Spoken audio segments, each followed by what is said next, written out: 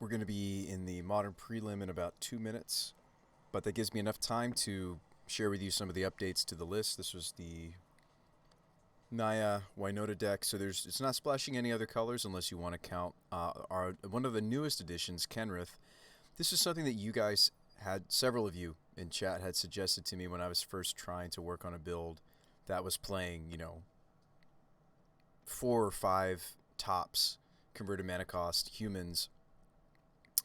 But this gives us a lot of the things that the deck wants now with the current Ranger Captain of Eos build. This trample package has actually been really, really sweet. So let me go over this briefly. So this is kind of the new thing that I'm doing with the build. We did even squeeze in enough room to fit 3 other,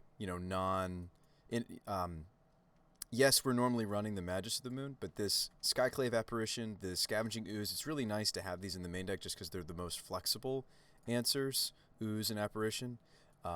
Ooze we can get against, well, we have something else for the bird matchup, but I'll show that to you in a second. But these are what we're tutoring for off of our chords, off of our Eldritch Evolutions. I'm only on 2 chords because it's really awkward. It's important to have essentially more copies of Winota in the deck than usual.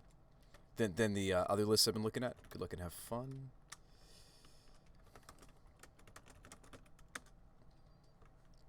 This should be fun, though. This will be the most competitive tournament I think we will have taken this deck to. But the trample package is essentially, we're building around Proud Wild Bonder, which you guys may have no idea what this card is. It's a 4/3 trampler that says, creatures you control with trample have, you may have this creature assign its combat damage as though it weren't blocked, which is really, really neat. And between Legion Loyalist, which if we attack with 3, the Legion Loyalist itself and 2 other creatures, or if I have a Kenrith and red mana, isn't that kind of neat?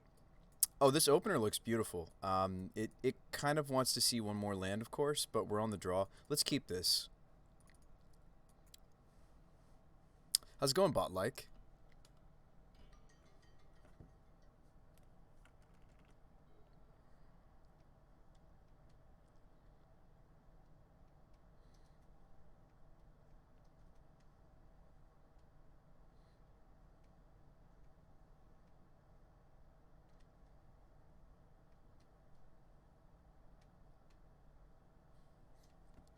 Alright, so our opponent has basically their best opener, we would assume, if they're an Aether Vial deck. They look to be Taxes. That's not great. I kind of want to get this Foothills fetched and out of the way just in case they are an Arbiter build.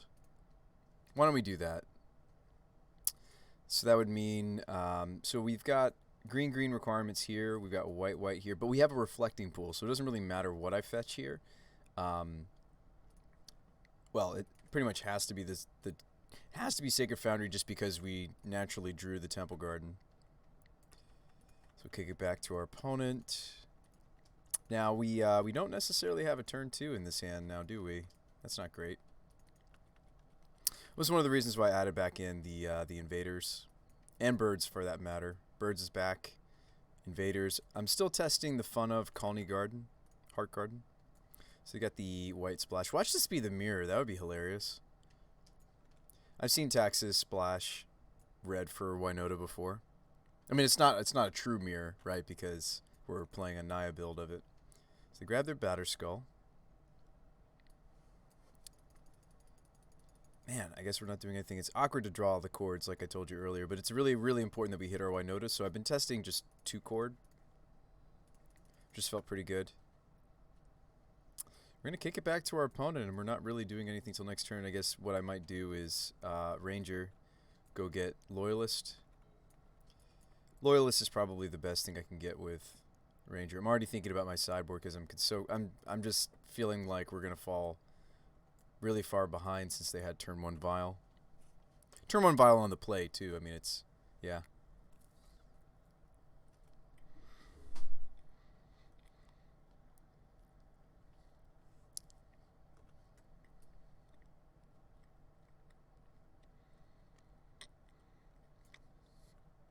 So they do have the Leonin, and this is going all sorts of haywire for us.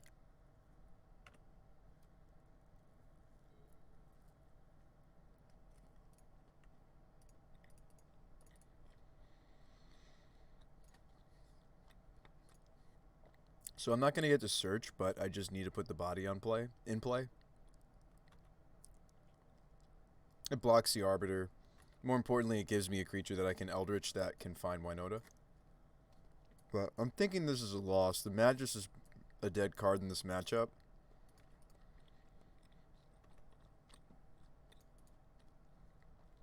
Our deck is powerful enough to power through a Batterskull. I actually won a game earlier today, practicing, getting ready for the prelim. I won through, I think it was a Sword of Feast and Famine and a Batterskull from, it wasn't Taxes, it was Abzan. It was like an Abzan Stoneforge build, but it's not easy to. It involves us hitting like a lot of our special anthems. That's going to make things harder too. Does that mean I'm not going to get to Eldritch this turn? Yeah. I feel like this is just like, at this point I'm just showing my opponent some of my cards.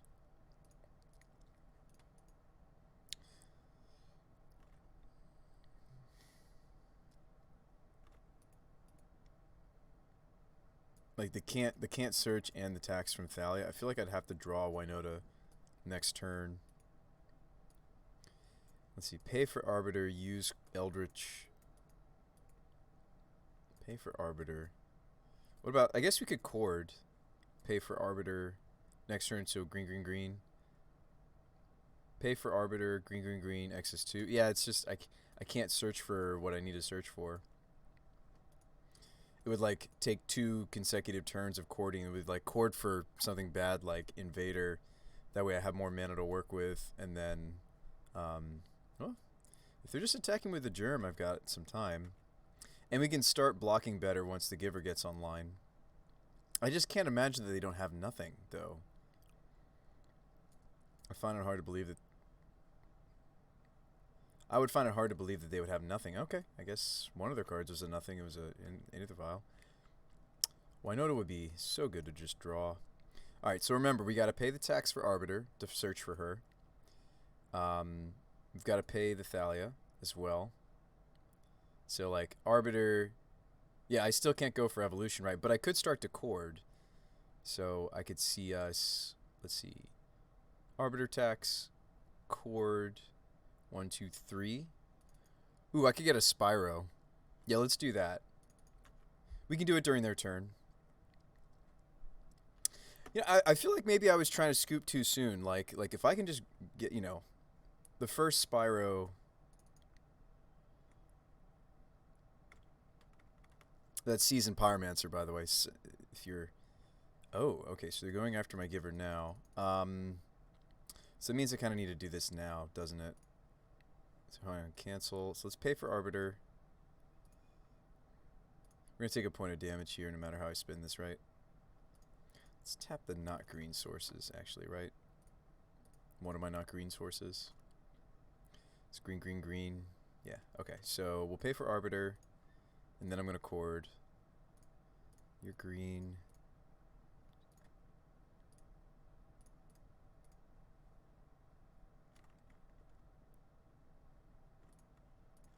Did I not math this properly? Am I not thinking about the Thalia attacks? Yeah, I'm not thinking about the Thalia attacks. I was getting all excited. I was like, yeah, we can go get Spyro. I can't, actually. I can go get...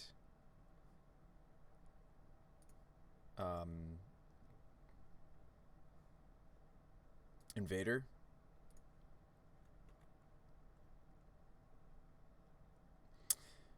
But that still doesn't quite get us to... It does give me another mana source that I can put towards the Eldritch Evolution, but I think this is just a loss. Because now, like, we don't have great blocks. I'd be surprised if they don't know what we're doing now, because as a Taxes player, I'm sure they're aware of the Winota derivatives of Taxes. I think they're sweet. If I was to play Taxes, I would probably play a Winota derivative. I am wondering what their red splash is for. Maybe they just have a bunch of Magus of the Moon in their board. I've seen that too from Taxes. They're playing a few red sideboard cards, such as Magus of the Moon. And Magus of the Moon is a lot better now with Giver of Runes in Taxes. This is lethal, right? No matter how I spin it. Because like I need to have all my threats to still be able to. I guess I could stop the lifelink on the germ. Take 6. This means I have to draw exactly Winota, right? Nice little trick that you just sacrifice the Eldrazi spawn. They don't gain the life. I mean, there's no hit that I can think of that we could, you know, kill them from 27. Go to 2. They ghost quarter me, my reflecting pool. This is... Actually, no, that's maybe better. Yeah, I like that play. Because this can't produce red now. Drew a land. Yeah, the Arbiter was great against us this game, for sure. Pay for Arbiter. Try to Eldritch, can't, because Thalia. I think it's pretty safe to say it's over. Pay for Arbiter. Thalia attacks. Eldritch for 2. It's game. Alright. I do have some reasonable sideboard against taxes we can talk about. Namely, you want to go after stuff that disrupts like Vile. I don't have like Fiery Justice anymore or the Helixes or Path right now in this current build, so Timely's actually not bad because we can fall behind creature-wise. I don't expect to on this second game, but maybe game 3 we consider Timely. I don't think I want any of these. Linvala stops what? Stoneforge stops their Givers of Runes. It's only so good, right? I think what we're most interested in, we don't want these either. We're most interested in Oath. We're most interested in Vandal. Phyrexian Revoker. These are the things that I want. Spellskite stops both Path and also... It's a bit of a non-bow with the Collector Oath, but hear me out. Spellskite's going to stop both... yeah, Spellskite... I mean, in a similar way, Abolisher. Abolisher's like a better way to stop. Cause he also stops them from activating their Aether Vial on the Flicker Wisp the turn I try to put Winota on the table. So we could play these 5. Again, I tend to... We don't need Ooze. I tend to not want, you know, Spellskite in the same time that I play Collector Oath. They are taxes, so it's tempting to run Heron's Grace, but it's not like they're burn. It's not like they're hyper-aggressive or prowess. So maybe we don't need Heron's Grace champion. And I'm trying not to cut as many of my mana dorks. So in this build, the mana dorks I'm playing are invaders and birds. I don't want to trim our trample package down. We never cut the Blade Historian that I'm aware of, but the trample package we can slim on depending on these 3. But the entity historians I don't tend to cut. If trampling over isn't relevant, obviously against taxes, having the option to trample over or essentially become pseudo unblockable is great. So I don't think we cut the trample package this 3. So let's just cut an invader or 2. It's okay to cut a couple of them. The Ranger Captain of Eos isn't really that great. Excuse me, isn't all that great this matchup either. It's okay. Silencing them is only relevant for Path to Exile. I could cut a Ranger. We also never cut Spyros in this build. Let me just count our humans. Abolisher is a human. Vandal is a human because it's a changeling. Non-human count looks like this. It's not great because we just took out a Nest Invader or 2, right? I'll take out 1 Invader. So let's run it back. Hey, what's up, B-boy? How's it going? We're playing in the modern preliminary. Ooh, this hand's not good at all. That's too bad. We drew the... I mean, this would also be like if I drew the other filter land I'm playing, right? The non-green filter. So unfortunately, we have to mulligan that. This we can keep and we actually put back a land. And against taxes, I'm not really that interested in having a ton of fetches.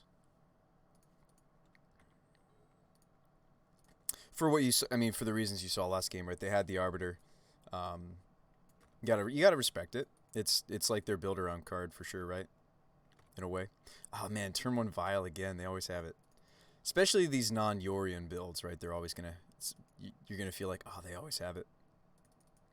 I might go Windswept Invader. And we're ready to go next turn. I might go get the Dryad Arbor. It's a little greedy, but it's taxes, so it's not like they're control. Second vial. I'm very happy to see this. So we're kind of doing our thing. They're tapped out. They can't actually interact with what I'm about to do. Perfect, perfect. Good for us to just take kind of a freebie. Well, that we're not sure that it is yet. Let's not sacrifice the Eldrazi spawn. I'd rather tap these two. There's our red source. Winota. Attack with these. Maybe they'll vial in Giver and get a free block on my Eldrazi spawn. That's not a big deal. We're happy to exchange this. We're happy to exchange like the plant token off of a garden. We're happy to exchange the Eldrazi spawn to get another, you know, trigger. It's not a big deal. Let's go ahead and swing. So this is turn 3, 2 triggers. Alright, so that's a little disappointing, but I'll take it. So basically we just gave our Winota haste and indestructible. Let's hit better. Oh boy. That's going to be a no. Did we cut a lot of humans? I cut Magus. This is them putting in Giver. Maybe Burrington? Yeah, Giver. Eat up the spawn.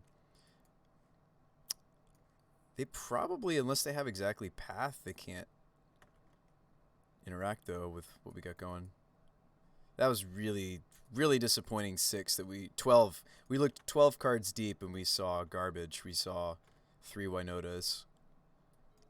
Not a single Spyro. Yeah, I did cut more than just... I cut a Ranger as well. Would have been nice to see. Yeah, we didn't cut all that many humans, right? We cut Magus and we cut Ranger, but we brought in a human. We brought in the Abolisher. So I'm one less human than I would be otherwise. That's not true. We brought in Masked Vandal, which has relevant things to hit. They didn't path me. And now I could cord for... well, if I go to attack... Well, let's see if they let me go to attacks. I imagine they would have pathed already. Do you have your path? So I can stop it. So I could cord for Spellskite in response here.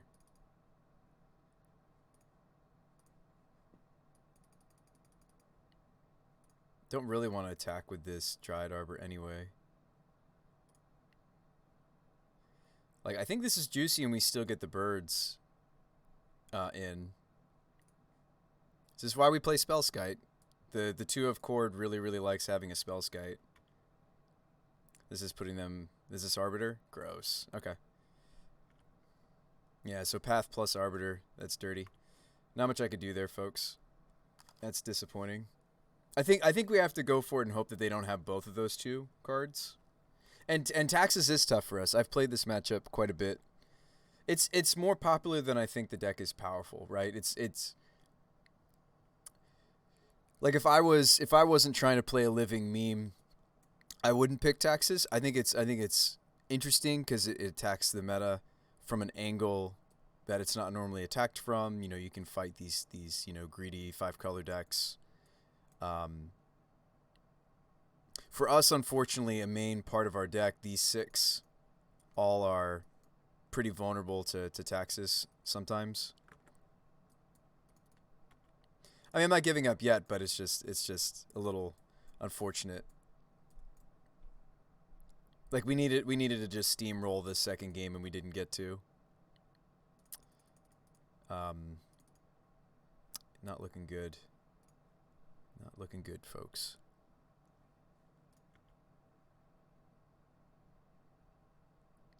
I don't really even feel comfortable attacking into the Vial on 3 and Vial on 2, right?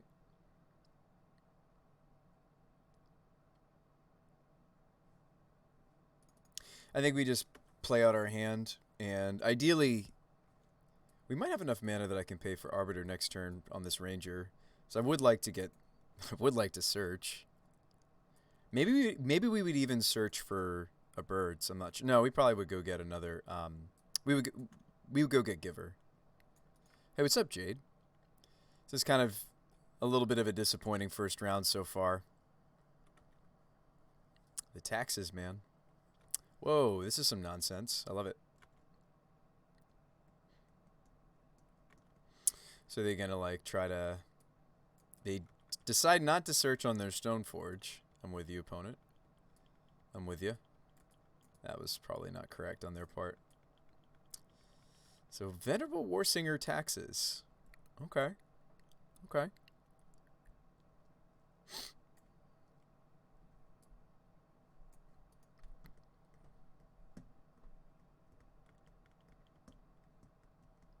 So one meme deserves another, right? I don't really want to block it anyhow with the giver. So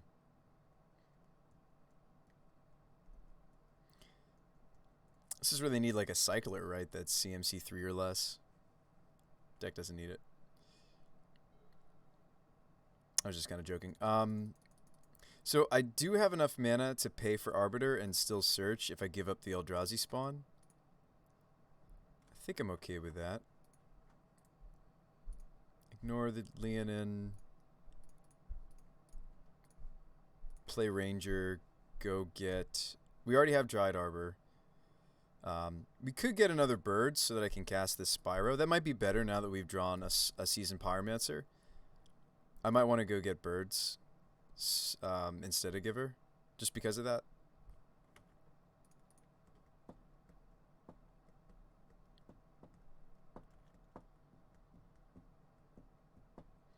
And that's going to help us, like, you know, pay for Chords. And I think Chord is one of the worst cards in our deck. Like, Evolution does what we want it to do for a reasonable mana cost. We've tried Eladamri's Call. Also a little weak to taxes. The nice thing about Chord is with this Nest Invader build, it's a lot more feasible. And, you know, we can't really run the full suite of Chord and Evolution, right? Just because we need a certain density of non-humans, a certain density of humans for Winota really to work.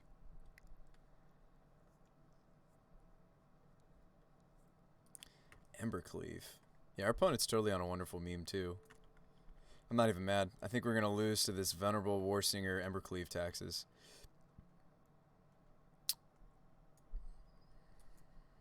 More power to him. It feels like we played to the best of our ability. Like I think we're supposed to absolutely go for it, right? And to try to protect the Winota from the path. I think we're supposed to do everything that I did this second game. First game, debatable. But this second game, I think I played more or less correct based on the cards that we drew. And it's just unfortunate. Yep.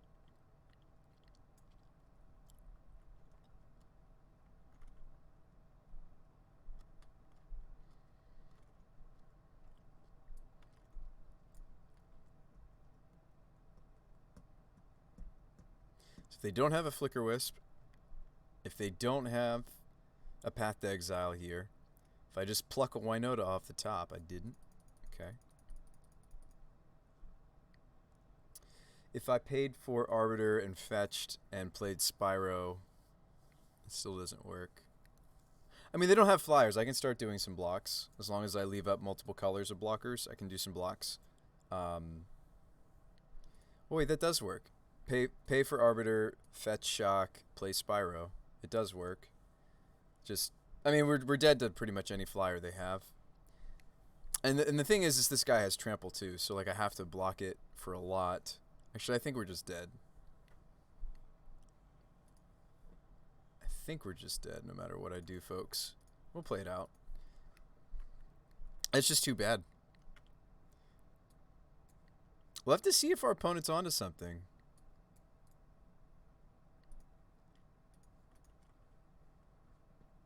They just have to choose protection from what?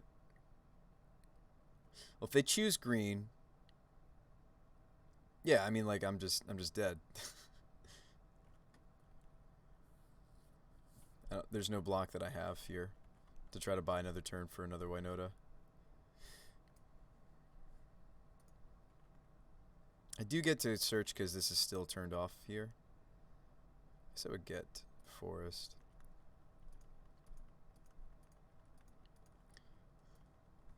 It's a little frustrating to lose when they, no, kudos for like, it looks like they're having fun over here and creativity, but it's like, it's a little sad to lose when their first Stoneforge that they vialed in, they didn't search for anything because they actually stopped themselves with their own Leonin Arbiter. Pro green, even if I blocked with everything, we would be dead.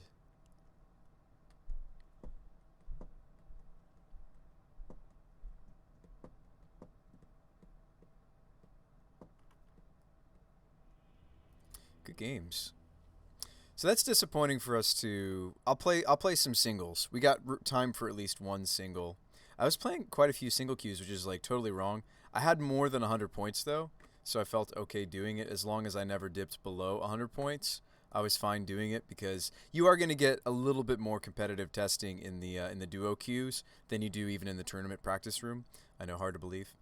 This also gives me a little bit more time to explain to you guys the latest additions to the deck. So with the help of things like Birds and Nest, and I am still trying a Singleton Garden, we're playing a couple of chords to supplement the number of Winotas we've got access to. A lot of Winota lists you'll see, if they're the non-Taxus builds, if they're like a Naya build, they're only going to be running the 8 Winotas, right? And you do have some like draw, right, to the deck. You got this season, you got these Spyros, right? But the deck really is hungry for a few more tutors than that. We've tried everything from Fauna Shaman. I might still like Fauna Shaman more than this Chord idea, because like Chord kind of needs all of these cards, and you kind of want them all to stay in, right? You want to have a density of cards that synergize with Chord. Nest Invader is essentially 2 mana for Chord. So it's a hard deck to balance, right? Because like we're very greedy in the sense that this is a white, red, triple green now mana base. And I have some filters to try to help that. But simultaneously, the deck is also a Magus of the Moon deck. So we're kind of pulled in a lot of different directions in our colors. I've liked not splashing like a 4th or 5th color. Certainly, I think it's made not just the Magus, but the mana overall more reasonable. It's been difficult since we stretched the deck into both Spyros and Ranger. If I had to choose between Spyro or Ranger, I would certainly pick Season Pyromancer for this deck. However, Ranger's really been nice. Ranger is actually what kind of ties together the Trample package, because he's an extra. He gives us access to the Legion Loyalist, which is one of the most common things that we'll search for off of Ranger. We usually aren't searching for. Maybe you'll get a Giver. Maybe post-board you'll get a Burrington because it saves us. Sorry, you're missing my sideboard, aren't you? It'll save you from. The Burrington Forge Tender is going to save us from like an Anger of the Gods.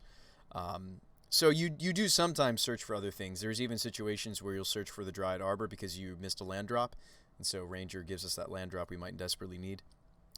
So really the newest stuff I'm testing, none of this is new. We've tried 2 or so Chord, maybe even 3. 4 I think is too many for this deck. It's not like we're Yogg Moth. It's not like we're playing like Wall of Roots. So the other utility humans were playing, I really felt that this was a meme when I first started playing around with it, the Proud Wildbonder. Several of my games in the duo queues today came down to this card. If I didn't have this access to this card to either tutor for or to oh wow, this tournament's going pretty quickly. We're already in the next round. Well, let's win out. Taxus is tough for us though. I mean, like Leonin Arbiter does, does intersect our deck at an important, especially with the extra tutors. Winota doesn't care about Leonin, but our our reliability to find her certainly does. Sorry, you can't see my sideboard, can you?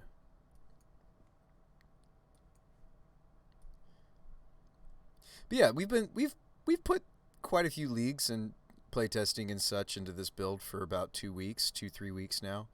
This is the beginning of week 4, maybe even. Been trying to jam on this idea. We are going to mulligan this for many obvious reasons. I like this a lot better. We don't necessarily need the planes in this hand.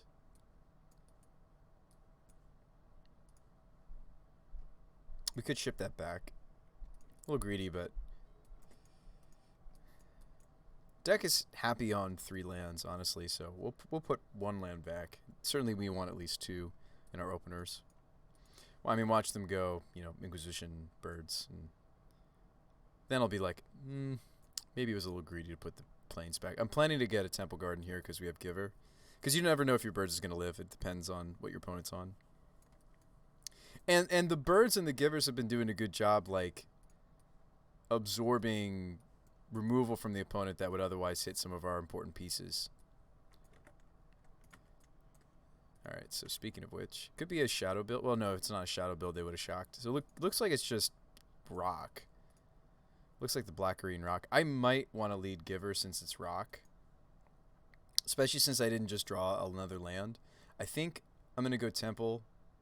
This slows us down a little bit, but I think it's worth it because if they're black-green rock, I'd rather the Giver absorb the removal than the bird. But I could be wrong on that. Yeah, so they're playing black. The black-green rock. Tarmogoofy. Okay, we don't mind seeing that. Wild Bonder, not great. Bird go.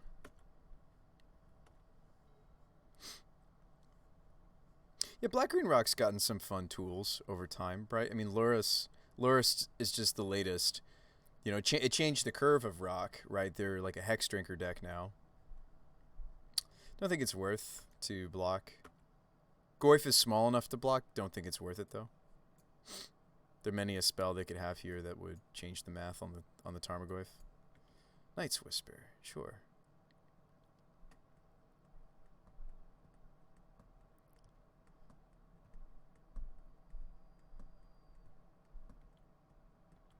We'd love to see fourth land, wouldn't we?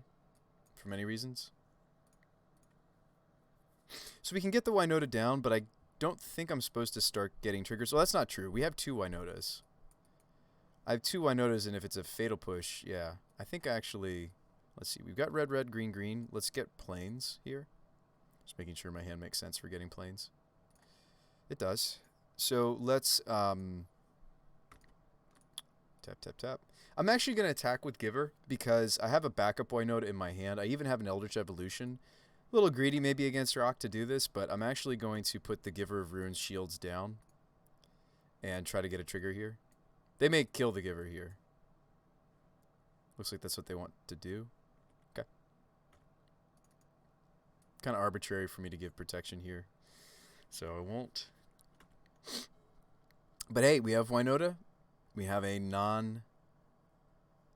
Is this field into another push? Ooh, just main deck Maelstrom Pulse. Okay. A main decked, usually a reasonable amount of the time a sideboard card, but you know, Maelstrom Pulse always has that chance to get the 2-for-1, which is sweet when you see it happen. Is this an Inquisition? No, this is the Drinka.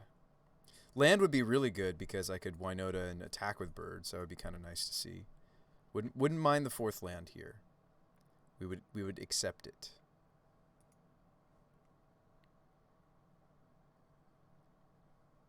Yeah, so I'm going to trade 2 life to start getting Winota triggers. Yes. Just making sure I wanted to. Pretty sure I do. They have 2 cards left. Please, let's hit something decent. Okay, so I think I'm going to take this Spyro for many obvious reasons. Wild Bonder down, but that's okay. And, you know, their deck is relatively fair, right? So, you know, once we start to pull ahead, it doesn't take all that much. It doesn't take that many Winota triggers for us to pull ahead of some of these fair decks. Obviously, I'd prefer they didn't answer the Winota just because we ditched. You know, we're down on Winota. We ditched an Evolution. My hand isn't another Winota.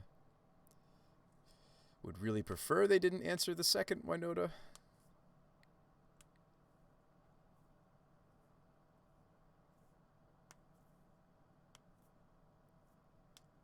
We tend to operate on an axis. Like if our opponent has time to put Lurrus in their hand and also get it on the table, we've probably already lost. That's what I've been finding with the Winota deck. Ooh, if they're just leveling up the Hex Drinker, that's a really good sign for us. That's a very good sign, maybe. One more. Granted, they might have Bauble.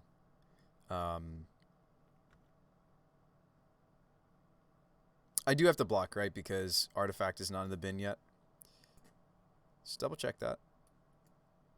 Yeah, so we've got Sorcery, Instant, excuse me, Land, Creature. Yeah, okay. So I do need a block, so I will. Block the Goyf.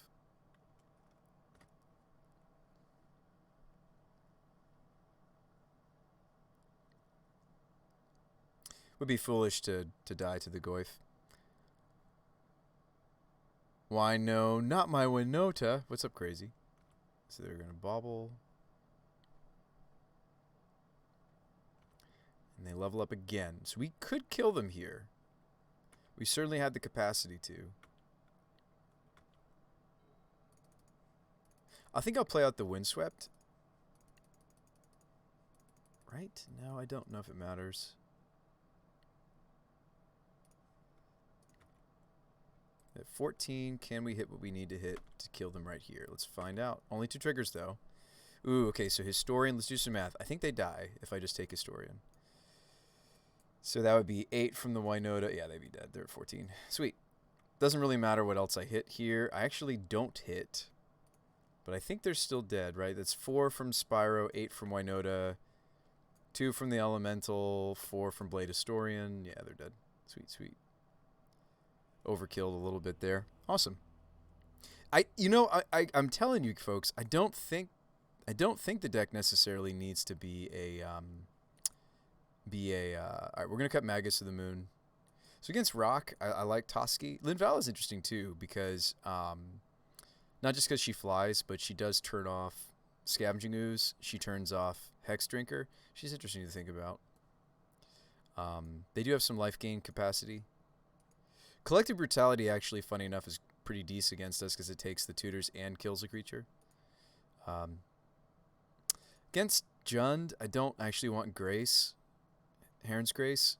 We don't really need the burst of life. I mean, yeah, we got low there, but that was because they disrupted us twice. Maybe we want Glyph Weaver. Maybe we want... I definitely want Spellskite.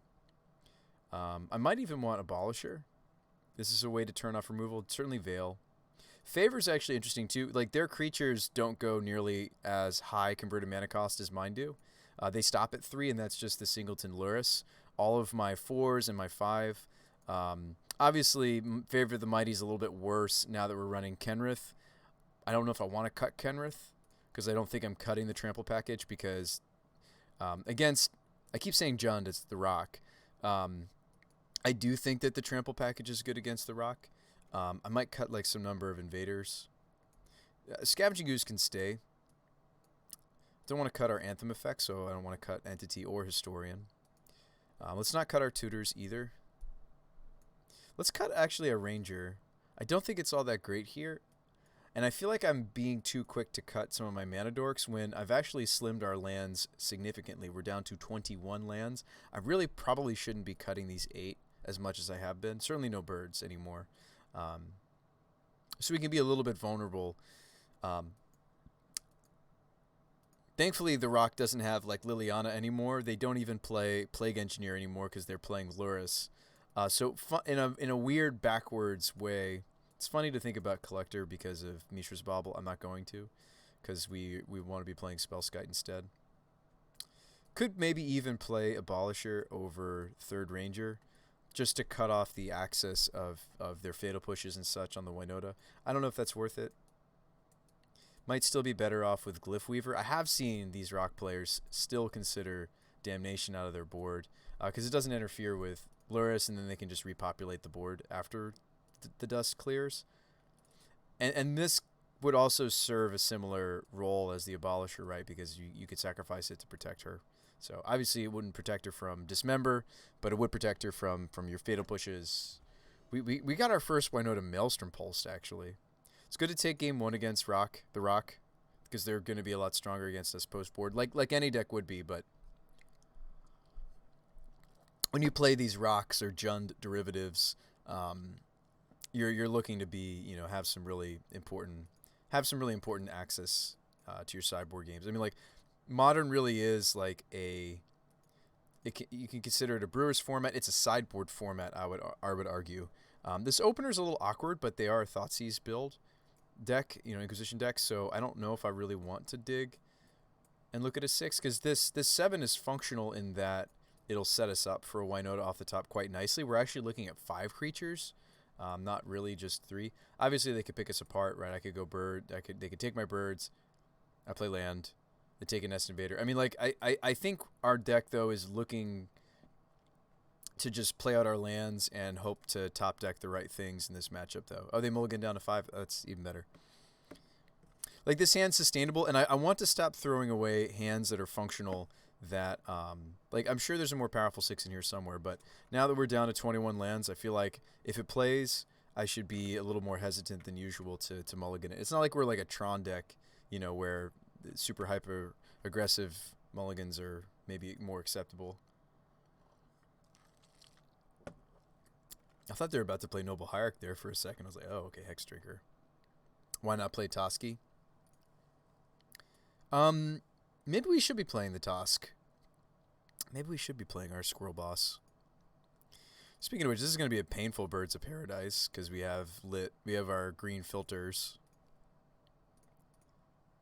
It's great to see the evolution.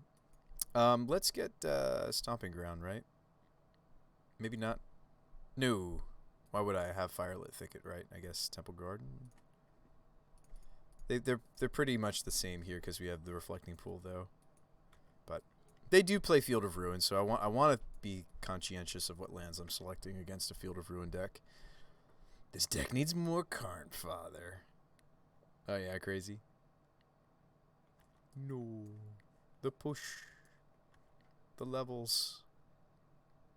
It's fine. We're playing another Mana Dork essentially next turn. In fact, Nest Invader has a lot of great synergy for Eldritch Evolution. You'll get to see that. You want to see what I'm drawing, huh? You want to see the draw, opponent? Alright, so let's Nest Invade, and then we can just go for it next turn. Unless they Inquisition me, you know. Thoughtseize works too, of course. All the more reason, they saw the Veil of Summer off of this bauble, they know about it. All the more reason to just, you know, not sit on this. Level up, level up, level up, level up, sure. I'm very happy if you're just gonna sit there leveling up your snake. Please do. Please do, opponent. So we can evolve the Invader this next turn and get our first trigger actually, because so it works similar to how the Strangleroot Geist was working in this build originally. Obviously, if we draw a Winota, I'll do that instead by sacrificing the Eldrazi spawn. This is great. And now we have access to all our colors. See? Isn't that great? Now the Reflecting Pool actually can tap for colorless because Firelit Thicket actually does that too. Interestingly enough. So let's Eldritch our Nest Invader, get our triggers on.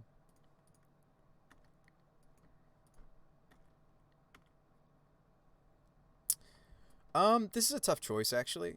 So I'm only playing a fun of Historian now. I was playing 2 at some points in the deck's iterations. As we iterated on the deck, I was playing 2. Actually, recently I had bumped it back to 2, but I'm back down to 1. So if we want this might be the only time we see it this game. However, I've got some not great stuff in my hand. Like I don't really want this Invader or this Ranger. And maybe the Veil is kind of worthless just because they know about it now.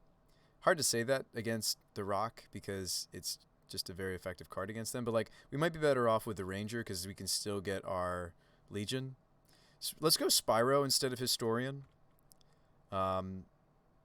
We could dump the Plains instead of the Veil of Summer. But I think I just want to make the 2 tokens. Let's keep Ranger. Let's dump these 2. We end up with another land and the Glyph Weaver. Like, it doesn't look like they're setting up to Damnation us, right? And I don't know if all rock builds these days even bother with a Damnation or not. We're just all in on this Hex Drinker. I love it. Okay. Huh. Is this the I hope he can't kill me? Because I probably will be able to. Maybe not, though, because I didn't take the Double Striker, right? Maybe I do get got here. Well,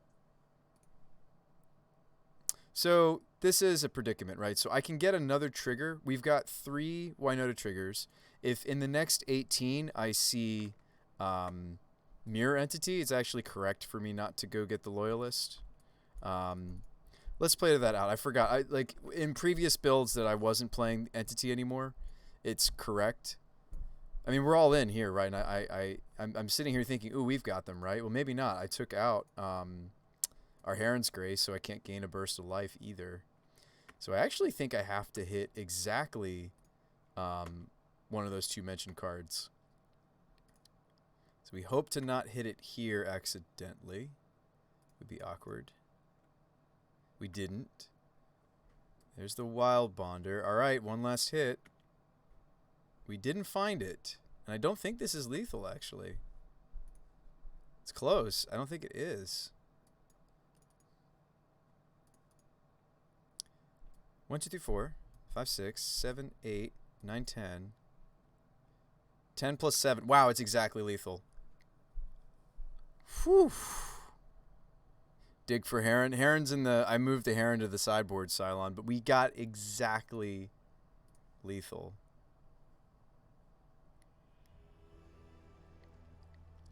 Oh, I'm sitting here thinking that was the prelim. No, we're still waiting in the queue. Duh. Derp. That's so funny. There's only 4 people playing, so we're not going to do another singleton queue. I was all excited. I was like, yes, now we're 1-1. Like, no, we're not. That was... We played against Rock in the... Maybe it's because it was a real deck that people are playing that I thought that it was my prelim match, but it was not. That was our singleton queue. So I've been like bouncing between... Actually, I'm almost up to 200 points. I started the day at 100 and... What? 130? And I was just playing some queues leading up to the big event. So yeah, I really do like the luck of this, right? The exact lethal, the exactsies. So this is what the deck looks like now, Cylon. So this is a 2-of Chord of Calling. So because of the chords, I'm playing Invaders and Birds. I've got a random Colony Garden in this build too. It's not random. It's. I was playing 20 lands. The deck needs another land, but it really wants more non-humans, so you can add that to this pile. So if you look at the ratios of humans to non-humans, and then in-betweens, tutors, I really do like where the deck is at. And it's like, it's hard to know if it's perfect, right? Because like most lists we've ever looked at of Winota just assume that the best way to build it has to be either the taxes with Geist Honored Monk, which is it's as big as the number of creatures we have, Vigilant, and then it spawns 2 1/1 flying spirits. That's a popular build, especially for taxes, because they can put it in off of Aethervial of the Taxes Winota builds iterations. Yeah, the king is here. You know, you folks were suggesting the king to me for the longest time, but I was just like, nah, we're not going to play this card. But actually, now that I've been trying out Wild Bonder, as much of a meme as this looks, their board states that we can't win any other way other than this card. Like, you can have, like, maybe the exception would be if we had both Entity and the Historian and we had Loyalist. I think the combination of these 3 humans, well, they're not all humans, sorry, the Loyalist isn't. It is a shapeshifter changeling, so it is a human, but it's all things. I think this combination could maybe break through, but if our opponents have substantial blockers, I have a picture actually earlier from today in the Discord. I'll show you what I mean. I will give you quantifiable evidence instead of just my words, because you guys can't always just take somebody's words for it. So let's see. Here we go. So this was like a really interesting... I played this. This was in the duo queues earlier today, and I just decided to take a screenshot because I thought it was interesting. This is turn 6. Turn 6, our board was the Winota, a bird, ranger, giver, loyalist, so we tutored up, and then we hit the bonder and a mirror entity with 4 open mana. Now, the mirror entity is the hardest anthem in the deck, right? Because it requires a lot of open mana potentially, and like it's awkward because sometimes... You saw that last game, I wanted to Ranger, but then I wanted to give us the opportunity to win off the Entity. I'm surprised we won despite not hitting Entity. It's great that Wild Bonder is 4 power, that we dealt exactly 17 when the opponent was about to kill us with their Hex Drinker. But what's neat about this... Oh, actually, Kenrith is down. What's neat about this board state is they do have enough blockers, though, right? Look at this board state. There's a Batter Skull and everything. The reason we win here is because of the combination of Wild Bonder and Loyalist. So let's look at those cards again, the reason that they conceded.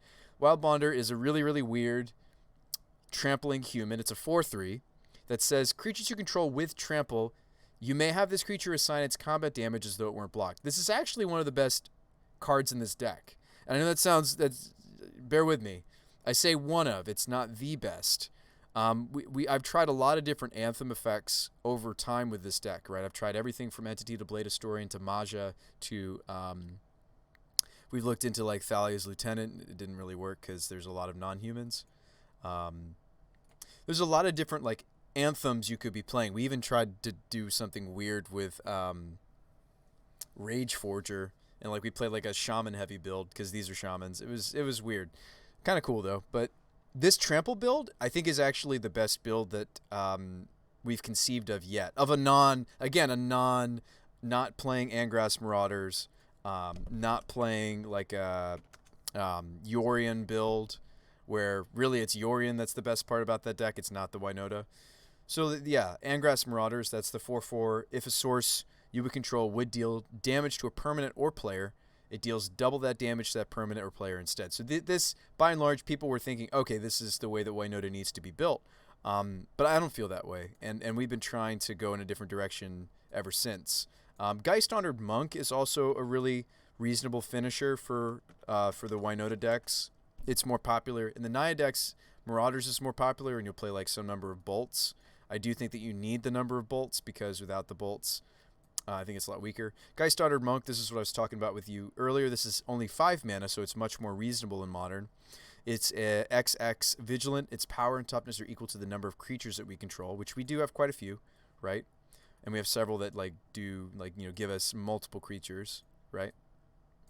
Yeah, and so this is going to enter, and it's always at least a 3/3 on its own, but it's going to produce 2 white spirit tokens. They're good blockers. They trigger Winota. There's a lot of synergy for this card, but it doesn't just get them killed, right? And Angrass Marauders play Pirates of Wrath. Pirates. Or are you saying that they're the Pirates of Wrath? Is this a card I'm not aware of? If I spelled it right. No, that's what Angrath is, the Pirates of Wrath. So is that a reference to the enchantment that they're kind of based off of, Furnace of Wrath? Yeah. I've seen that card in EDH. All right, let's see. So I'm not a Commander player myself, though. I mean, I have played it way back when. But anywho, so yeah, I've been liking this Trample package. So the Trample package is kind of an extension of the Ranger Knight Captains of Eos. Before we started looking into weird stuff like Wild Bonder, we already were playing Legion Loyalist as a tutor target for Ranger Captain. You guys might not remember this card. It's been a while since this came out. It's a 1/1 hasty Goblin Soldier, pretty unassuming. Whenever this and at least 2 other creatures we control attacks, creatures I control gain first strike. We don't really care too much about the first strike, do we? Like, we have Blade of Storm, we're already causing double strike, right? Why is this card important? The second part. First strike and trample until end of turn. And can't be blocked by creature tokens. The can't be blocked by creature tokens very, very rarely comes up. I actually totally just don't even really, my brain doesn't really register that Legion Loyalist says that. There are tokens in the format, though. People playing Spyro, right? That's pretty much it. There's not really any, oh, thanks for the follow. Mr. Fahrenheit. So there's not really any creature tokens that come to mind in the format. I mean, we're playing lots of token generation because we're this weird archetype. Like, this makes a token, these make tokens. Seasoned Pyromancer, by and large, is really the only tokens that I can really think of. It comes up, and I forget about it. It does come up here and there that the Legion Loyalist lets us sneak past tokens, but we're really playing this card because of the trample. So this has the synergy to turn on the Wild Bonder through us hitting Ranger Knights. But we also found that we just want a way for us, as we're getting Winota triggers, to just do it, right? And then someone suggested to me Kenrith. I've stayed away from Kenrith. I'm like, this is like so much mana. Kind of messes up the favor of the Mighty sideboard plan, all this stuff. But his first ability is really the only ability we're interested in. So for 1 red mana, that's not that much. This is a lot less than we have to commit to, for example, Mirror Entity, which is X, and we need to pay like 3 or more. Also, MV Import. Import, thanks for hitting that button. Why not just play Kenrith Charioteer? has trample without needing to attack. Let's check it out. All you play is Commander. Kenra Charioteer. This is not a human. There's also I'll put it in the think pile though for you, friend. I mean it's not a human though. Like Legion Loyalist is tutorable in the current configuration I have. Kenrith is a human and we can hit it. I mean at this point why not just play that enchantment, right? Since I mean like I guess we could find this. I wouldn't want to spend a tutor on this card. There's that enchantment that gives everything riot that I've played before. This, like, why not just play Rhythm of the Wild? Non-token creatures that enter the battlefield, we can give them... Oh, no, never mind. This is either haste or a 1/1 counter. Never mind, I was thinking of a different card. Guild Mage. There's, like, a random Guild Mage that gives trample to everything, not just humans, which is important. I can't remember the name of it, though. It's a Gruul... It's, like, an obscure... It's, like, a... It's the Gruul-covered... colored Guild Mage. This one, Scar Guild Mage. Yes, this also could work. We've tried it. It's just it didn't really fit the bill. Let me scroll this over so you can read the whole card. So this is a human, so it does fit in that regard. It's twice as much mana though as Kenrith. It's a red and a green. It doesn't give the haste part, which isn't a huge deal. Like I do like this card because we can animate lands, and those will cause Winota triggers. In theory, this is a cool idea. It just wasn't as... What about Archetype of Aggression? Yeah, yeah, Archetype is the Trampler, and it makes them lose trample. We looked into that one, too. It's like red on an enchantment human. This one.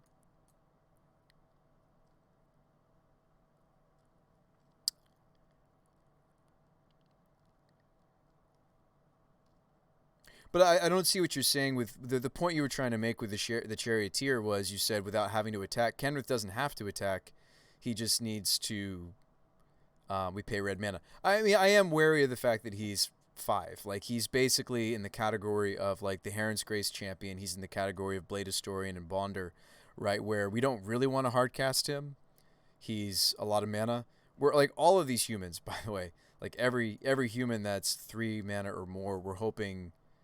that we spike off of Winota, right? We don't really want to pay for these. It's just 1 hit for trample, and it seems low. It might be low. Well, but it's not. You're saying, Bruce Spy, you only have 1 hit for trample. That's not true. Well, so a couple things. And I don't want to sit here and be like, ooh, I've been testing this deck for 3 weeks now. I know what I'm doing. That's not what I'm saying. Let me just explain my thought process, and maybe you'll agree or disagree. So I have 4 Rangers, so that's kind of like 5 copies of Loyalist, right?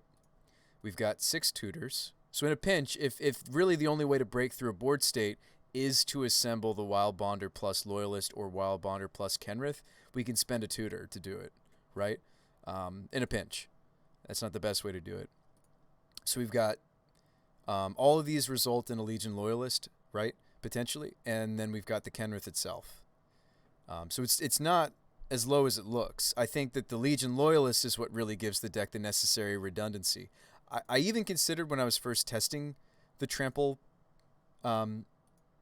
anthems, whatever you want to call it, I considered playing 2 Wild Bonders, but I think if we played 2 of any of our anthems, it's going to be Blade Historian first. I was playing 2 Blade Historians until today. For the prelim, I decided to go back to a split of Mirror Entity and Blade Historian. We'll see if it's good. I mean, obviously this is weaker against Prowess significantly, right? Because of simply because of Lava Dart. So it is quite weak. This is a no-lander, so we're not going to keep this. Say good luck and have fun to our opponent. They're Tanthums. That's a fun thing to say. Spyro is just the better human when we're setting up. Ranger is something that's nice in certain matchups and to hit, and this gives us access to. Also, with only 2 lands, I'm not going to be able to fix us easily to Ranger.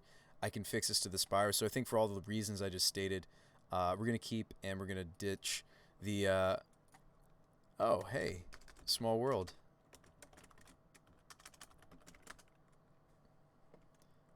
Done. I know my opponent, by the way. They're probably on their Slivers deck. Yep, this is happening. Ooh, no, they're playing Sorophon. They play Slivers. They also play Sorophon. They know what I'm on too, so don't be like, oh, that's Dirty Brew Spy. You know them from their username. We were talking earlier today. Actually, they're the one that interested me in playing in the prelim. I wasn't going to. Oh, they missed a land drop. That's not good for them. That's really not good. Oh no! Oh no! Did they mulligan? They did mulligan, but they didn't get there. Yeah, that's not good for them. Opponent says it's all good. All right. Let's see. How do I Nest Invader? I just drew this Skyclave. I feel like the Skyclave is what's going to get pitched to a Spyro, though. So maybe... I don't think I can afford to get a basic here. Not like this. I know, right, Jade? The poor guy. Let's just get the Foundry.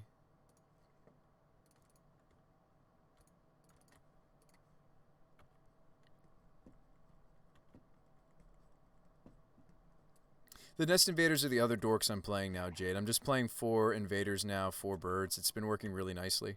Thanks for hitting that follow, Gigapwned. Yeah, we're playing some modern Winota. It's kind of fun. It's a bit of a meme, but... I feel a little bad for the opponent here. They might have Path, but let's no fear. Let's have no fear. We want green more than we want white, right? Let's just shock. Let's just make sure we have all our colors. Greedy, I know, but...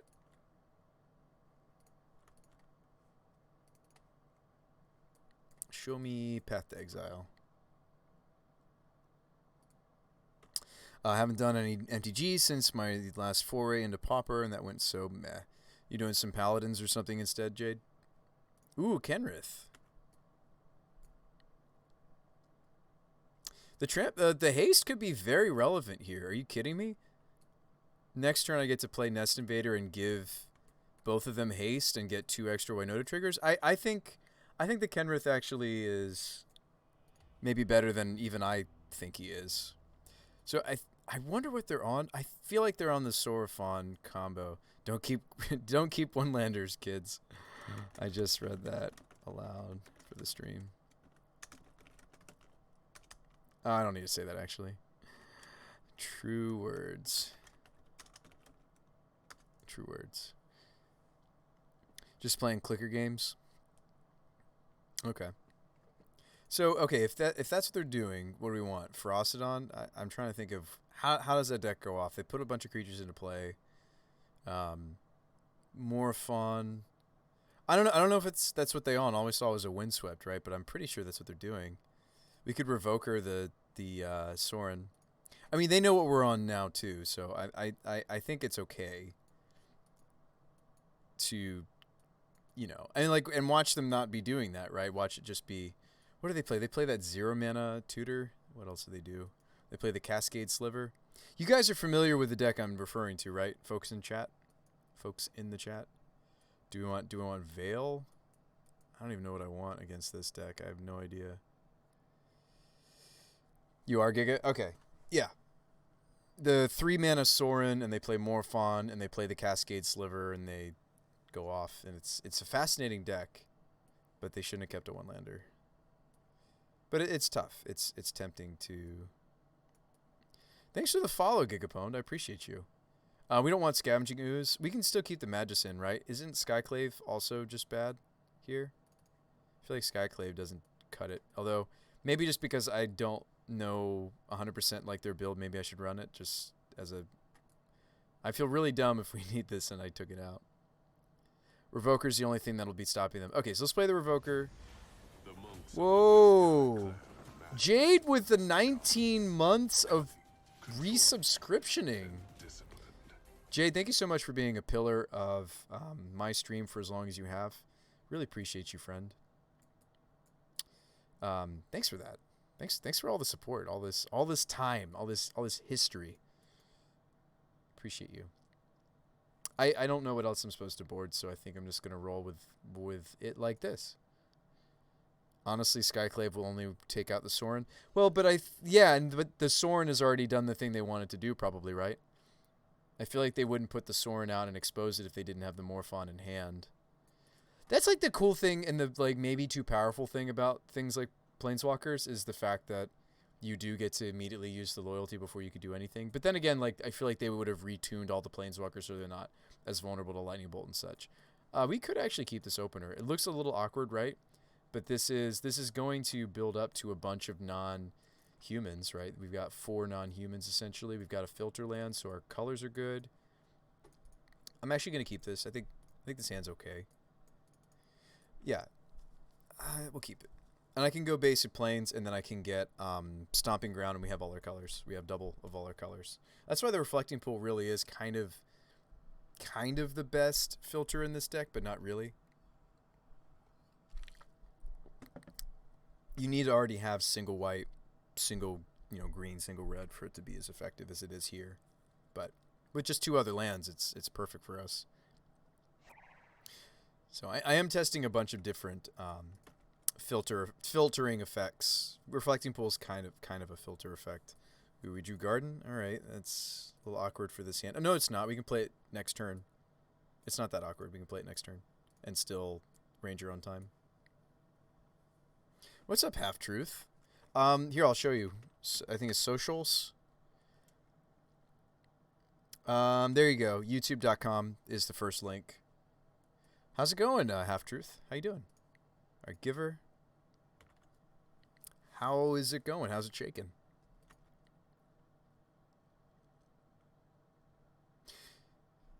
Thanks for the follow. I don't always play Winota. I'm a brewer, and this is the brew we're working on right now lately. Murmuring Bosk. Why play Bosk instead of it might be a budget reason. Because you can play the Triomes now. Just nice to see some brews. Yeah, well, I'm glad you're digging it. Holy guacamole! I still feel like this is the Sorfon, Morphon, whatever you want to call that archetype. And then they don't even have to reveal what they get, right? Just put one of them in your hand and the rest on the bottom. Huh. He plays it because it could be our 3rd land, and we can get it untapped. He plays it because it could be our 3rd land. Also, we can have it untapped. Oh, yeah, Morphon counts as a tree folk. Oh, that's spicy. I didn't even realize it, Gigapone. I thought it was a budget decision. It's not. It's not. That's cool. So it is better. Kind of. You have to take pain, though. Well, no. Being an untapped land is huge. That's true. Like in a combo deck, essentially. I think I take back what I'm saying. Do we want to get the Dried Arbor, or do I want to play out the Garden? They both kind of do the same thing here for us. Let's just play the Garden. Attack for 1. Play the Giver. My start's not all that fancy schmancy. I mean, this is a good start, like against a removal heavy hand from the opponent, maybe. Right? I guess they'd be spending the removal on our Givers, probably.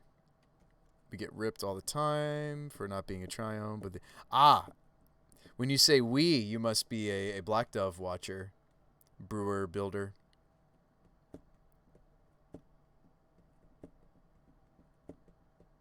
No, I wouldn't. I mean, I wouldn't necessarily call what I was doing the. Ooh, nice search.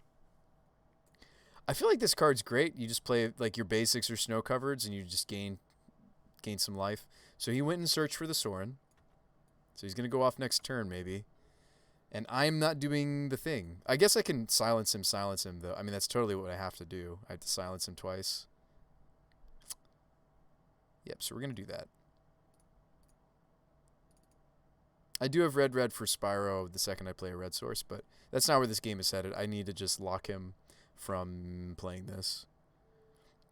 He's one of your best friends in real life. Well, I'm sorry that you're seeing me maybe... He kept a I don't know if you saw the first game, but he kept maybe a sketchy first hand. Just attack for 2. Nothing really I need to protect here. We're gonna sacrifice the Ranger so he can't play this. Him and I test all the iterations. I would love to see your guys' current build, because I did really like this deck when people were messing around with it. I remember building it myself and trying to mess around with it because I think it's interesting. They're going to Eladamri's Call. I dig it. Call, of course, is one of the better tutors for setting it up. So they've got the Morphon now, if they didn't already.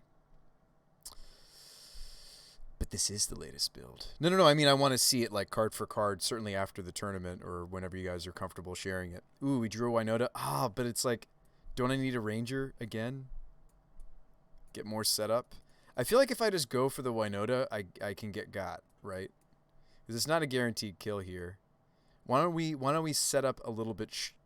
Let's set up shop a little bit longer. Like go fetch out the Arbor. Yeah, I think there's still things we can do. I don't have to just go for it.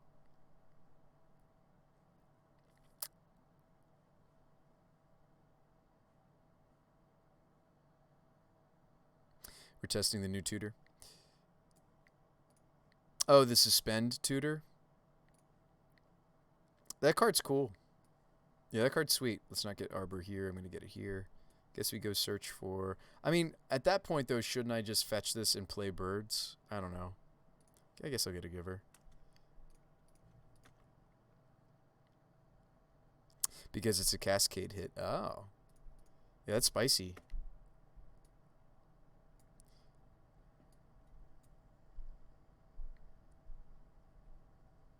Silence him again. Let's not forget to get our Dryad Arbor. I didn't cut any Rangers, did I? I did not. I'm glad I didn't, because that is one small way that we're our pretty much non-interactive deck of our own, right? We're just kind of trying to do our thing.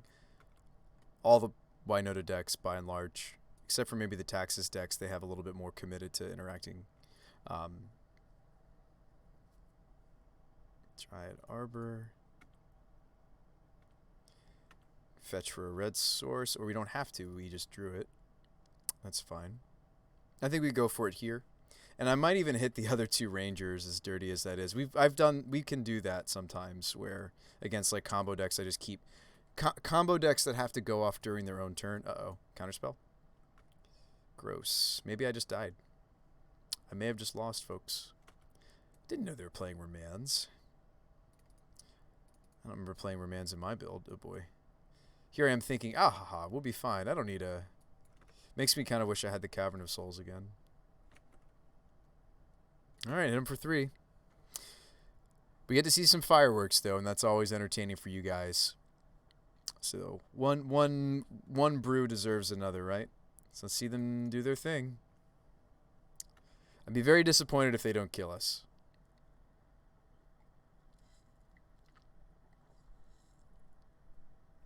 Considering they have both pieces and I don't have any interaction. I'll go ahead and F6. We did take them game 1, so we could still win the match. Soren put in Morphon. Now what happens is they're going to name Slivers. Slivers will now cast less. They're going to play their Cascading Sliver. And they're going to cascade into another Soren. That's kind of a disappointing hit, but whatever. Maybe they'll get to use it. The Remands... That's not true. I have actually seen Remand in this build before, because you can Remand the... Remand is something you can cascade into. Yep, and they Remand their Cascade Sliver. They hit a Summoner's Pact. They're going to Summoner's Pact for the first Sliver. They're almost pretty much guaranteed to kill us now, right?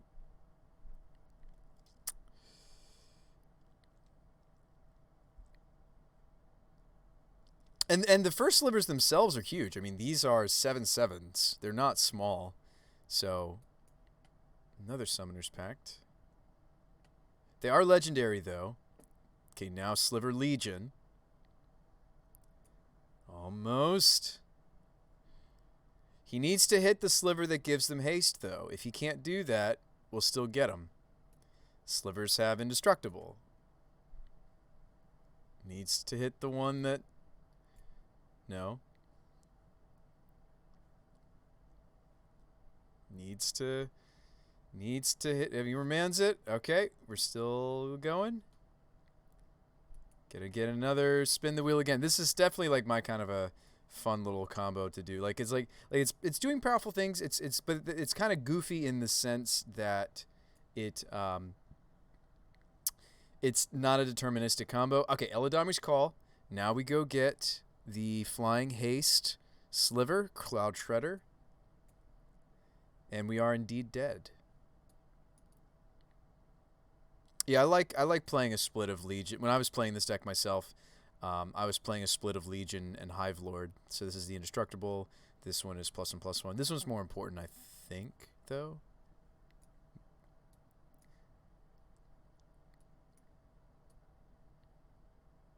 Storm count is 20. And that's lethal. Cosmona the follow. Thanks for following me for us dying to my opponent's sweet, sweet, sweet deck. All right, we'll get him next game. And again, much like our own deck, the Winota deck, -46, like much like our Winota deck, we also very much go over the top and arguably win more, right? We really do. It'd be funny if they cast Grape Shot. Legion's so important because it leads to the kill with just more fun. Yeah, Legion because it's just, it's bigger for each other sliver. So how do I really don't think I have anything that's gonna, I guess now that I've seen Remand, we could play Abolisher, Grand Abolisher. That's about it. Cut one Invader perhaps. I feel like the Skyclave is just not great because they already, Majesty of the Moon is fine. I think I'm not going to run Skyclave because like they're not going to play Sorin into play if they don't already have Morphon in their hand. I think this should have been cut. I was thinking about like sideboard cards like Grafdigger's Cage and such, which I do care about. The problem with trying to answer Grafdigger's Cage through Apparition or Masked Vandal has to do with, and I don't know if he has things like Cage in his board. Cage is quite good against us. It turns off my evolutions and my chords, but I don't know if I can afford to run these. Just to try to fight over a potential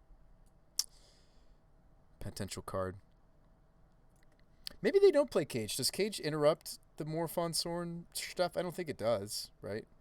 Because it's Cascade. It's not like it's coming out of the library. It's being you're playing it. You're casting it. You know, I don't think I'm not aware of any sort of negative interaction there between Cage and something like Cascade. Yeah, I think Abolisher's fine. We're mostly just playing it because it's part of our human count. I always feel like this is such a weak card, and then I go up against like the blue decks, and like the combination of him and Teague are actually quite nice. Funny enough, like we almost have like a Hate Bears, a bit of a sideboard feel. Anyway, Cascade exiles it, then you cast it. Yeah, so it's not coming from the library. It's not going to ever be affected by. I don't know. How about this? If they got it, they've got it. If they've got something like Cage, they've got it. Because that's the thing is like I can't really. That's why Cage is so bad for us because most of my answers to Cage have to be searched for. Okay, we've got Revoker. We can just name Sorin. We just have to make sure we name the right Sorin. It's the Imperious Bloodlord. So yes, I mean we're keeping this hand. That wasn't a. This is a great opener. That wasn't a I have to think about it. Like this is a very obvious keep. So I have to answer this. In addition to this hand's setting us up quite nicely. It's got an evolution. There's a lot of things that are good about this hand. Let's actually go basic forest here.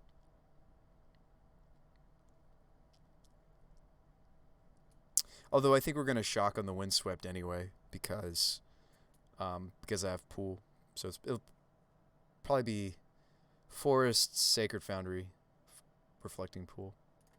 I mean, no reason, since I have the Reflecting Pool, there's no reason to shock twice. I feel like Naya, because we don't have a Triome yet, or maybe ever, this color combination. I shouldn't say we. I'm not normally a Naya player. This was a challenge. This was kind of almost like a stipulation brew.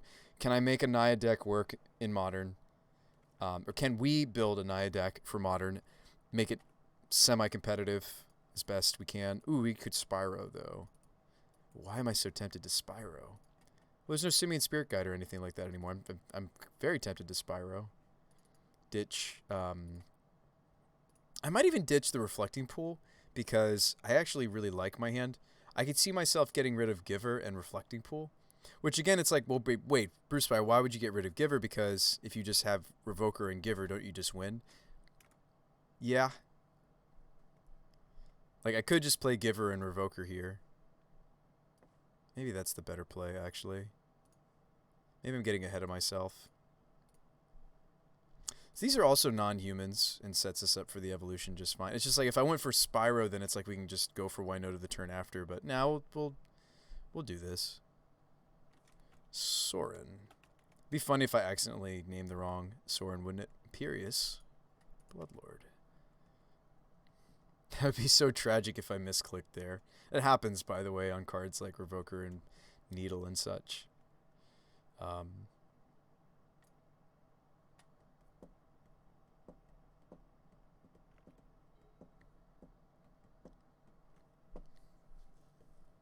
Much like we don't want to play against taxes, I imagine.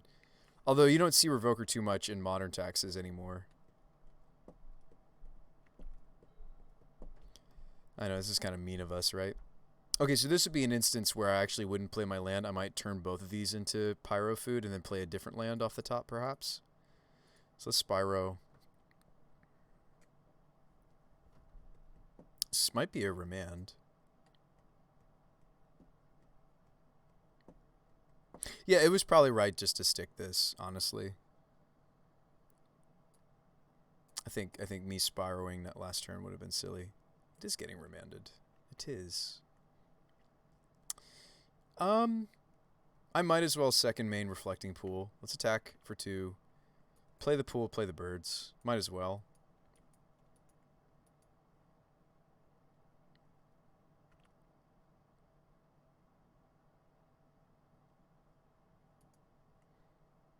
I think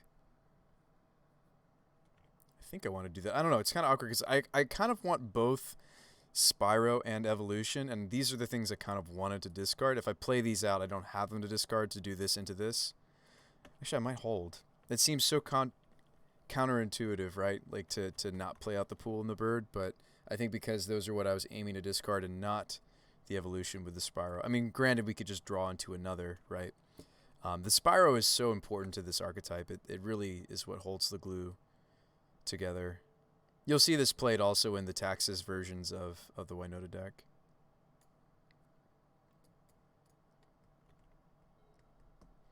Drew a Giver. Okay, so we can pitch these to the Spyro instead now. We'll attack first. I wonder if the deck is on a playset of Remand. I guess because it's a form of interaction. It's a form of interaction that doesn't truly interrupt the combo because you can keep remanding the Cascade Sliver and try to do it again. Try to keep going. So this is neat technology. It's cool that we'll still see Remand in Modern even though Counterspell's coming out, right? Because there are like tempo or combo-y kinds of decks. So we'll ditch these. And see, we ended up playing out the Reflecting Pool anyway. Double Eldritch. These feel so bad to get remanded, by the way. This is going to really hurt if they have the second one. I think we still just go for it. They've already played out one of their remands. We did see a few remands last game. I wonder if they have the playset or not. I'm not sure. Not sure.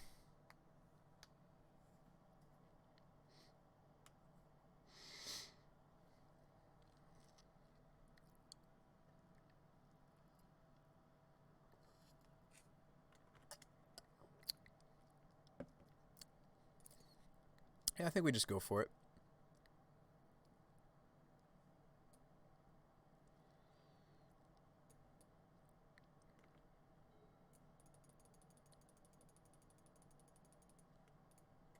I think we're a go.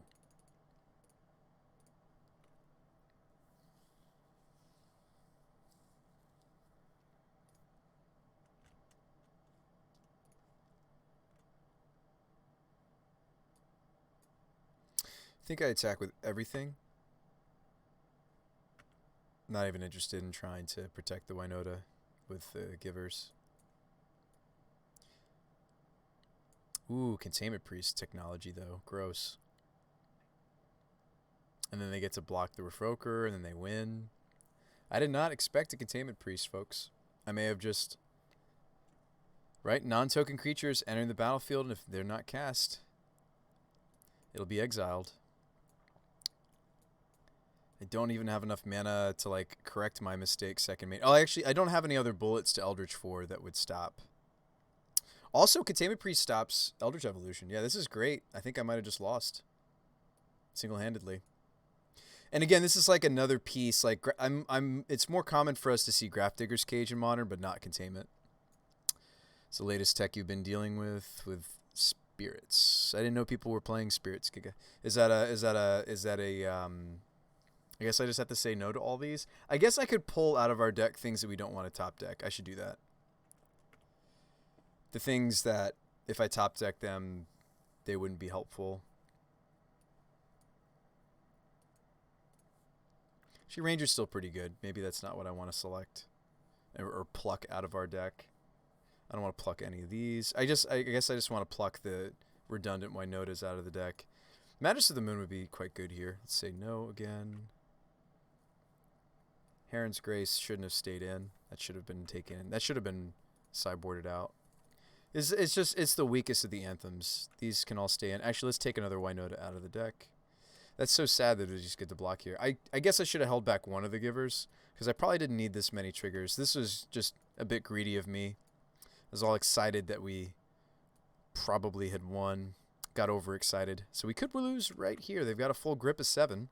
Let's see them do the thing, the combo again. Let's see them do the combo. They haven't done any tutoring, though. This game.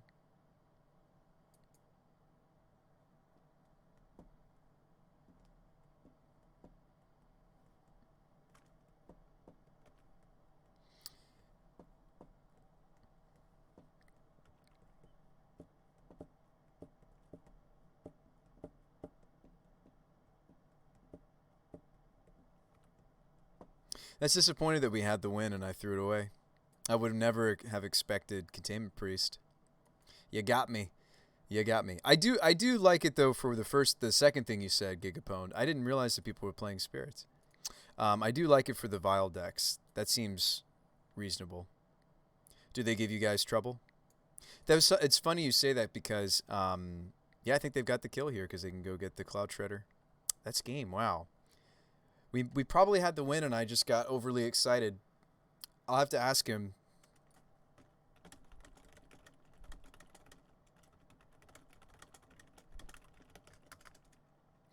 Me and the chat want to know.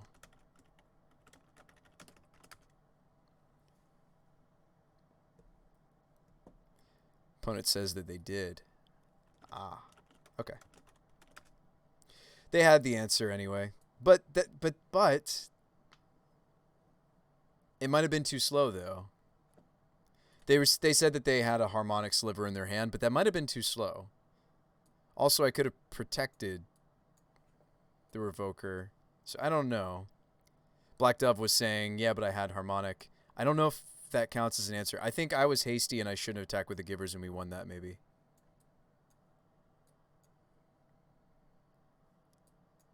For those of you that don't know, Harmonic Sliver is the whenever this permanent enters the battlefield, destroy target artifact or enchantment. And all the slivers have it, which is really cool. I think we had this, and I just threw it away. Because we would have been able to protect the Revoker. If you just left, you can give it back. Yeah, I think I was just being greedy. But one brew deserves another. Thanks for the games, Gigaponed and Black. That was fun. That's a little disappointing. It's like... I mean, as a brewer, that's fine for me to walk away from a loss with, because it's like it wasn't the deck, it wasn't the cards even, it was just me, right? Me making a mistake. Mulligan this.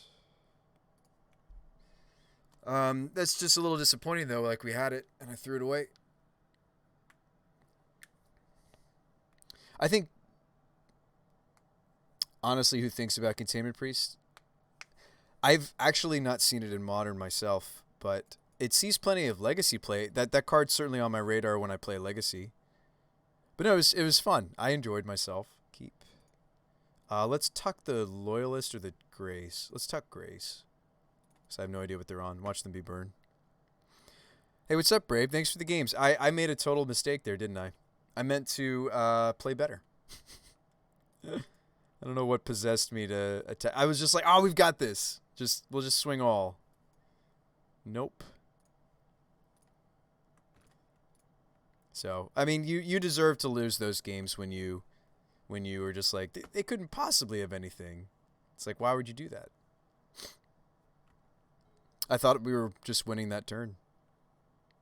What stinks is it was like worse than a Grafdigger's Cage because you were able to block the Revoker. It wasn't just that my Winota wasn't working. Ooh, are we up against Vengevine, Crabvine? No, we're up against a Brew. That's exciting. I don't see a Luris, though. Their companions pile.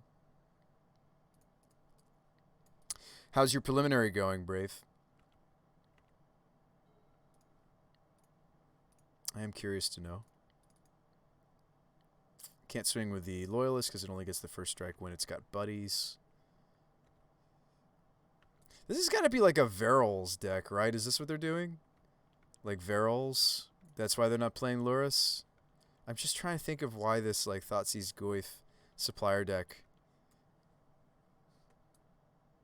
I don't understand why it needs the Baubles if it doesn't have Luris. It's got to be like Verils, right? There's just a misplay. Yeah.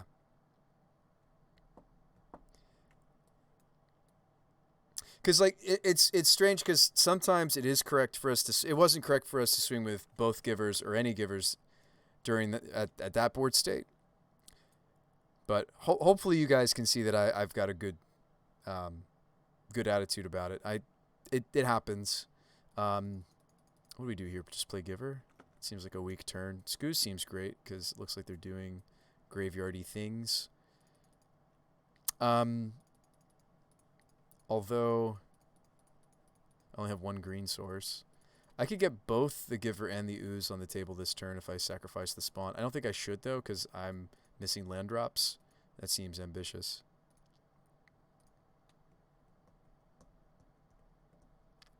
You're on Jund now? You played very well with great reason. Oh, I don't know about that. I made a mistake there at the end, friend. But I appreciate you. I'm just going to play the Scoos and just hope. This is a Grimflayer with Delirium turned on. You don't see that every day. Yeah, creature artifact sorcery land. Who doesn't want to get a billion triggers? No, usually I'm very good about that stuff. I'm really sad that I did that. Also, even not I could care less if it's on camera. I've been streaming, a long time. It doesn't hurt me at all. But to do it in a preliminary when I spent as many tickets as I did feels really bad. To like make a very simple mistake there feels quite bad. But it's okay. I mean, I have a good attitude about it. It's just unfortunate that I got overly excited. It's a big Goyf. I'd really love for us to see third land. Just be kind to us, deck. Okay, that's not good. And be helpful either. All right, so we play the giver.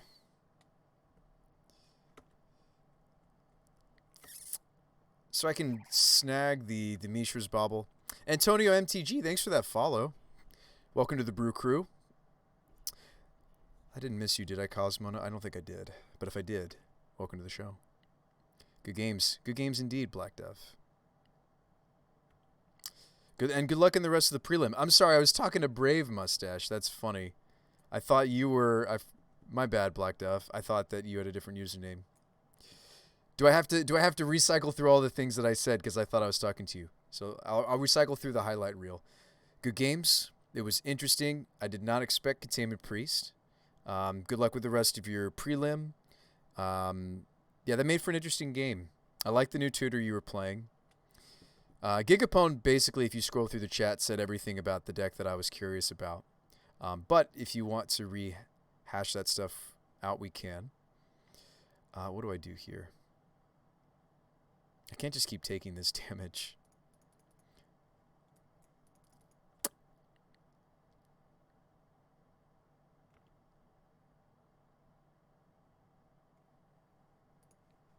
I'm going to grab the bauble, so that'll shrink them both. Actually, you know what? I could and should have blocked the flare, right? I mean, this plays around them having an instant, but I think I should have just hoped for the best and blocked the flare with, like, the Nest Invader. Rehash would have been cool. A rehash would be cool. Oh, yeah, sure. That was pretty much it. I was kicking myself that I made such a simple mistake. And I wouldn't normally make, like there's, like, I'm trying to think, when do I ever jam with both givers if I have two givers? I don't. I think I just got hasty and excited that, in my mind, we won. I've never seen, I was telling Gigapone, it was funny, I've never seen Containment Priest before. Do you guys use it against other things? All he listed was, this is not me trying to throw shade or say, oh, you guys are wrong for playing that card. I test lots of weird cyber cards in my sideboard as well. What are the things besides Dredge? What are the things besides the Vile decks? What like, and again, granted, like I'm saying this, and I have some very specific sideboard cards too, right? But if you can just name a few more decks for me, I feel like as a fellow brewer, I'd be able to rest easier. Like I can put my head on the pillow and be like, okay, he's got other reasons for this card. Breach. Is there a Living End deck? Because if there is, I should play it. I am aware of people still jamming Emrakul Breach. Modern Reanimator? What's that? What's that, Antonio? What are you referring to? Do you mean Dredge? Oh, you already said Dredge. Dredge?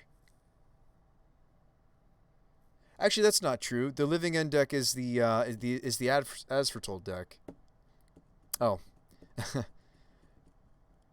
Oh, I thought I already saw that you followed me, Antonio. Let's see. See, now we're just going over all the little things.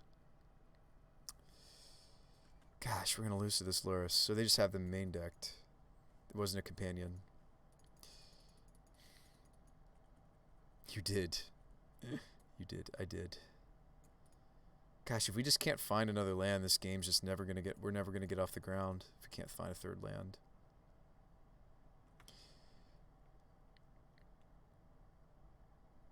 I'm at 8, and I need a block to some capacity. I think we're just gonna lose this. I hate to say it, but I mean, I can stop the Lurrus from having the Mishra's Bauble because of Skoos, but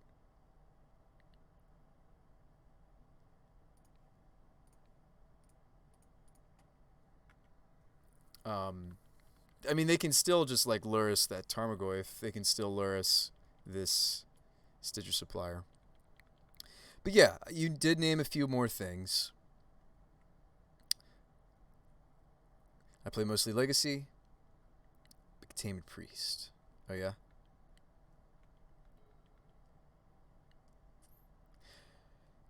I guess it also does stop Collected Company. No, I'm starting to like it more and more the more I think about the card. It's just I wouldn't expect it to be played. Haven't made any changes. I've made quite a few, Brave. The biggest thing we're trying to do has to do with, or were we doing Wild Bonder last week? The biggest change has to do with this package, this 3. That's not true. We've been playing Legion Loyalists for a while. It's these 2 that are new. I'm also back on a 2 of Quarter Calling, and I'm playing the Nest Invaders and the Colony Gardens again. It's good watching you, mate. I appreciate you, Antonio. I can't just keep taking this damage from the Grimflayer. I need to get rid of this Lurrus.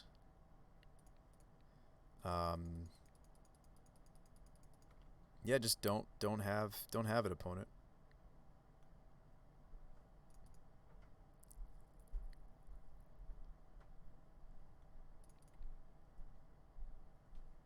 They have 6 cards in hand. I mean, this has to be like Fatal Push right here, right? Then we lose here. Then we lose everywhere. We were already really losing, though, to the fact that I just couldn't get off the ground on my mana. Hey, there it is. So okay, so this would have given us the second white for Captain or Apparition. I mean, it was. I was so sure that we were gonna find land, right, with that opener. I mean, we keep that opener, right? I think the Nest Invader was even in that opener, wasn't it, folks? It was like a 2-lander with an invader. Of course we keep that, but we just never found another bird or land. All right. Anyway, so they're playing some sort of weird graveyard deck. Do we want to play Cleric? I mean, it's not weird. They're doing things with Luris. I feel like though with Stitcher, it's got to be like a weird Verril's deck or something. Something weird, right? Spellskite seems good. Fatal Push. Yeah, I don't know what else I want. We haven't really been using the Toski all that much. I wonder if we could go back to not playing this guy anymore as well.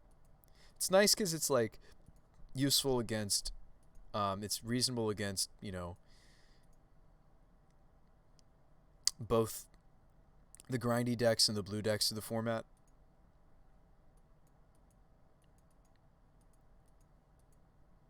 But no, it's humbling to walk into a Containment Priest when you think you have the win, right? So that's fine.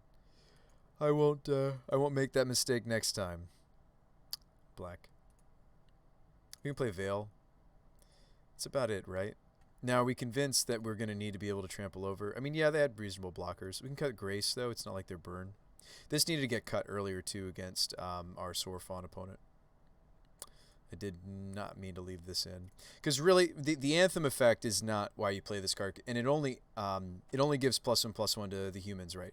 It's only going to give +1/+1 lifelink to our humans. But this little speed bump of life is actually really, really sweet. I've been on and off about this card in this archetype. I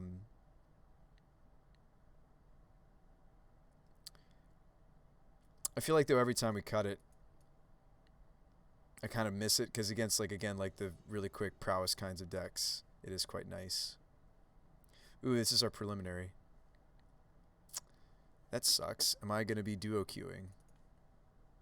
Did not think that I thought I was going to be able to get through this. I do really not like to play both.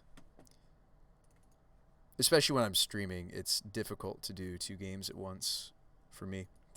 Well, for anybody. This opener actually seems fine. White, white. Meanwhile, on my other screen, I'm still trying to figure out my sideboard. You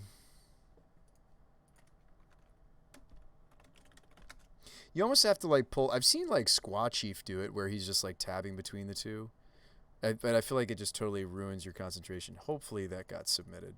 It's like, really did want access to the Spellskite. Let's see if it did. Did not? Did not. That's okay, though. This is pretty much just a fun of, like, I was playing with points that I don't really care to lose. Keep. So we'll just Alt-Tab, I guess. But I'm gonna focus on this game, though. Clockwise, I think I'm still more interested in my prelim. I don't know.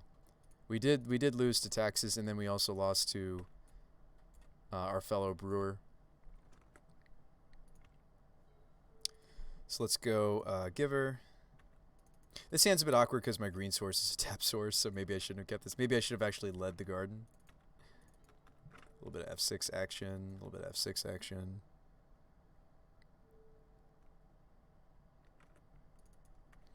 Alright, so we're playing against Amulet. Our Amulet opponent is not doing all that hot, if this is where they're at. If they're playing against us in the 3rd round. But I mean, like, this is a really competitive setting to be testing. A more competitive setting than I've put the Winota deck in before. So for that reason, like, I need to take the rest of it seriously because it is good testing for us. Let's come back here. Do this. That stinks we didn't see a different source. Attack for 1. So I'm sorry if that's a little disjointing. We got away with it earlier. I was duo queued earlier, and we got away with finishing our we managed to play our duo Q.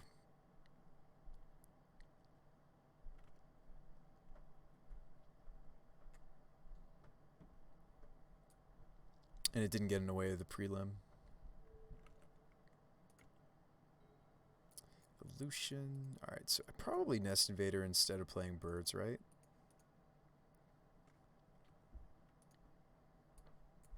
They search for Batterskull, which is pretty typical.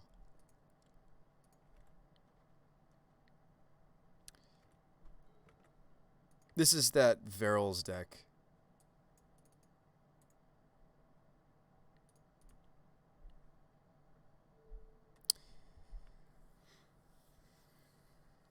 I mean, I guess it could be worse. Like, one of the two decks we could be playing against right now could be, like, Control or something. So it could always be worse. I'm considering getting my Dryad Arbor. I have green here if I get Arbor. I can grab the Scout with this Apparition. Might slow them down a little bit. We have white here or white here. I'd probably play Sunbaked instead if we're getting Arbor here. Alright, Mesa. What are we doing? Just play Winota?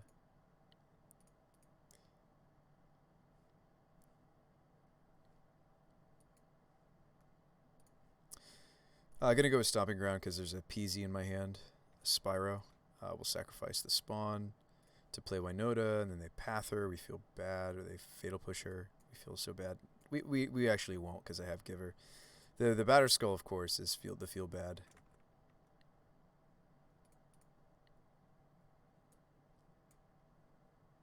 Tribe Scout's pretty sweet for their deck. Really is. Has some cool stuff. Just good synergy. Good synergy with Amulet.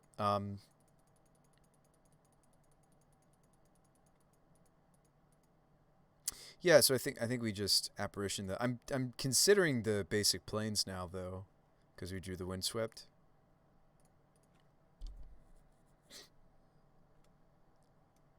So I'd rather not be tapping the Horizon lands.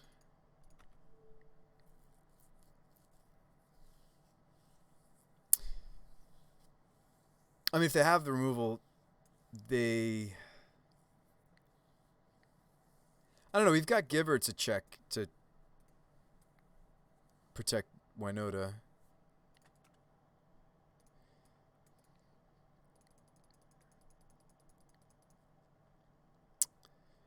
Yeah, so we just give the Nest Invader protection from black, right? That way it can swing through the Germ token. I think I'm okay losing the plant to the Batterskull, but I don't want to lose the Nest Invader to the Batterskull, right? Although the plant can just get blocked by the Stoneforge, so it's like either way. Yeah, so let's go ahead and Skyclave this Tribe Scout. Might slow them down because they didn't have an Amulet draw.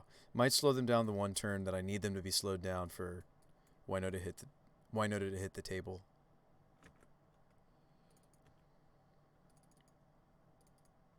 I think I'm okay letting the plant get eaten. I think. Let's go Blade Historian. So I can take Wild, or I can take... Do we have access to the Trample, though? Not really. I mean, it itself has Trample. I'm probably still supposed to just take a Spyro, though.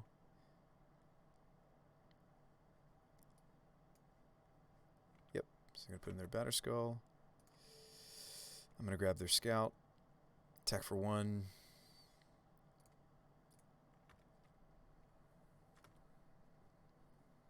Go ahead and F6 again.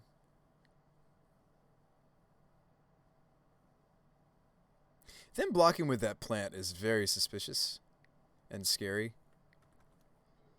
That they might just be going off.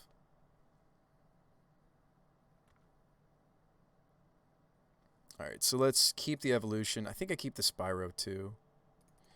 I don't know, it's tempting to keep Scoos because they showed us some graveyard shenanigans last time, but now they're showing us as like showing up as like just like a Stoneblade.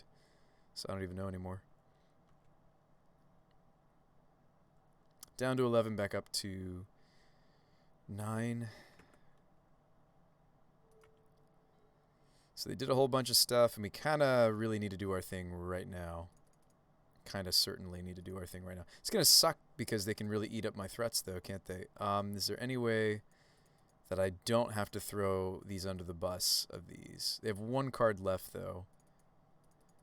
I mean, I think another line we could do, because I have the basic planes. I could just Eldritch my Loyalist for Magus of the Moon. It cuts them on. Let's see. It cuts. I mean, it really would prevent us from suffering a lot of different consequences. Give us the time to set up better, I think. So I really don't want to just swing these into these. That seems dumb of me. Seems not great. So yeah, let's go get that's why there's a main deck Magus of the Moon, right? There are things like, you know, Amulet Titan. There are things like Tron. What stinks is they're, you know, really close to just hard casting their Titan.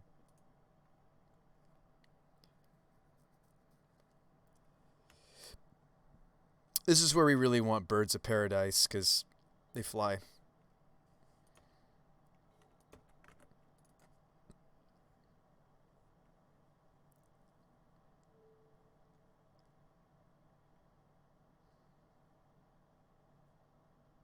Oh, is this like a walking ballista or something? This is scary. I am afraid a little bit of what they're casting here. Huh. Termagoof. Okay.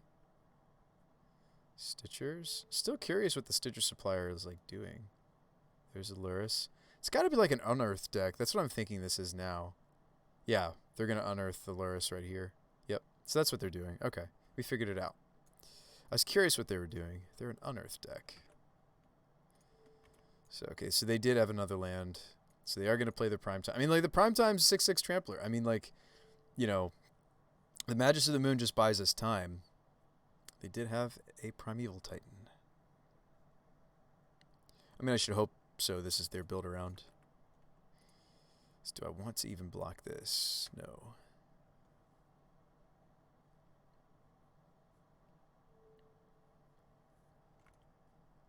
So what are we missing? We're missing, I mean, I have the Legion Loyalist, so I have the Trample package.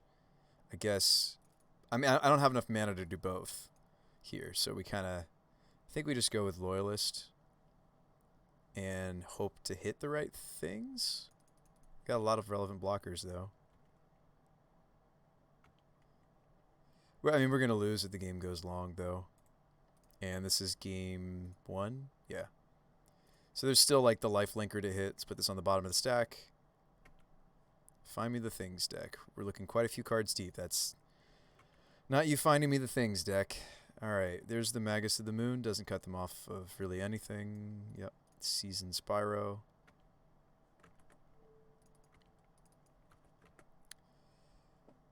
Dumping the Winota and the Spyro.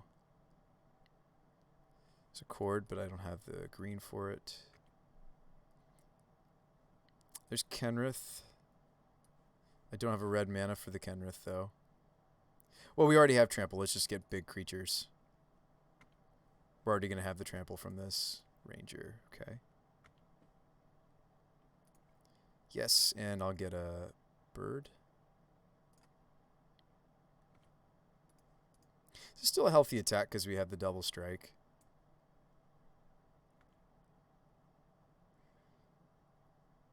They decide not to do any blocking. Okay. I wonder if they had, if they still could. So we got 2 minutes. Okay. Winota. No good attacks. Unless we want to throw the Dryad Arbor. Like, do we really want to do that? Do I just want to get a trigger? I feel like they might be tempted to make some attacks next turn. Let's not attack at all.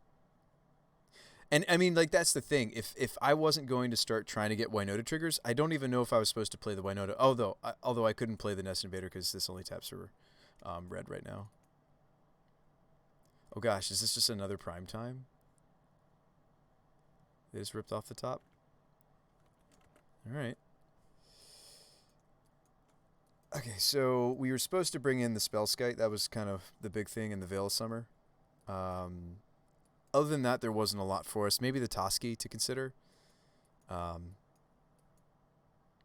mean, I do care about like the graveyard stuff they're doing. They showed us Unearth. I could stop that with a Cleric if we really want to go that far. Their fetching has been really basic. I wonder if maybe I shouldn't even bother with Magus. Although no, when we're on the play, we can get away with it. Let's get rid of Heron's Grace. It's not that kind of a matchup, and we could trim like a Invader or two. I think Skyclave's perfectly fine. Yeah.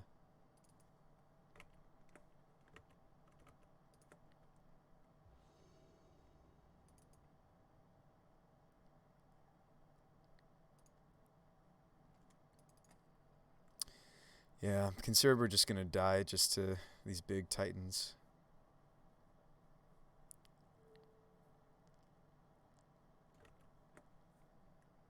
Sand is okay. A little slow out of the gates because it's a garden hand, but I think I'll keep it.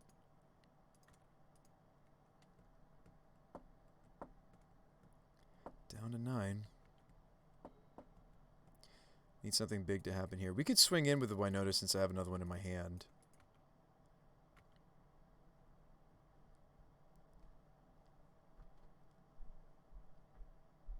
I don't like swinging the Skyclave, but I guess all they're getting back is a 1/1 Spirit.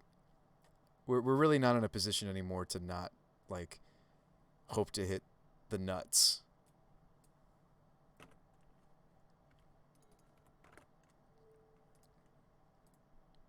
Maybe attack everything except Magus. 2 triggers coming, hoping for the goods. Mere Entity is the goods. I should have played my land. Should have played my land. Should have thought about this card. There was no reason for me not to play my land pre-combat. Changes the math. Oh boy. In not a good way. Yep, Spyro's a good thing to hit. We'll make 2. Although, do I just want to make only 1? Because I may very well need the backup Winota.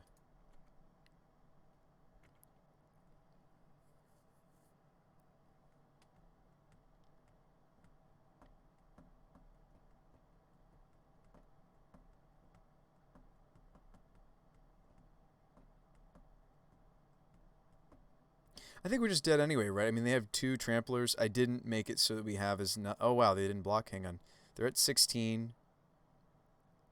Yeah, if I played my land, we won here. That's really disappointing.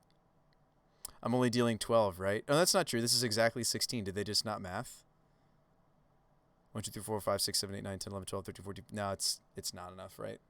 Or am I like so brain dead that I'm punting here? 8 and 8. It's lethal. Why did they only block with Titan? Why did they only block with Titan?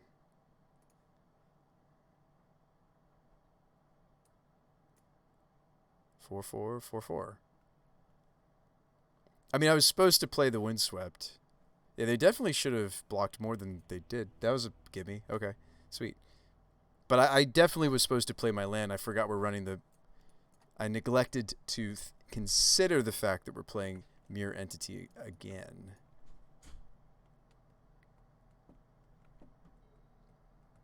Black Dev combo Titan. I'm playing Titan myself. I managed to get round 1.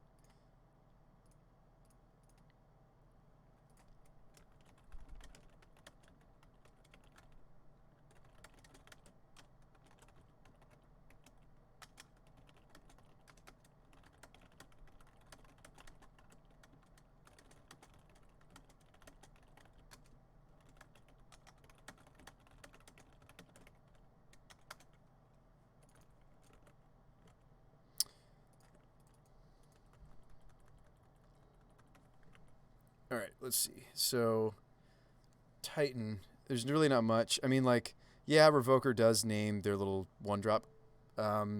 Masked Vandal hits.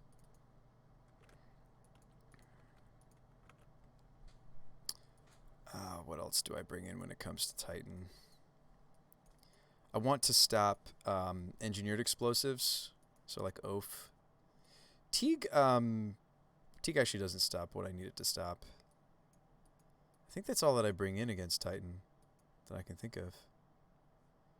What are the 3 cuts? Majesté. Skyclave is too slow of an answer to Amulet, so we cut it. Heron's Grace isn't necessary here. Neither is the Scoos. All right, submit. Sweet. That's exciting, Gigapond. Gigapond. All right. Let's play this. Did not hit a different land, so we'll just play this out. Our hand's not looking great in this game we have over here. But yeah, forgive me, chat. I'm not really much for duo queuing. We're going to have to mulligan this hand that we have in our other match.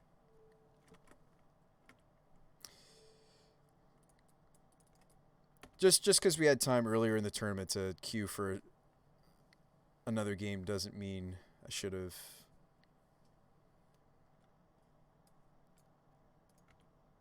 Might as well block the free damage, right? Free point of damage to block.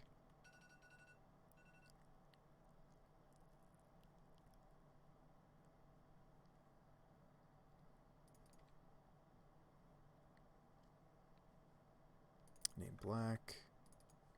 So we'll go to mulligan here. This opener is a lot more reasonable. I'm going to put back the Loyalist. Because we find this pretty often, especially if I left in all the Rangers, which it looks like we have. So it's not hard to find this. Peace. So block.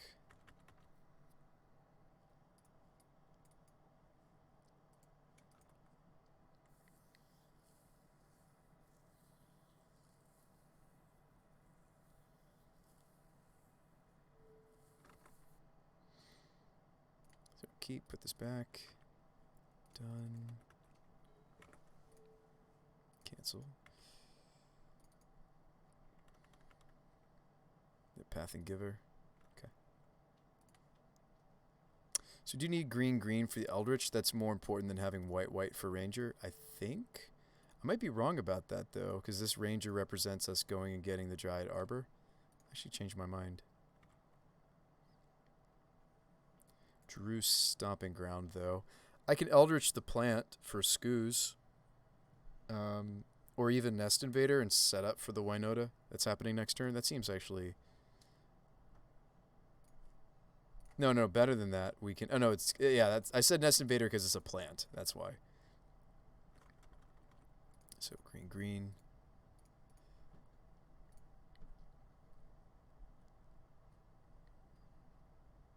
Unless there's something else we want. I mean, we could get the Spellskite to protect the Winota. It just doesn't block well. This gives us more triggers than this would, but this... We don't have any other protection, though, for the Winota. Unless I draw a land, then I can Veil. I could see, actually, Spellskite being what we do.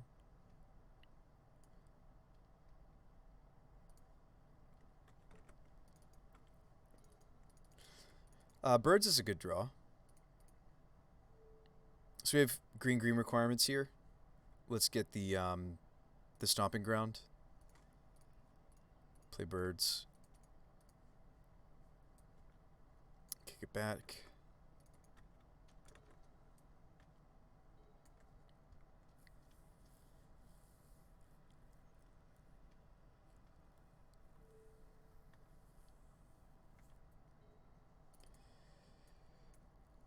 We could go get the Magus of the Moon here, but I would have needed to fetch differently. I would have not gotten this. I would have needed to get the basic force. I didn't think about that.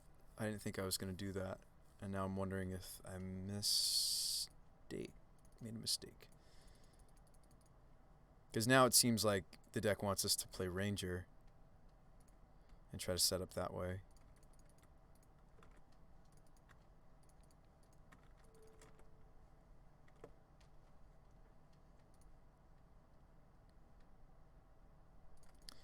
Yeah, so it seems.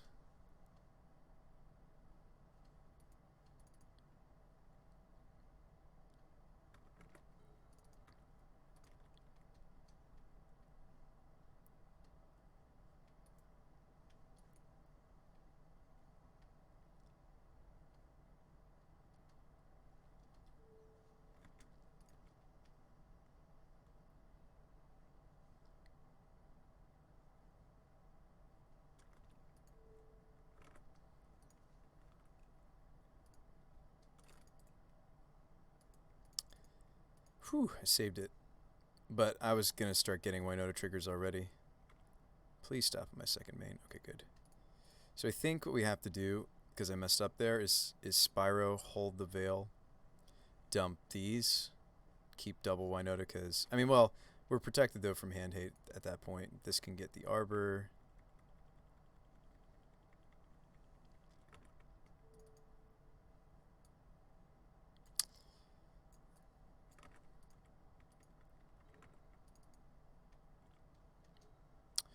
Alright, so we've got access to 4. So I could play out the Loyalist and the Oath and play the Guard, and we set up for the next turn to kind of do our thing. I mean, you never feel safe necessarily against Amulet, but to have a turn to set up. I mean, since I drew Forest, though, maybe I'm just supposed to turn the Legion Loyalist into Magus of the Moon. But then I can't. No, I still could Eldritch because I have birds. Yeah, I actually think that's what I'm going to do. I'm going to go get the Magus of the Moon.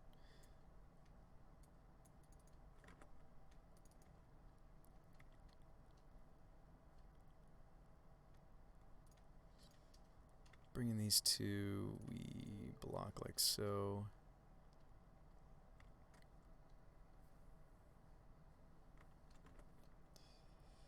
Alright, so let's go get our Magus of the Moon. It is quite good in this matchup. Oh, we get a free attack first, though. Might as well get the chip shot. No reason not to get the 1 damage off the Loyalist first, since it has haste. And we'll turn it into Magus of the Moon. We still have 2 green sources to play the other Eldritch on the Ranger Knight to go get Winota next turn.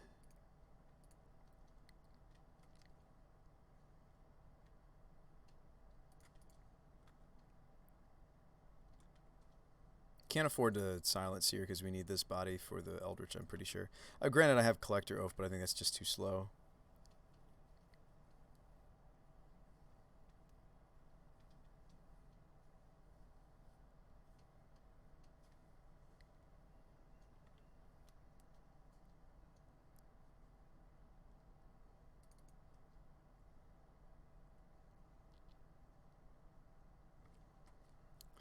Stoneforge. Okay.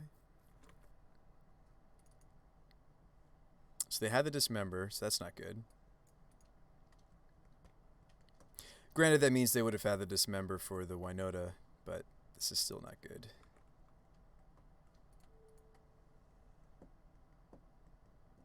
This other game's just about concluded, so why don't we focus on this one for a little bit.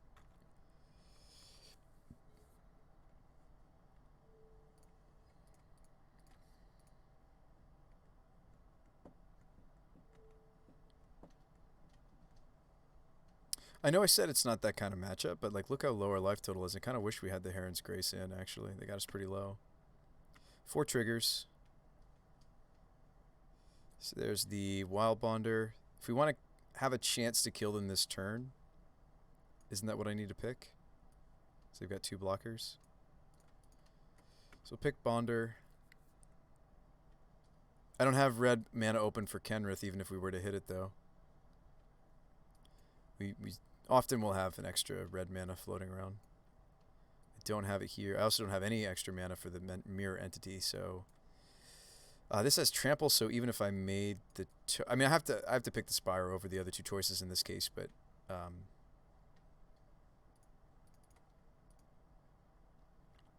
2 more triggers. There's Kenrith. Magus of the Moon cuts them on being able to put in their Stoneforge equipment. That seems like a good idea. Blade.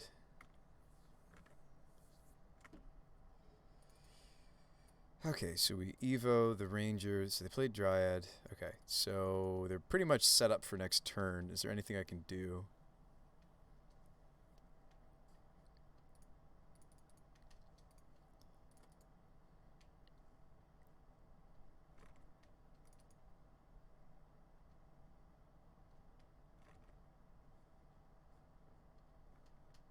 We did take the first game against Titan. Surprisingly, they didn't maybe block properly.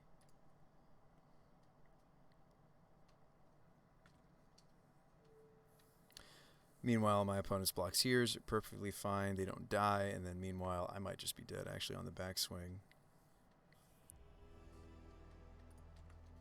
Or not. Sweet. And I can focus here. So we'll grab the Winota. We'll attack with the birds. We'll play out our garden. This doesn't have reach or anything weird. So birds in the format almost rarely gets blocked. Wow, I whiffed though. Happens. It's okay. Now those are on the bottom of the deck. Like when you whiff, it feels bad, right? It's like, you know, Collected Company whiffing, but at least you can, you know, be comforted by the fact that those are on the bottom now. But I'm terrified of the fact that like they've got Valakut here. They've got 3 cards in their hand. I'd be very surprised if Titan didn't show up here.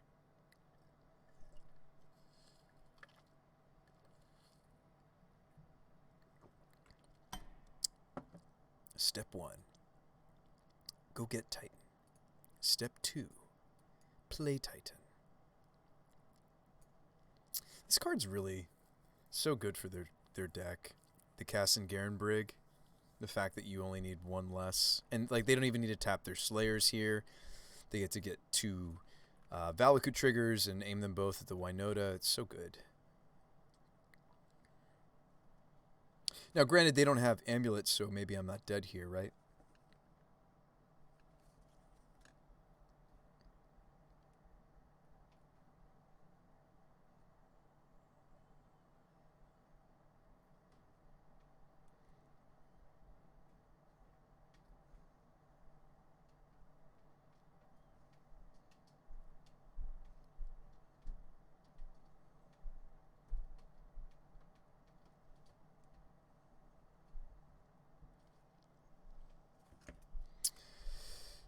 And they've Azuva copied the Valakut too. Oh man, that's so many triggers. That's so many triggers. All right, let's get them. Game 3. So, do we want to do any sort of boarding that takes the Dismember into consideration? If that's going to be their go-to. I mean, like, yes, I think it's good for us to be concerned about... Glyphweaver doesn't help us here. I do think it's good for us to be concerned about... you know, engineered explosives. That's a pretty common answer that they play too. Although our deck has a bunch of different converted mana cost sizes. So maybe that was some foresight. Ranger's not all that great here. It's basically, like the silent side of it's very weak to non-existent. It's basically just here because it's extra copies of the Loyalist, right? So we could certainly trim on it by at least 1. I think that's how we're going to run. Yeah, I think since Titan is kind of all or nothing, I don't think I want Heron's Grace. I always say that, and then I kind of wish I had it. You know what? Let's cut 1 more Ranger. We'll play Heron's Grace. I feel a little bad that we beat that Abzan player, considering that like I was duo queued, and you know that's gonna cause me to play a bit slowly, right? Let's keep this hand. This hand seems fine.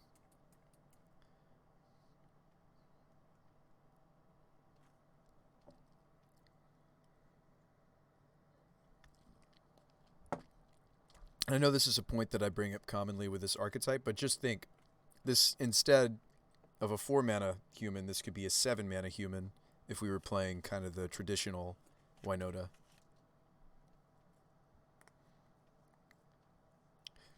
Just think about that. I mean, granted, it's probably just going to get ditched to this Spyro, so maybe it's moot.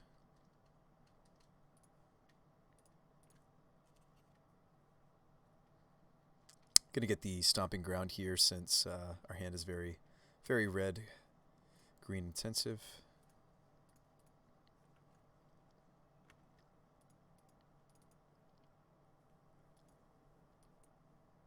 And like Quarter Calling is really the tutor I want to see, right? But the elemental tokens we're going to be making, it's a slow start for them. It's good for us. We drew a Ranger. That's awkward. We could just ditch the Ranger. I mean, I could get basic planes right here.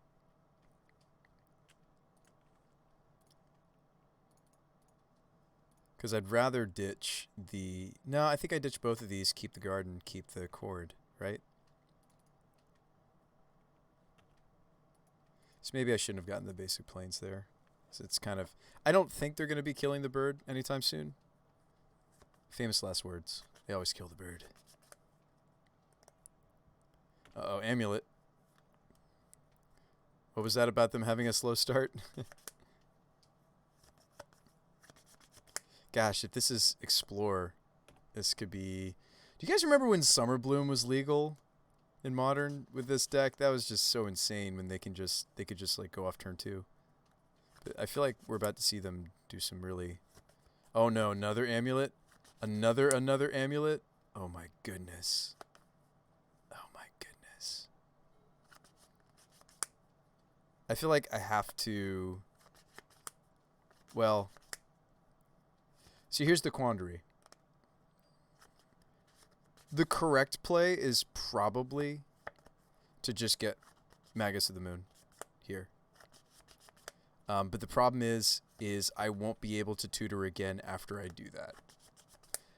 I could Eldritch the Spyro, attack with everything, and try to see if there's a Magus of the Moon in the top 18. That's not the worst odds. We're looking through a substantial amount of the deck. If I moon them, I feel like my bad beats might get there since they just have one land. Obviously, if they have the Dismember, I lose. I don't really have time to play the Spellskite and set up to protect the Magus of the Moon.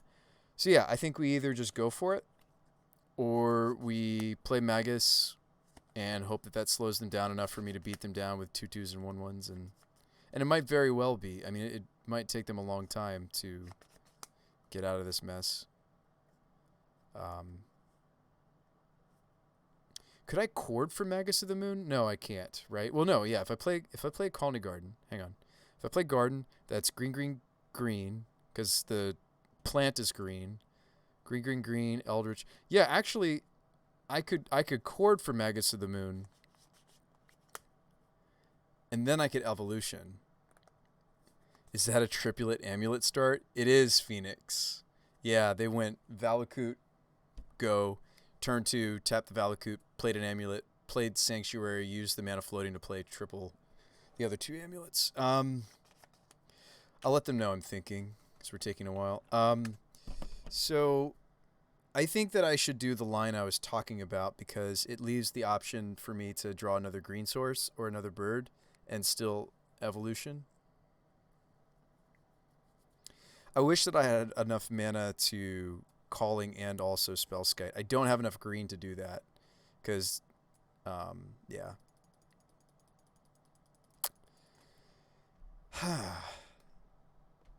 I feel like we should just go for it, but famous last words. Do we think the mediocre beatdown plan is going to get him?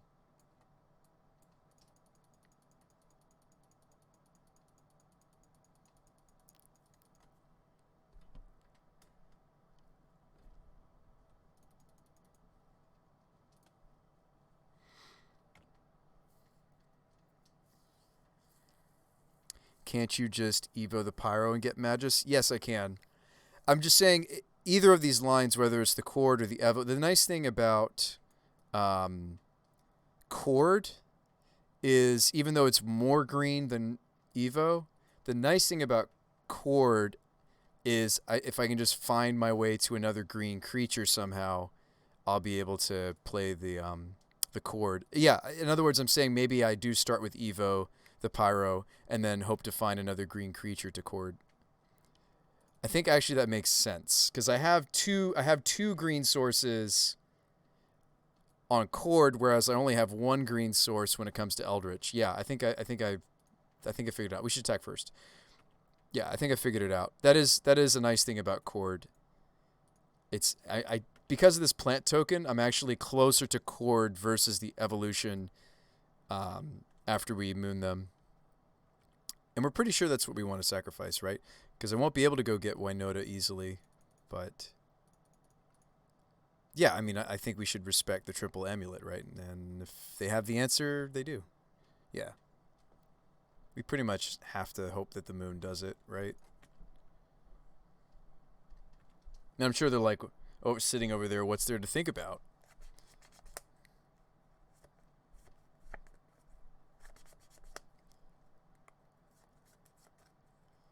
Explore.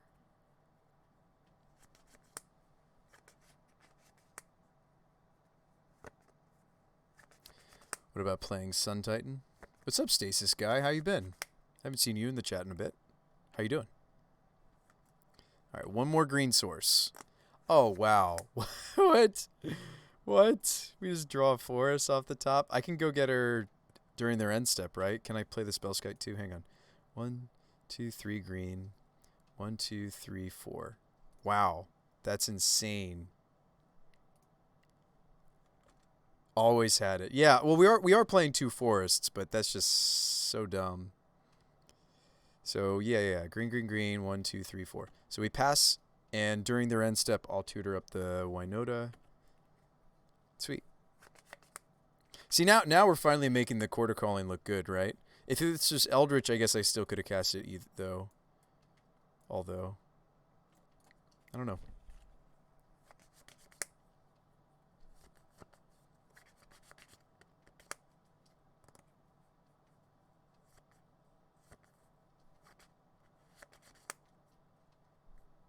Dryad's quite good. I mean, it's one of their better things for them to find one. So this is where we have to talk about layers briefly. So if wow, the 4th amulet, that's weird. I don't know if I've ever seen that happen. We don't really want to do the mediocre token beatdown half truth. We want to just make a mistake, like I accidentally clicked through the phase. That's embarrassing. I 100% meant to stop there and chord. I accidentally hotkeyed through it. So how do we rectify my mistake? I guess we just do it now. That's embarrassing. I was so excited. I was like, yes, like this is perfect. And now it's like they get to block things. Well, they were going to get to block things anyway. I mean, I'm not going to attack with Magus. Do we want to leave open some mana for like Kenrith? I'm not attacking with the Magus of the Moon anyway. I'll attack with the Spell Scud and the Elementals. Why don't we leave a red source open for Kenrith? Rip. I know, that was a mistake. It's fine. That wasn't like a thought mistake necessarily either. That was just kind of a, like, mechanically tapping the hotkey kind of a whoopsie. Whoops. All right, here we go. 3 triggers. We did leave in Historian. Do we want Ranger for, this would be the, we should probably consider taking the Blade Historian, right? It leads to the quickest kills.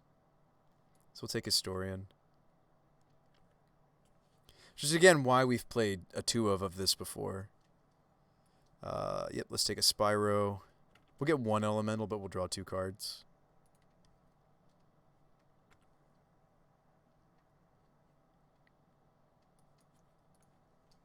Oh, he's just getting creative, bot-like. He's just being creative. We embrace that here.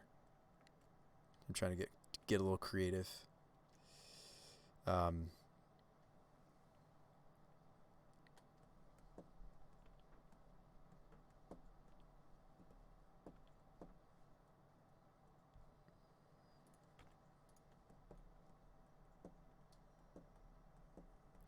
Phoenix says that's why I only use my mouse. I know, that's the thing with hotkeys, is like it can make you play quite a bit faster, but it's like at the same time, just yeah, there's always the not the temptation, but there's the potential to just kind of butterfinger one of the buttons.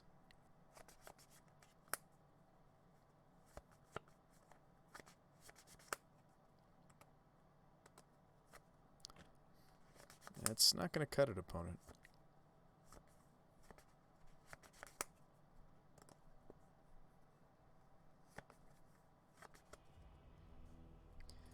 All right, well, we take our first prelim match.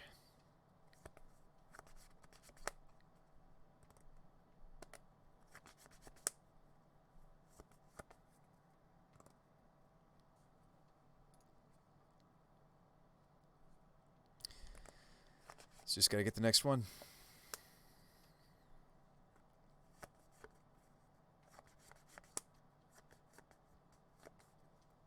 I'm confident that we can.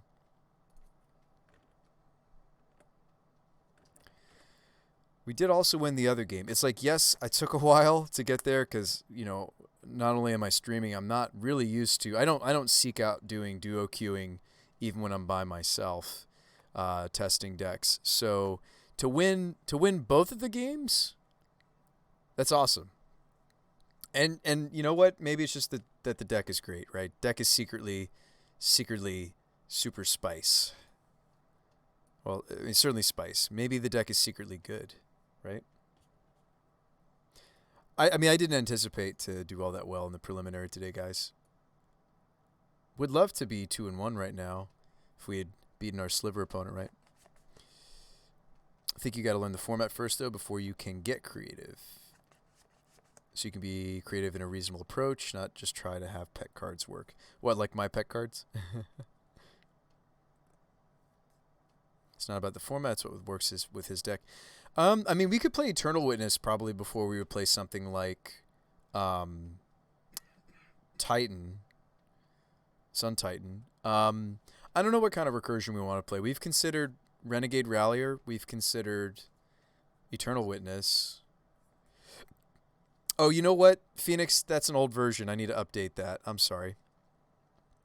Let me take a screenshot. I need to update the deck list of the day.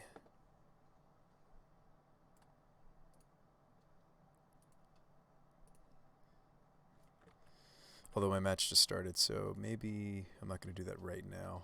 This opener is actually better than it might look on the surface. This goes wide. It's got a Winota. Let's keep it. Hey, good luck and have fun.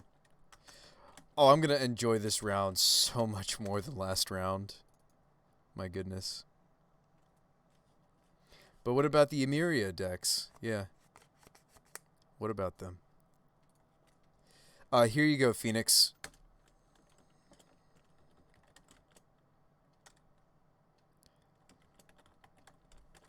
Check out today's list.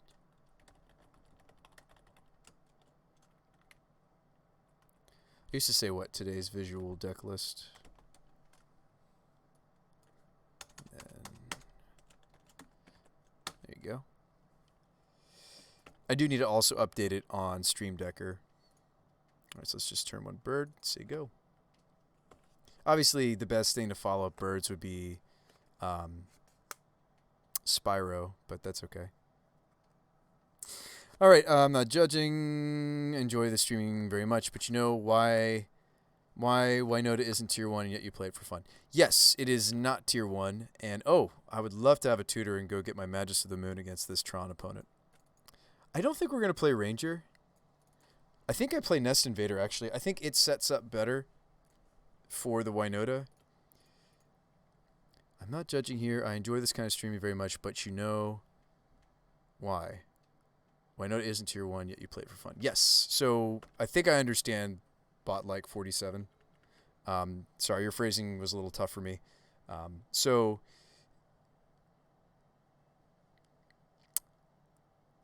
Yeah, I mean, like, if you want to be playing, like, a tutory, creaturey kind of a deck, you probably should be playing something like Yawgmoth. I kind of like Trailblazing and embracing... Whoa, Chalice on 0.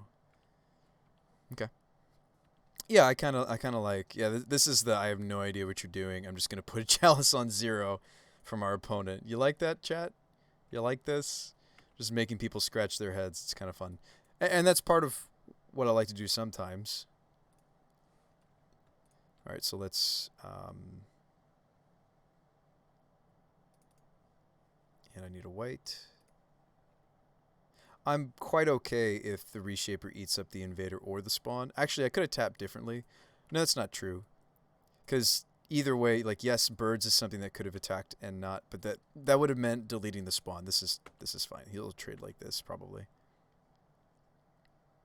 Did I answer your question okay, bot like 47? Like, I am aware that this is a meme and we're trying to innovate here. On the Winota. archetype.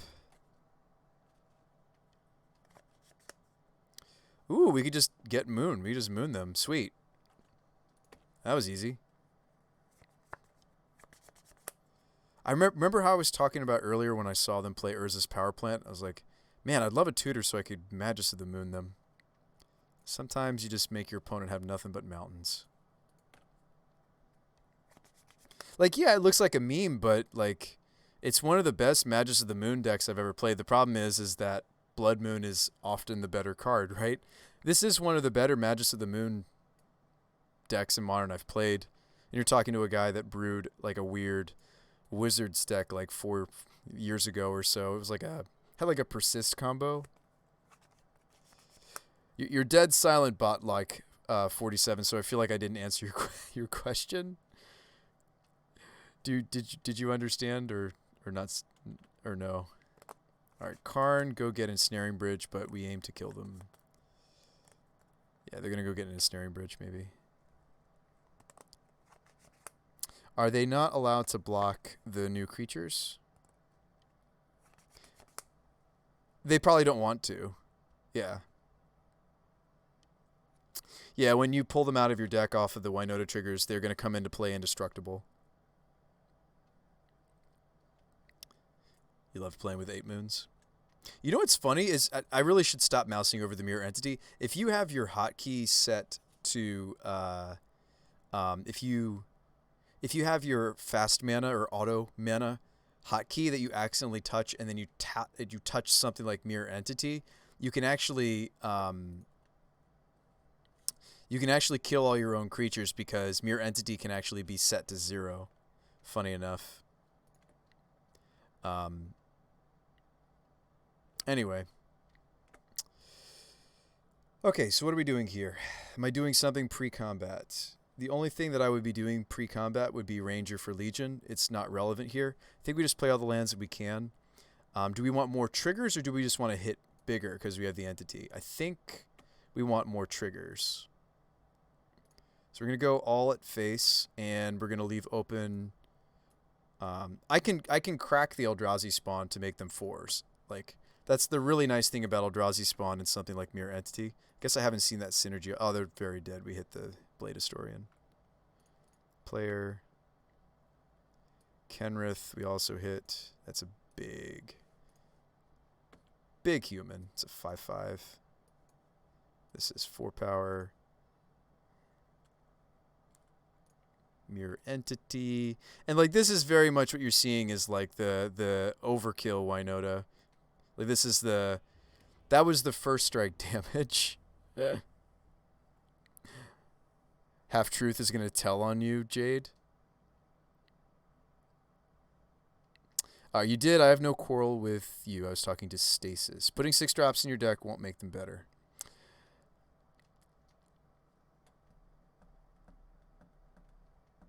Oh, well, I hope there are no quarrels whatsoever. Yeah, I was just trying to answer your question as the best I could. He plays Garrick, so I'm required to love him.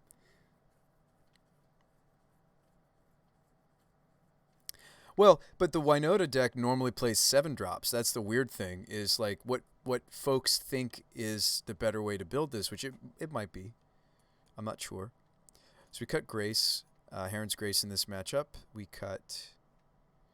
I actually don't really like Skyclave in this matchup. Like, the best thing you're going to hit in this matchup is Thought-Knot Seer.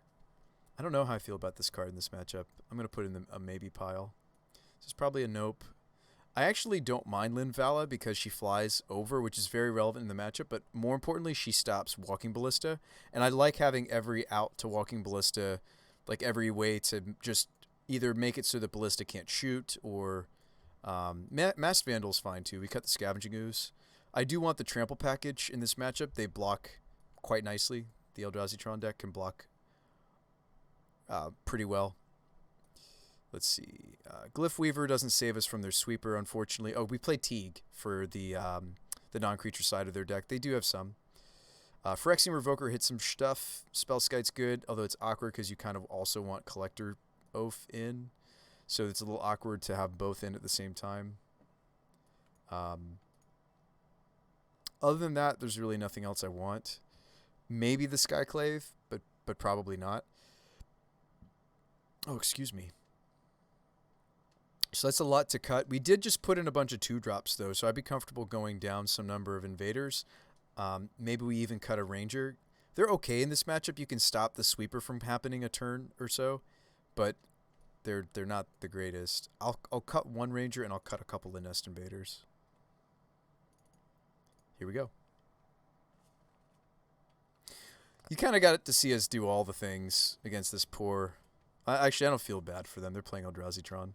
So this opener doesn't really do much. It's a little slow. No acceleration. So no nest invaders, no birds, no nothing. It's and they kept 7, which is terrifying. The masked vandal isn't going to come out fast enough to hit like a well, anything, because there's no creatures in my bin. I think we mulligan this, right? It also doesn't have any red mana. This opener is actually more reasonable. I'll keep this, and I'll actually tuck a giver. It's not even going to be a turn 1 giver, since I have Stomping Ground and then a filter land, so it's not even turn 1 giver. But this hand's pretty much as bad as the... Well, now it's a lot worse because we have both of our only chords. Oh, no. Oh, no.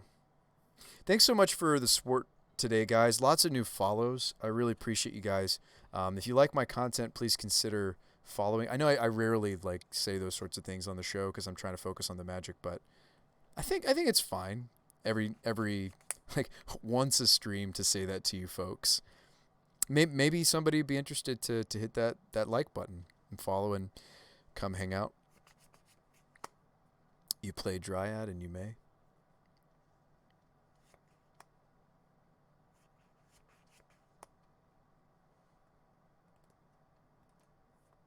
What are you guys talking about? Oh, play the new 3-drop Dryad, and then you can cast it that way. That's an interesting idea. Isn't there a Dryad deck? I think there was a streamer or somebody trying to... Oh, okay, that's actually better, isn't it? Windswept? Maybe not. I mean, it still doesn't get me to the Giver of Runes, right? I think I still am supposed to be playing... I think I still play Rugged Prairie. So what did they take? They took my Spyro, right? Yeah. Of course they did. It's best card in my deck. Yeah, we're in trouble. I'm sitting on a couple of chords I won't be able to cast.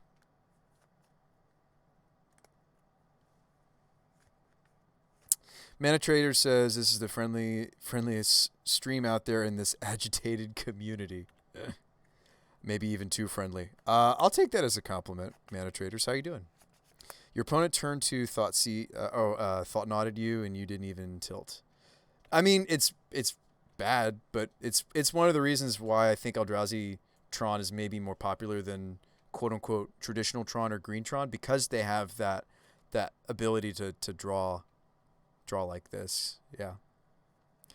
But no, I'll definitely take the compliment. Thank you, friend. I'm glad you're enjoying the content. So what are we doing here? We play the Dryad Arbor and we block the Thought Knot Seer, and we pray. Hope that the top pot...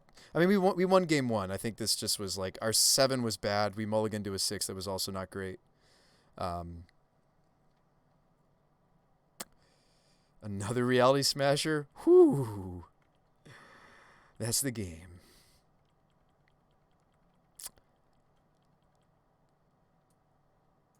We would need like Terminus, right? Guys, can we top deck a Terminus? You can actually give your things protection from the colorless here. Yeah.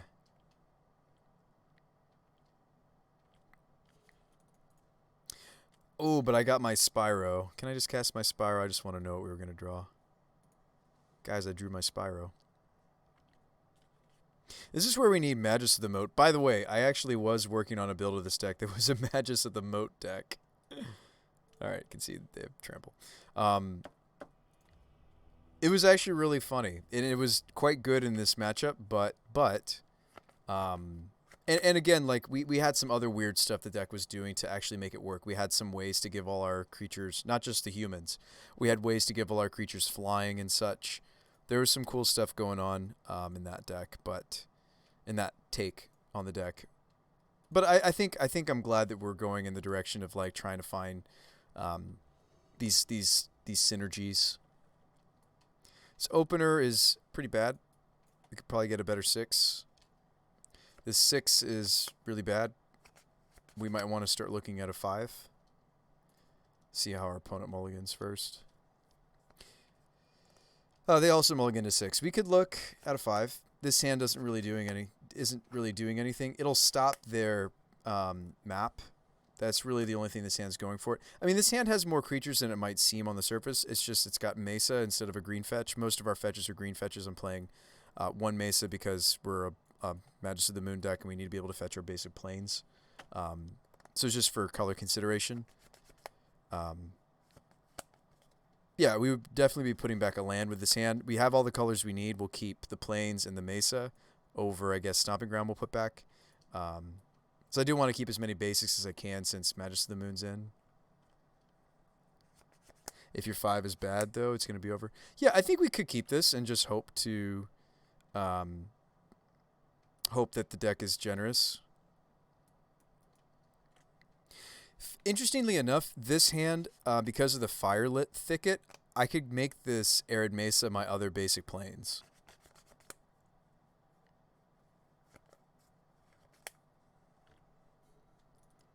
If we want to do that. Right, because we've got green, green, red, red, white, white. Yeah, so we'll play Mesa Sego. I might not even fetch it immediately because we just bottomed a Stomping Ground. If my aim is to make the Mesa a basic anyway. Oh, sweet, we get to Revoker the Expedition map. I do care about Blast Zone, but you can't Revoker a Blast Zone. Oh, dang, then I draw birds. Well, it's definitely correct for us to stop the Expedition map. That's why we brought this in. One of the cards we brought this in for, obviously there's Walking Ballista, there's Karn, there's a lot of other things you can name in this matchup off of Revoker. So Revoker is actually quite good in our sideboard these days. It's almost like a forgotten card, right, in Modern. Expedition map. Stop you right there, opponent. And hey, since they didn't lead Eldrazi Temple, we know they can't do what they did last game to us. Hey, we're drawing relevant cards. Bird is certainly, well, would rather see like a tutor, I guess, but I'll take what I can get. We're probably not playing birds, though, right next turn. We're going to play Ranger. Oh, there's one temple. Is this Mattery shape? Yep. We have more Tron Hate coming in the next set. Yeah, that's exciting. Oh, of course I draw Collector Oath, so then it's like we would have turned this off. Well, we wouldn't have turned it off in time. So we could go Oath Birds. I might rather do that than Ranger, actually. Neat green green though. Because like next turn I can play Ranger and immediately play what I get with Ranger. I think I like this better. No attacks from me. Oath is good in this matchup too because it stops Ballista from just wiping our board. I always pronounce it oof. Oof. I think it's an oaf. But maybe it's an oof. Do you just like saying oof? Is that why? Not oaf as in like OAF, like a big dumb oaf. It's oof, right? Maybe I'm the one that's saying it wrong, Phoenix. Maybe it is oof. As an oof that has to hurt. Oh yeah, it's always like, you know. Against certain decks, this is just like lights out. I mean, it's Stony Silence, you know. A more easily tutored for Stony Silence. There's going to be more tutors for Oath than there are in Modern anyway. Dismember my Oof. Speaking of which, card was good enough that they felt like they needed to dismember it.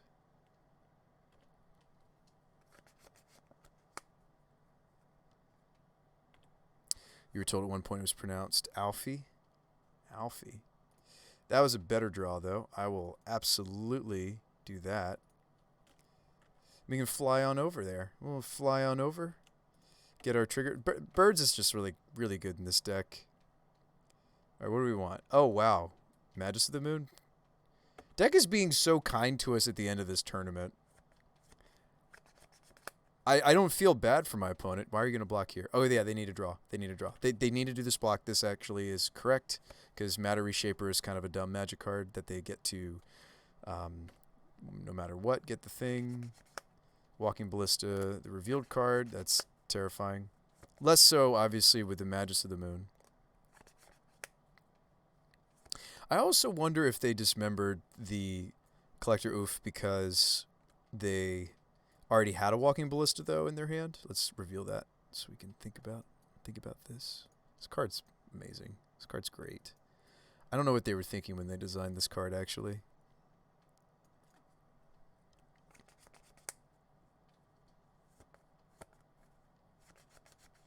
I mean, there's 3 different, if not 4 different, playable shells for Walking Ballista in Modern. It has to be a pretty good card for that to be the case.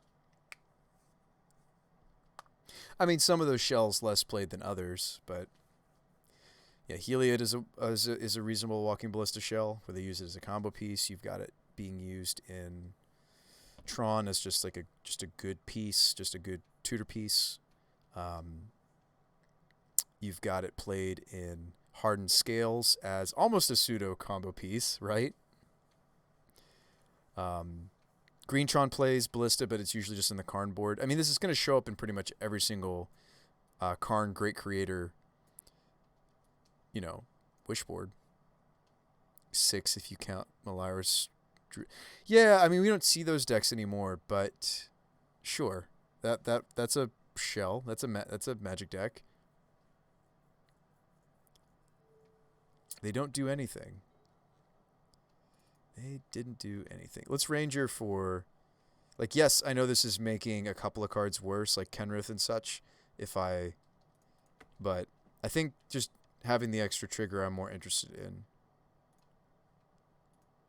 Go get Loyalist, play Loyalist. Yeah, I think we've got this. They can't just leave us to our devices. They needed these expedition maps to work. The Revoker is what won this match for us, I think.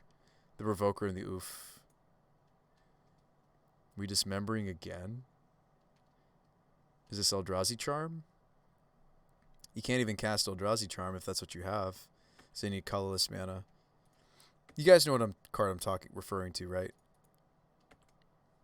Warping Whale. Okay, we whiff here, but that's okay. We did sideboard out a human or 2. Okay, we hit here. Ranger or... let's take the Spyro, I think. Kenrith to my hand, so we would have hit, except we drew into it. Darn it. Wow, that was like one of the worst series of Winota triggers I think I've ever seen from our deck. Oh, boy. I'll silence them. They're 5.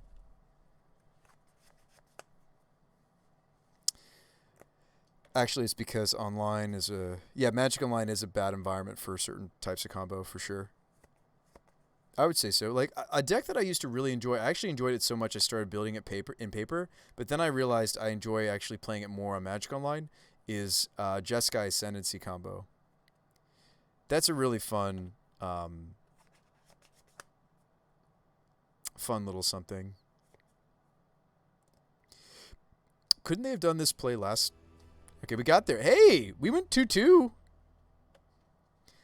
We got 10 qualifier points. Sweet. 150 play points. All right, all right. Let's open up our winnings. Let's open up the booster chest, shall we? Surely you guys want to see what's in the chest. 19 qualifier points overall. What is it, 40 these days? Oh wow, that was a terrible booster. What did we get? 5 play points. Gaia's Herald 8th edition elf, white bordered. All right. Creature spells can't be countered. Yeah, and a chesty. And then a spike tiller. 5 mana. A spike that enters with 3+++ some counters on it. I can pay 2 mana. I can remove a counter from the spike tiller to put a counter on another creature. I can also remove a counter from the spike tiller to make a land a 2/2. That's still a land, and it gets a counter on it. Now that's an oof. Yeah. It's just, oh, that was a terrible chess. That's funny. All right, well, now we have all sorts of points for more leagues. Sweet. Does anybody know what they changed the overall number of QPs you need for the big event? Anybody know? All right, I'm giving it my full attention this time. We'll play. I'm not changing any of the cards. One of the changes I did make today is I cut the Colligans. What was it? The 3-drop I was testing. The one that has trample and dash and haste, and I kind of miss it, honestly, because we have this trample synergy going on. That's maybe the one card I'm considering putting back in, but I like that I've made room for all these Nest Invaders and such. I do think that they make the chords actually playable. Shoot, where did our game go? Here we go. All right, good luck and have fun. This opener seems fine. Well, it's not the finest, but it's got 3 lands and an invader and a Winota. I'll keep it, I think.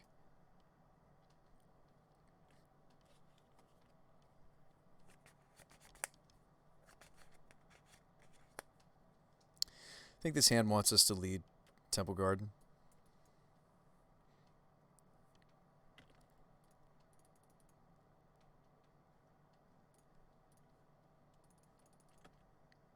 Well, hope you guys enjoyed that preliminary. That is probably the most competitive setting we've brought the Winota deck to. Oh no, Thoughtseize, no!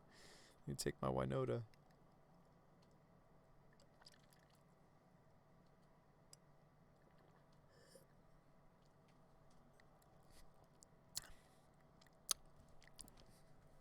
Pretty clearly the build around card, right? I feel like the Nest Invader should give this card away. Oh, they're so clever. Okay, shoot, they took away my Nest Invader. Oh, and I rip another one off the top. That's really good for us. I'm actually going to shock instead, because this may need to become a Dryad Arbor, this Wooded Foothills. But it might not get to, because we may need to fetch for, basic. Smallpox me. That's gross. That's really bad for us. Yeah, Thoughtseize Bug OP. So I'm going to discard Kenrith, because we really would much rather hit him off of Winota. This is going to really set us back. I might have to sacrifice the Nest Invader, because the mana from the spawn might be more precious, since I'm going down resources. Yeah, I think I actually want to keep the spawn instead.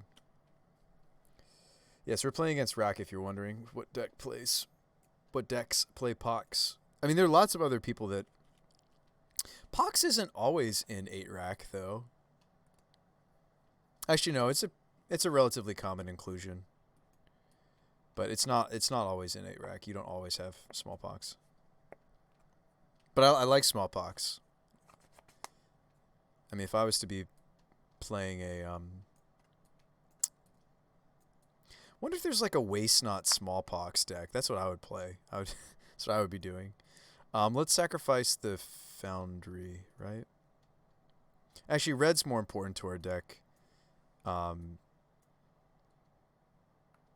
feel like when we're getting ready and setting up, and yeah. It's hard to say. Both of those shocks are important.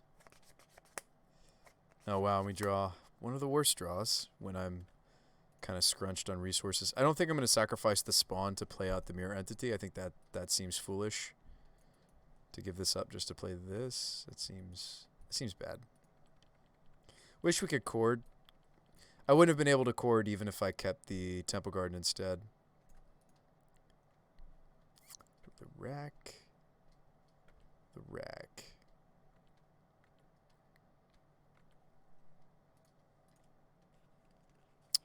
As tempting as it is to consider the Dryad Arbor, let's just get Stomping Ground and just try to get as many colorful lands as we can. Would really benefit from like a tri-land in these colors.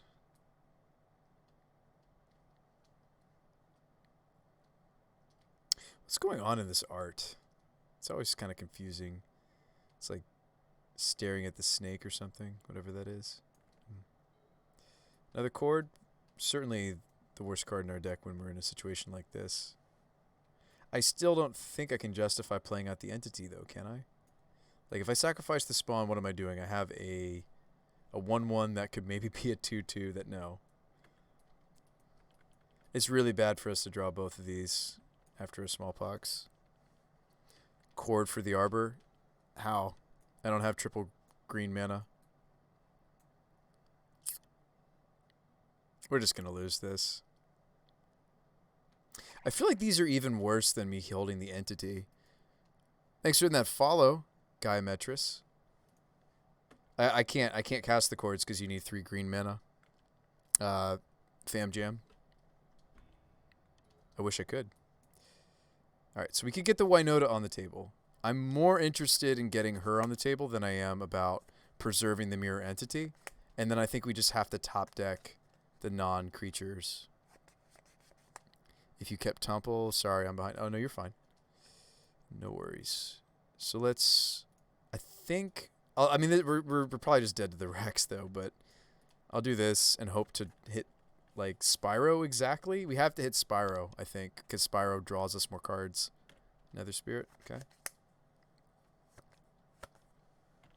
We pretty much have to hit exactly a Spyro here. Down to 10. Or this. This also puts cards into my hand. Or do we want to get the Dryad on the table? I think we want the Legion Loyalist in hand. Yes, Dryad Arbor achieves the similar purpose of getting us a non-human into play. And this runs the risk of them having hand hate. Well, how many rack hits can I really take, right? Not many, and they do have the Raven's Crime, so I don't know. Maybe I am supposed to take Dryad Arbor, which fades, you know, your thought seizes your Inquisitions. Actually, I think I am going to do that. Oh, wait, I didn't need to... Oh, yeah, I do need to play it because it's going to be summoning sick. That's right. We'll attack. They block. Yeah. This Nether Spirit's a really good card. This gets played in Legacy Pox. It's cool that it's in Modern now. Kind of an unassuming card on the surface, right? Nether Spirit is. But very powerful. Very powerful card. Thanks for... Oh, I think I already thanked you for that follow, but yes, appreciate you joining up the Brew crew. 4 mana Lily. Interesting. So what are we killing? We're killing my Winota with Liliana Walker of the Dead. Fascinating.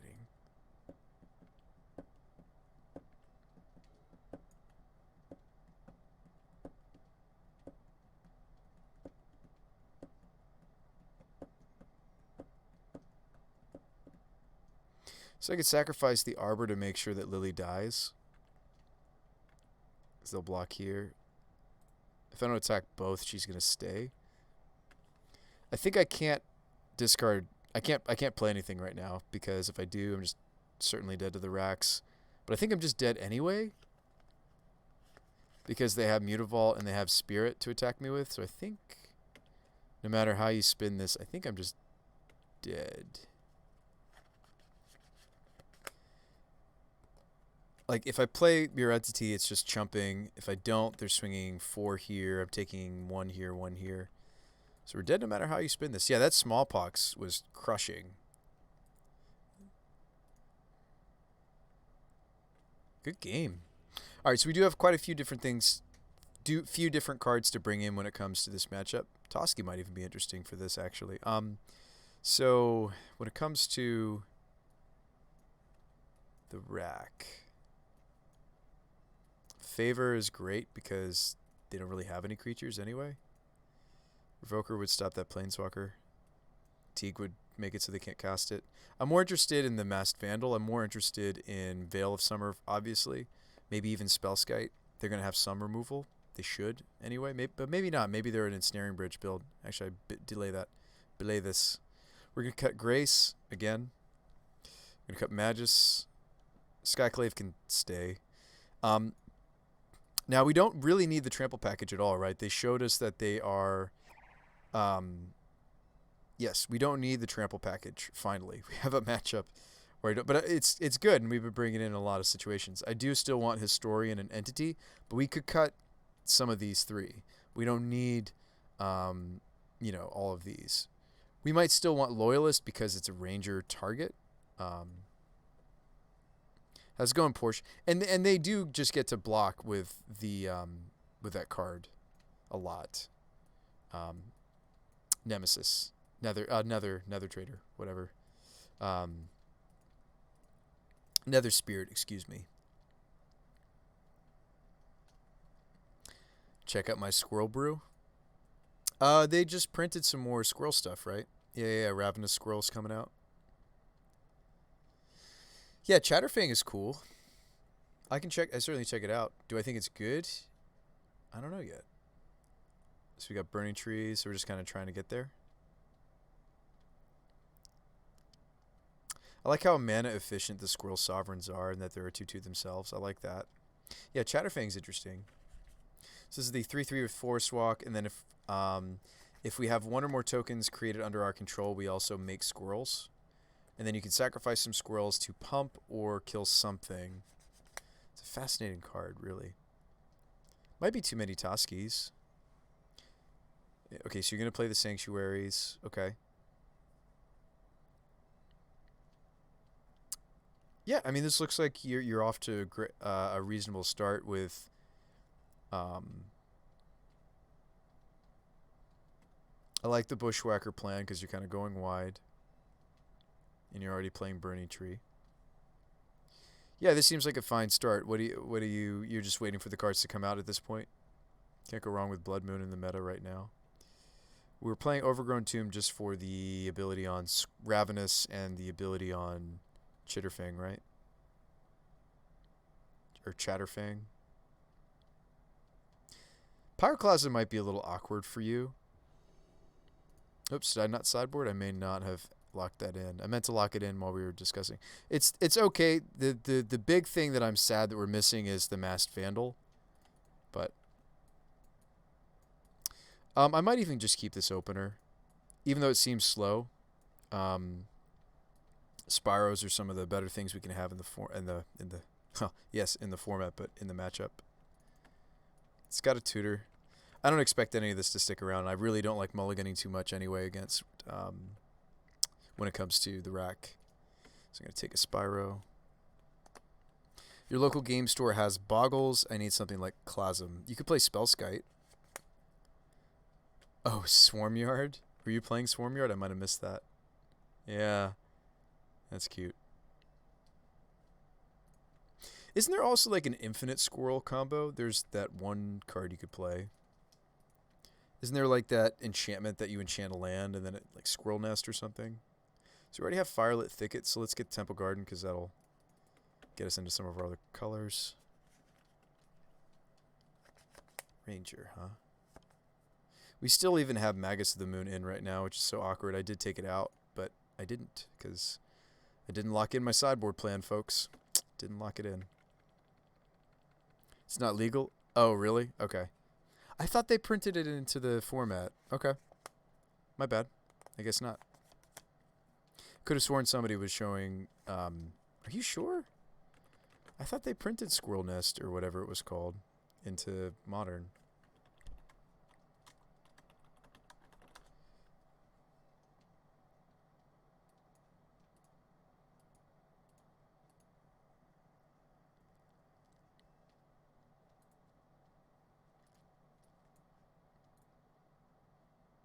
Yeah, they did in Modern Horizons. Squirrel Nest. Enchant land. Enchant land has create a squirrel token.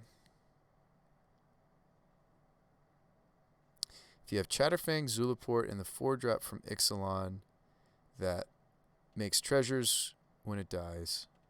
That seems like a lot of pieces. But more power to you. I'll ditch Kenrith here.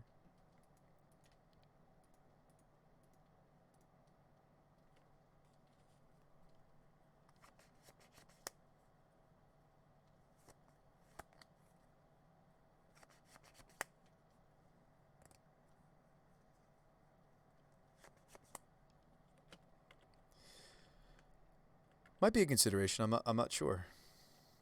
I'm not sure if it's a consideration for you. I don't want to open myself up to a fatal push. It's tempting to grab the Dryad Arbor, but I think that's unwise. Let's just get another duel, perhaps. Foundry gives me white for things like Captain. I don't know if I'm going to keep the Captain, honestly. I think I just want to slam Spyros. Spyro after Spyro. All the Spyros. Like, I might even just not keep this evolution. I might just keep the second Spyro in this kind of a matchup. Okay, we drew a Winota anyway. All right.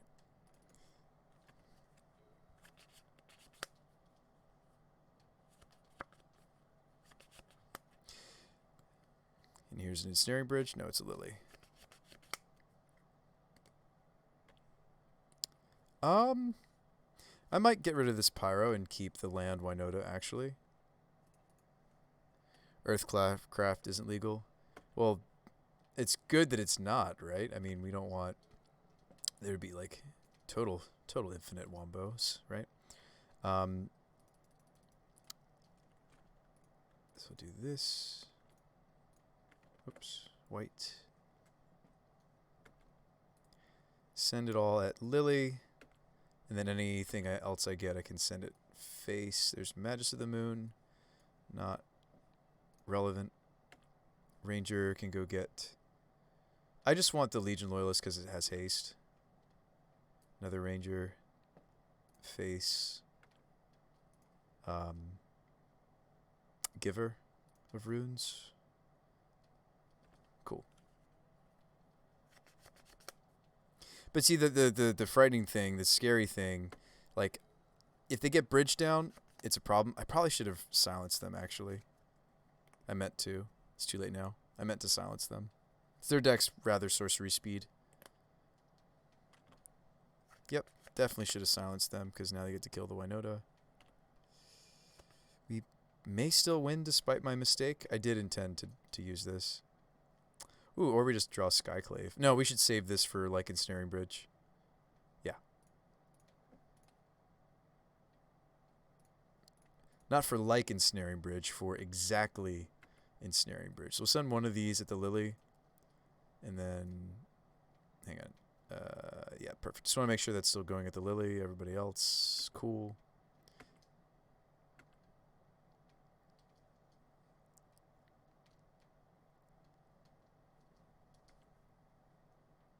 They're down to 4. That's a good place for them to be. Hopefully they don't both disrupt. I guess even if they played bridge, they can't get beneath it in time.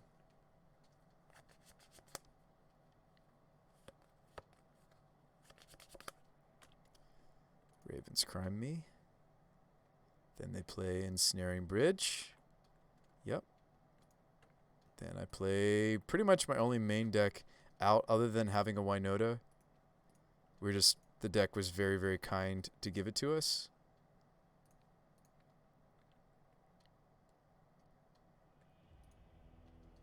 So let's actually sideboard, shall we? Let's actually sideboard. It's a bit embarrassing to mess up there and, like, not realize I needed to do something. So we want the Mass Vandal. We want the Revoker, right? Maybe not. We want Veil. I mean, they're playing this 4-mana Liliana. Why don't we just play the Teagster? Let's get him in here, right? Scooz does have a couple things that can hit Nether Trader, and also we don't need the trample stuffs. It's unnecessary. Although we might still play Loyalist. But yeah, in a matchup like this, I don't really need it. Could play Spellskite. Magus of the Moon gets cut. Heron's Grace gets cut. We just want Historian and Entity, right? Here's the Apparition. Vandal, Teague, Scooz. I'm just looking at my singletons. This is what I'm looking at right now. Have room for one more something. Probably should play Revoker before I play Loyalist. Like, they showed us both Lilianas. It's going to be a really efficient answer to them. Also, Favor of the Mighty is a reasonable thing to consider. Maybe I'll cut one Nest Invader. Ranger's actually fine here because they've shown us quite a few sorcery speed things that I'd be happy to delay them on. So let's just go ahead and play all of our Rangers, even though they're not finding Legion Loyalist. That's not a big deal.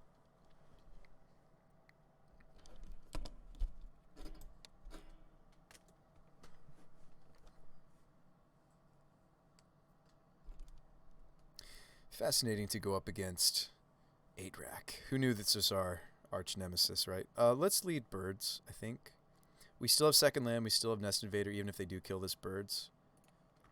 We've got a reasonable turn 2.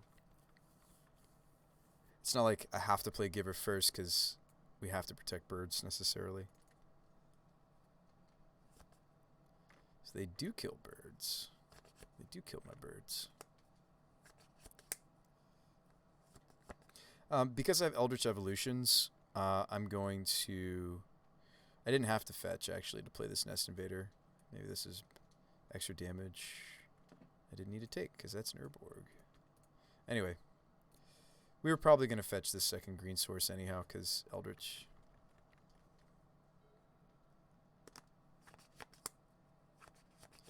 And we're actually good to go. I mean, obviously, I'm hoping to hit a third land. So let's ditch the Blade Historian. I might let go of the Giver as well.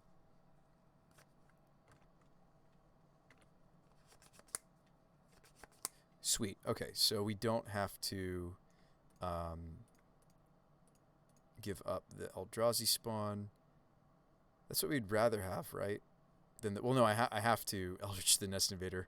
Spawn wouldn't go get Winota. I was thinking of a different card, I think, perhaps. Let's swing, get our triggers, hit something good, please. Yes, please. Spyro. Make it elemental, draw some cards. I wonder if we should even just cut Quarter Crawlings in this matchup.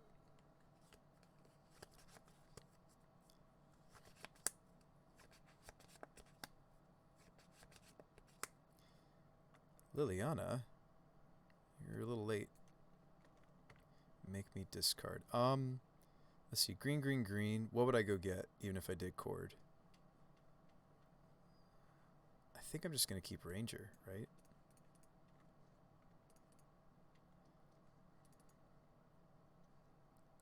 I think we've got this.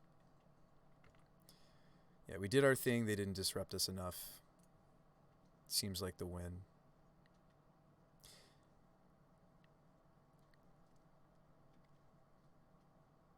I'm going to attack first because we are playing attack with creatures. So these are all going face. This Lily could good. Another Winota. It's not great here. Ranger. Okay.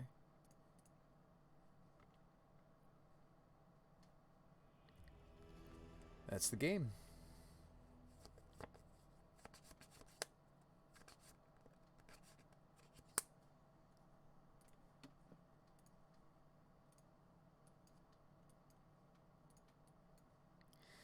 Yeah, I mean, it's late and I'm not thinking League this stream, but maybe next stream. We're almost, I mean, like, we're sitting on quite a few points. It's tempting to do these singles.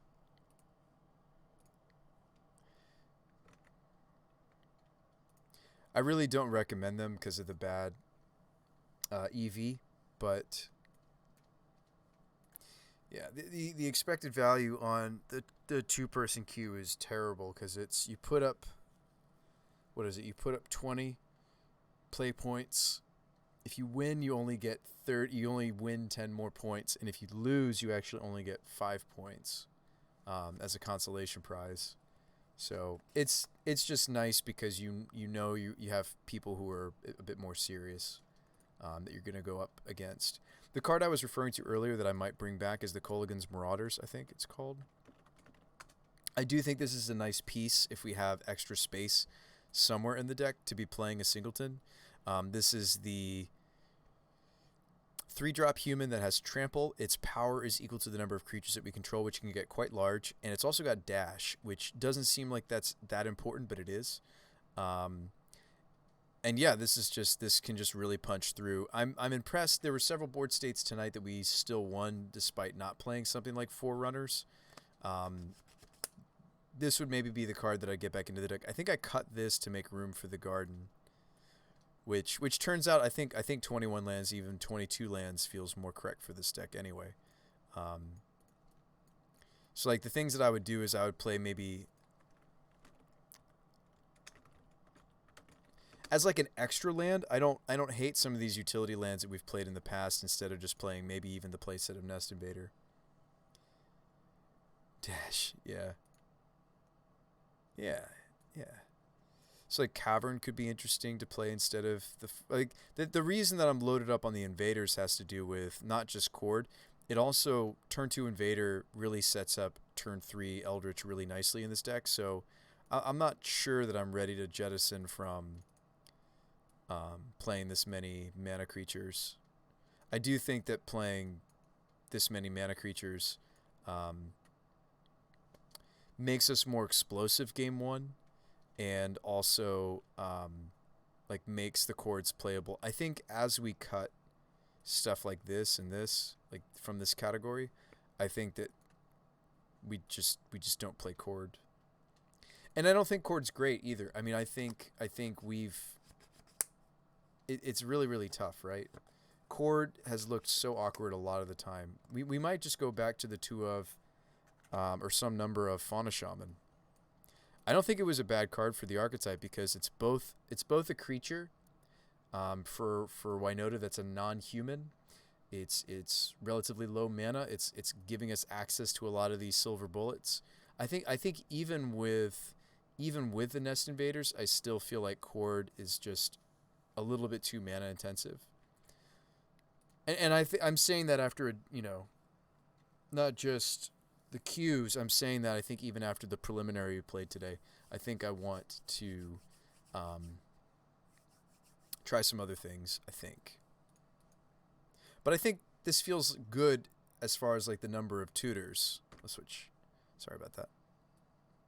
I think this feels good as far as the number of tutors we're playing. I think about 10 tutors feels better to me for Winota than the traditional lists you might see on MTG Goldfish and whatnot. We're going to keep the Heron's Grace champion. I think it really has saved our butts enough. I'm just going to cut the cords. And I'm going to maybe also move away from the Nest Invaders. I'll compensate by adding some more lands to our mana base. I'm thinking the Cavern and the Castle are the 2 lands I've missed the most that we've been testing in the past.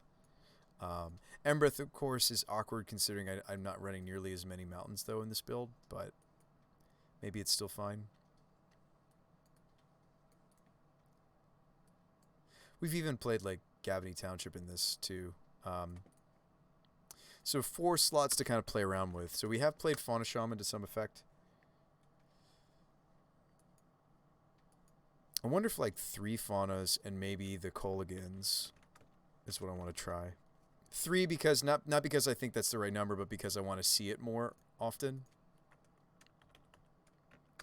And a Fauna Shaman build would definitely want to be much more creature dense.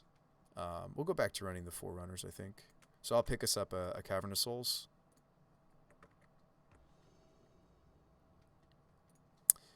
Now we did just queue on the previous build, so that's an easy mulligan.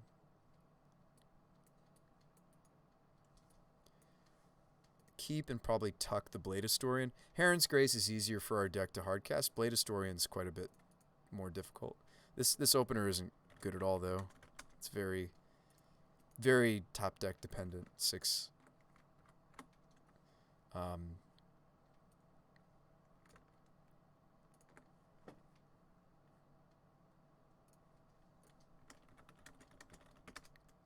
Cavern's still quite expensive of a card. It's about 20 tickets for 1. I think our mana base can support 1, and you name human. You could maybe name Shaman in this build, because that's both Seasoned and Fauna Shaman. But by and large, you're going to name Human.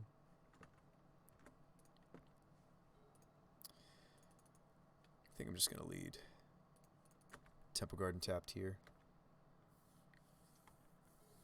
And the duo Qs is like nice for refining brews too, just because you can get in a lot of games against a lot of different opponents for not a huge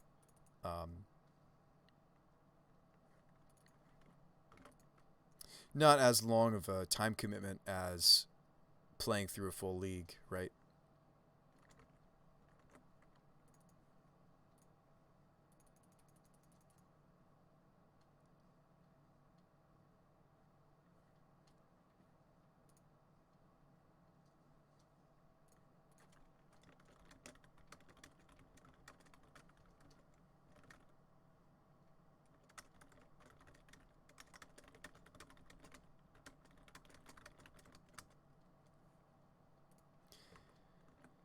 Okay, so what are we doing? I guess we'll play Windswept because it gives us the flexibility to go get the Dryad Arbor, because we might want to evolve that, actually.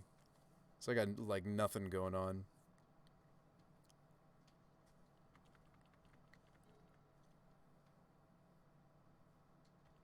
Rot Farm. We up against some sort of Death Cloud? Like, what is my opponent doing? Is this Death Cloud? Golgari Rot Farm. Fascinating. But we drew birds. I almost want to do that instead of what I was considering doing. Yeah.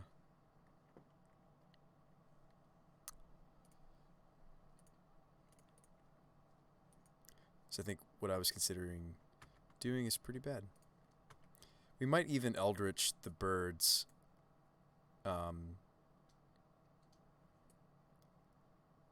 To get Spyro.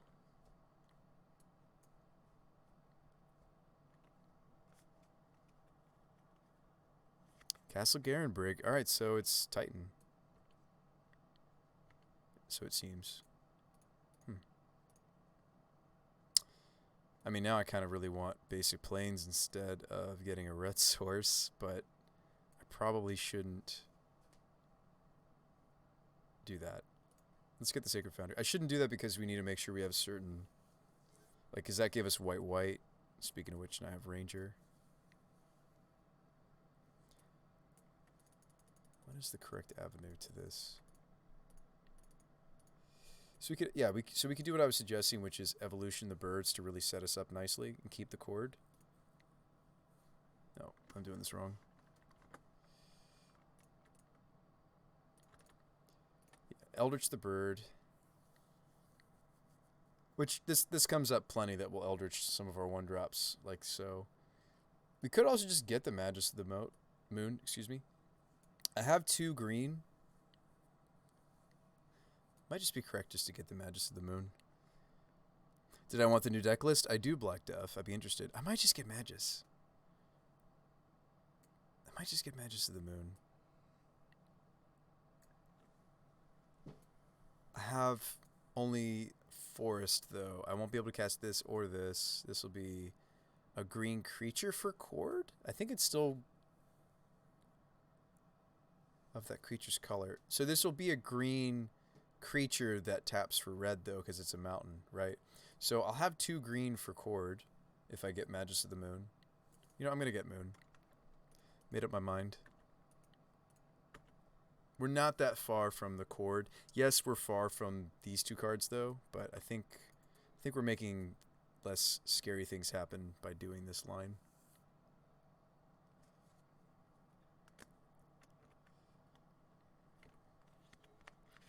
Drew a Blade Historian that I can almost cast. Funny enough. I'm pretty sure that Dryad Arbor still taps. Yeah, it's still a green creature. It'll still tap for green for Cord. Yeah, why don't you share that with us, Black Dove? I'm sure we'd be interested. More than just me would be interested, I imagine. Gosh, we're just any land away from the Blade Historian. It would increase our clock tremendously. Give us, like, any land in our deck, please.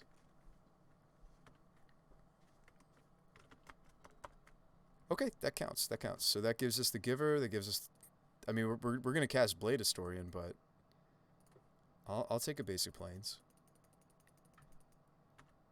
Hit you for 4. Send it on Discord. All right, thanks, Black Dove.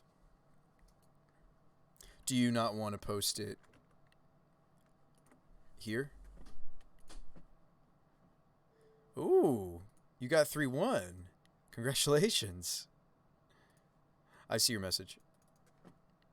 Thanks for sharing.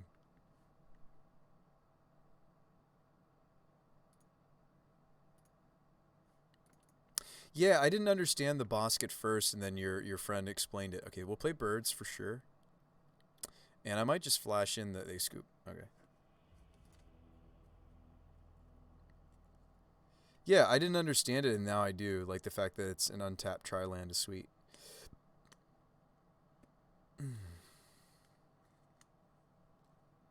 Oh, the Dregscape sliver's sweet, too. The one that gives all your slivers on Earth. Yeah, Leyline makes sense because hand hate disruption is really bad for your tutors. Oh, the Singleton Containment Priest you got me with. Ugh. Ugh. Gross. Alright, Titan. So they do have engineered explosives, but they have other things for us to be concerned about. We should play Vandal. Let's cut Ooze. Apparition's a bit slow. Grace can go because they're kind of all or nothing. It's not like they're chipping us away. I do think that the trample over is important in this matchup. Or I think that it's relevant, I should say. Giver doesn't really protect us from a whole lot. They do play Dismember, though. So we've also brought in, like, Spellscape for that reason before. Oh, excuse me. Thanks for sharing your list.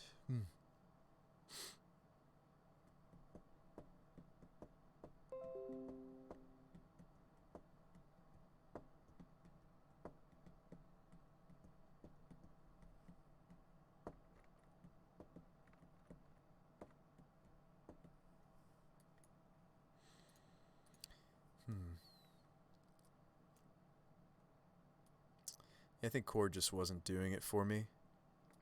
So I think I'm okay to move away from it. Alright, so we have 2 slots. What do we need them to be?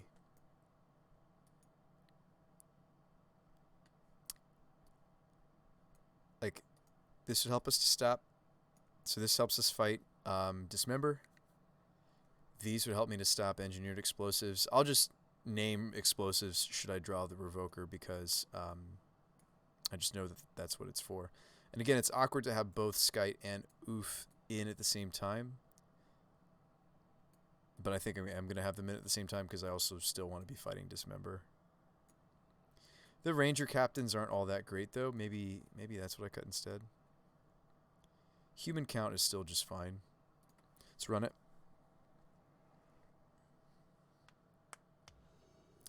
You're going to post another video now you have to make. You're a great sport. Oh, no, that was a great... I had fun there with that matchup. I mean, I would have liked to done better, but, you know, I made an honest mistake. All right, let's see. Mulligan. I'll say this, Black Dove, like, as a fellow brewer, oh boy. Like, it's cool to, like, see that I think the deck won, but I lost, right? Like, I made the mistake. It's cool to see that, like, card for card, like, if there was a different pilot, you know, I think it could have gone differently. Let's put these away. I think both of them. Wouldn't it just be better to play 4 Chord, change 4 Eldritch for 2 Chord, 2 Gooses? Chord being instant is so cool, though, says Bruno. Yes, you would think that this would be a good Chord deck, right? But actually, it's not. It's just not as bursty. We're also missing a lot of the cards that make Chord really what it is, such as like Nest Invader kind of pales in comparison to kind of the cards of old that really made Chord what it is, such as Although we have done like a devoted druid build of Winota, just so you guys know. We have tried that. It's not as bad as it sounds. Things like Wall of Roots is what I'm talking about, Bruno. The fact that it's instant is quite good, though, right, for your blue decks.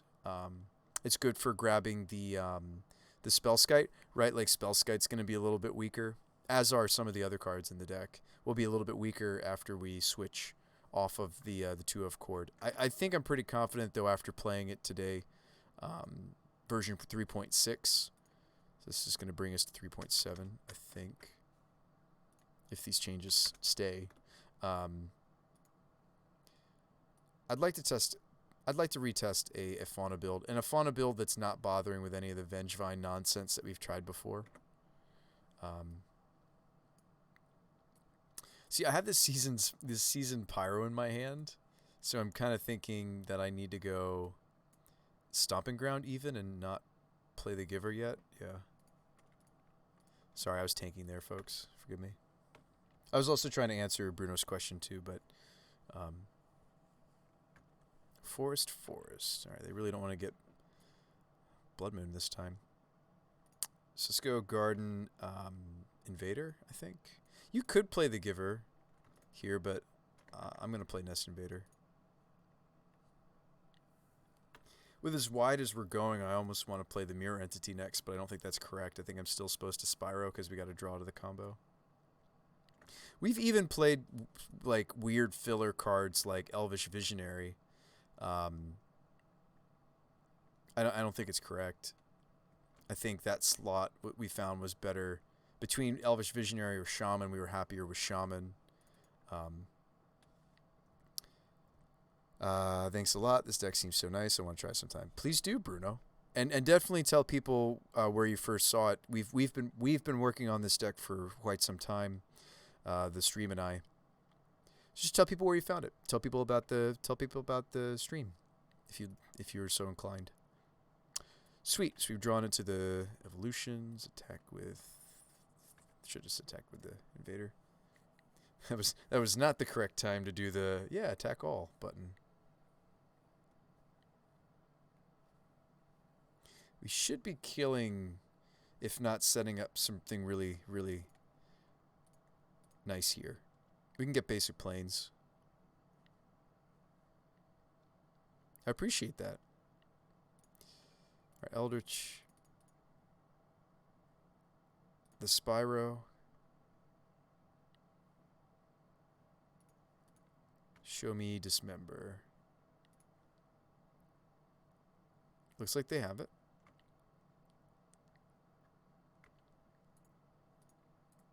Oh yeah, I'm a little heartbroken that they had the Dismember, but we'll swing in for 4.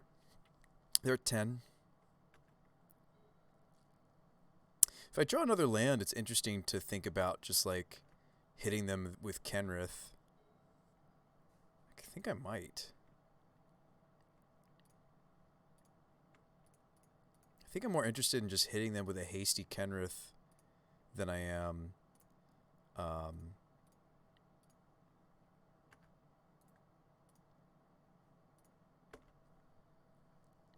got why you don't like Chord. Tap all dudes, it's not what you want.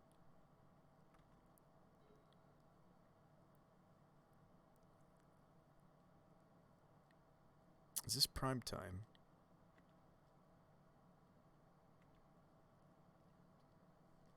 Yeah, we have tested Chord, and I think it's maybe not correct. But I do think this deck is just so hungry for tutors because we have lots of silver bullets, right? Like main deck, we've got Ooze and Apparition and Magus of the Moon. So I think the deck is really hungry for tutors. Like you have to be able to find the Winotas. So we'll try the 3 of Shaman. I think 3.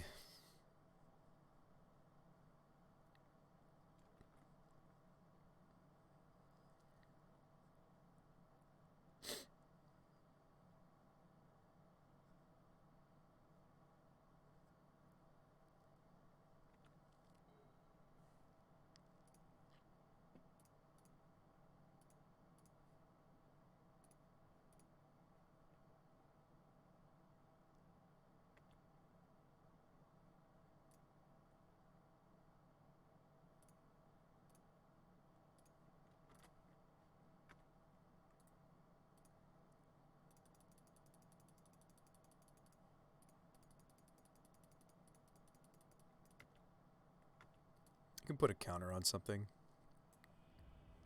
So we got there against Titan.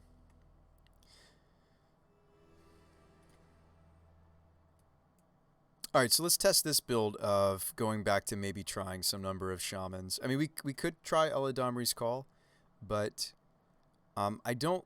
I like that shaman. Although yes, shaman's vulnerable to removal, but granted we're playing a bunch of givers, right? For reasons.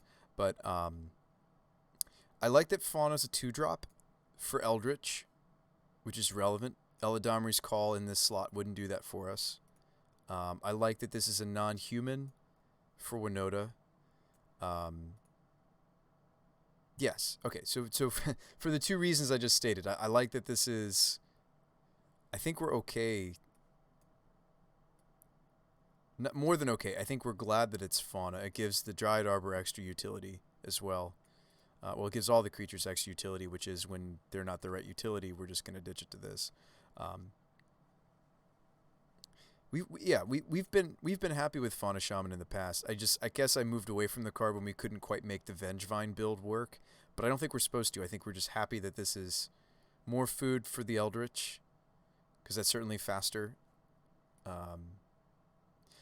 So Bruno, the reason, another reason we're doing it, like Eldritch is just a speed thing, right? The fact that it gives us X plus 2, so I'm paying 3 mana for the Winota instead of 4, and I know that seems small, but it's kind of cheating us forward on our mana a little bit. Granted, I have to give up a creature, and no, it's not ideal that I sacrifice the Fauna Shaman. It's much more ideal if I sacrifice like a Spyro or Ranger. And again, that's the thing, is I move away from running a ton of 2-drops like this. We're only running 4 now. We're not going to be Eldritching as fast. So you do need to have a certain number of 2-drops. Most of these builds we're playing a lot more 2-drops than I am. And slot-wise, if you want to imagine these as the 4 of... one disadvantage versus Geist Honored or the Angrath's Marauders builds.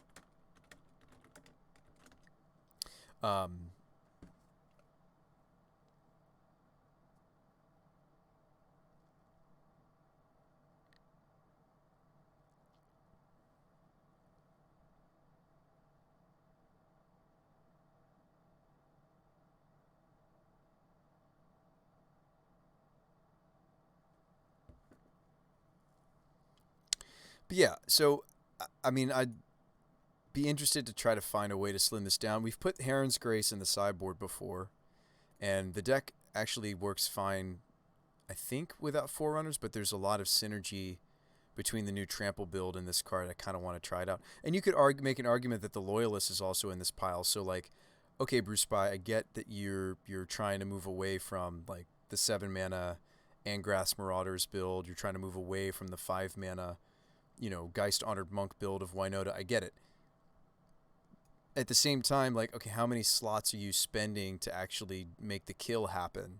Quite a lot, right? I will say, though, the fact that this is all castable, right? This is all castable, hard castable. In fairness, you can make the same argument for Geist Honored Monk, not the Angrath's Marauders, of course, because there's 7. That's the somebody called them the Pirates of Wrath earlier because they're referencing the Furnace of Wrath, 4-mana red enchantment. It's like colorless red enchantment. And these are sweet, but like you achieve a similar damage output with just Blade Historian, and Blade Historian is feasibly hard castable. I mean, yeah, as we make those little changes, like moving Grace to the sideboard, maybe that is the correct call. I'm not sure. I do really like that Forerunners has dash. The Heron's Grace having flash is actually kind of nice too, because as we pull humans out of the deck with Winota. If this is in my hand, I can flash it in after all of the triggers are finished. So that's nice. Legion Loyalist is nice synergy too for Winota because you put this on the bottom of the stack since they occur at the same time. You can choose to stack them that way. And maybe 3 Faunas is wrong. Maybe it's only supposed to be 2, and then there's another mystery card we haven't discovered yet. Now, I will say, in the case of Angrath's Marauders, that deck is usually 4 Angraths, 4 Lightning Bolt. And they're not just playing Lightning Bolt because it's a good card. If you read Angrath's, it's if a source you control. Doesn't need to be a permanent. So a Lightning Bolt is a source that you control of damage, right? So Angrath's Marauders also soups up your Lightning Bolts. And so the deck, really the full combo of the Angrath's Marauders builds of Winota Joiner Forces in Modern is you're playing the 4 of Marauders and you're playing the full suite of bolts at least. You might play more burn than that. So I would make an argument that that package is actually more like an 8-card package with 4 of these and 4 lightning bolts. The Geist Honored Monk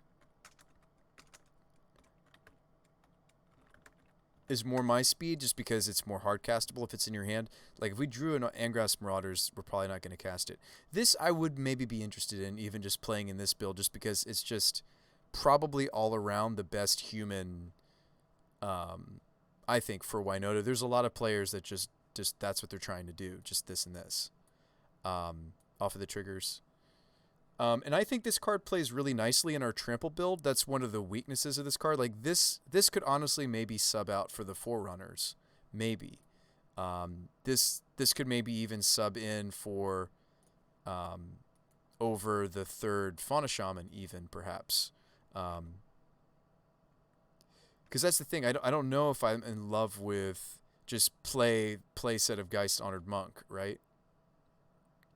And I'm sure as I start to play with Geist Honored Monk, I'm just going to fall more and more in love with playing the card. But I do think that these creatures like this or creatures like this, well, this already has Trample slapped onto it. I feel like this card really wants to be paired with something like Trample because like it gets really huge in this deck. Like it's like a 7/7, but then they just chump it. I know not in every match, but I wonder maybe if the first Geist Honored Monk is something else I should be testing. This should be the same number if I play 2 font. Well, now I have very few 2-drops though, so I don't know about either of these honestly.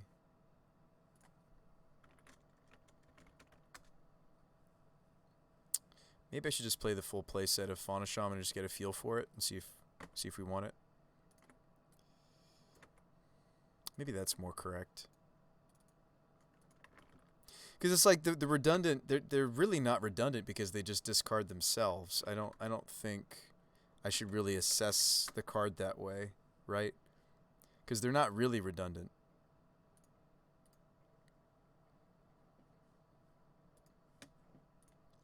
Hang on, folks. Let me take this. Actually, let's take a little break. I actually haven't used the bathroom, so let's take a break.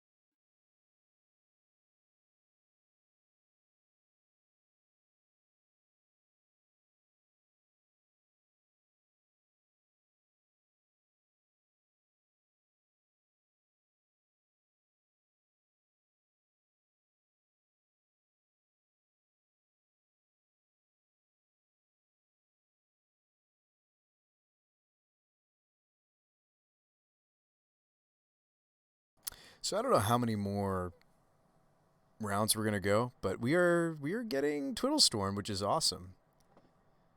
Certainly don't see this deck enough. Definitely for me, like watching them go off, scratches kind of the similar itch. Yeah, I finished my phone call. Scratches a similar itch as I have with, you know, like your Jeskai Ascendancy combos, like I referenced earlier. Actually, I feel like that deck's a lot stronger now thanks to Breach. I've even seen just like there's a Breach deck that's like a grind. I'm sure it's a nightmare to play on Magic Online, but it's like you use Emery. Yeah, it's like an Emery combo. Emery, grind. Oh, what is it called? Grindstone? No, it's not Grindstone. Oh, I can't think of it. But yeah, it uses Underworld Breach, and you just kind of wombo off. You mill. I think you mill enough of your deck to set up the pieces you need, and then you mill their deck. That seems like an interesting deck, too. They had double Abrade, if you're wondering. But Bruce Spy, you had Giver of Runes and Magus of them. They had double removal. So, double Abrade. Surely we're dead, right? Just a pipe dream to think that they're going to mess up. They only have 2 cards left, though.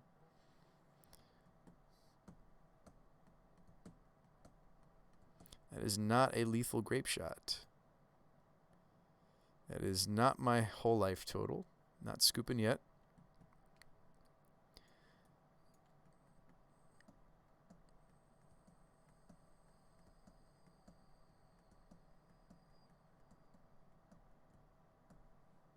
Opponent says good game. Do you have a second grape shot?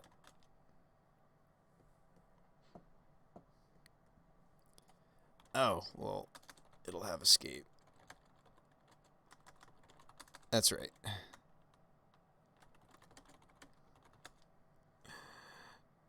My bad. I don't know why I wasn't thinking about the Underworld Breach. That's funny. I was like, wait, we're not dead. He doesn't have enough storm count. Oh wait, it's gonna have escape. And he has enough cards to pay for the escape on that. Yeah. Alright.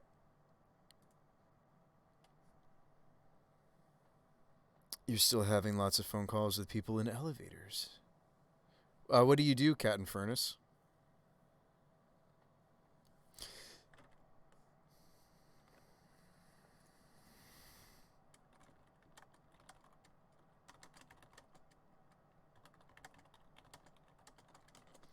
Alright, thanks for the games. Deck looks like fun. That's what I'll say to them. Alright, so I am really liking this trample build. The Kenrith build. Let's keep it going. Let's keep testing fauna. I'm not convinced it's going to be a playset of fauna.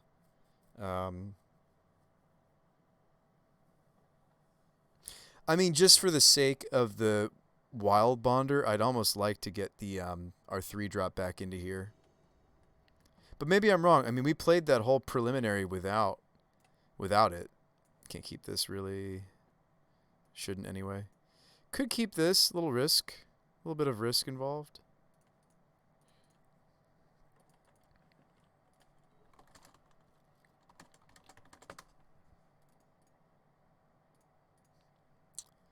I think I'd rather get Stomping Ground than... I mean, just because, you know, Spyros are more important to this deck strat typically than some of our white cards. So we'll bird it up. You answer the emergency call buttons from elevators. Ah. It's like they're trapped. That's like... You kind of get to be a bit of a hero there, right, Cat and Furnace? Right? In a way? Yes? Does it feel like that? So this is like where it's tempting to play the Fauna Shaman and then use Fauna Shaman to discard something else to get Dryad Arbor to make sure that we get our land drop on. But like if I just play Bird, then I have more mana to work with. I think I'll play Shaman. Because I'm thinking of ditching Entity or the other Shaman if I miss a land drop next turn. If I don't, then I don't have to consider that, I don't think. Speaking of missing land drops, opponent isn't really. They're playing spirits, by the way. If you guys can't see, I don't know if you guys got to see that they named spirit on the Cavern of Souls. Relevant information. So we did hit our land drop. So that means I can do something different with my turn. I might even just... So I could deploy the entity, but obviously it's smart for me to just deploy birds and play the other shaman, right?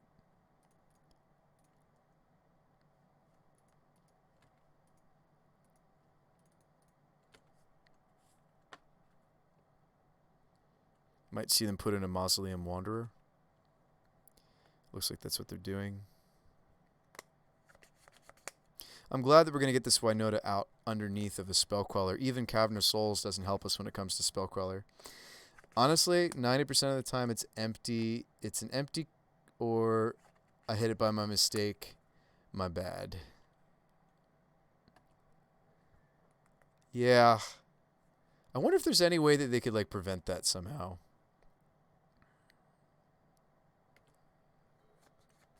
You know? Alright, so do we Eldritch into the Winota, or do we just Winota? Well, obviously, since there's Mausoleum Wanderer, we don't want to do this. We're very happy that we just drew this Ode de Naturale, you know? You know? Sometimes you just draw it. Jade says, I'm surprised it's only 90%. I mean, people can really, like, have trouble or get trapped. That is a thing. Get a couple triggers here, and thankfully they're also a fellow fair deck. So we'll probably... let's not get overly confident with our lingo. I almost did, and I changed my mind. I'm glad I did. To be more reasonable human. Oh, the trample's going to be great from this Kenrith, potentially. So yes, that's a freebie block for them. We smash them for 9. They go to 9. We kill them next turn, most likely. And, like, that's the thing. They had a double vial draw. That's pretty fast, right? Although I guess we won the dice roll, didn't we? But yeah, Kenrith next turn giving us trample is going to be sweet.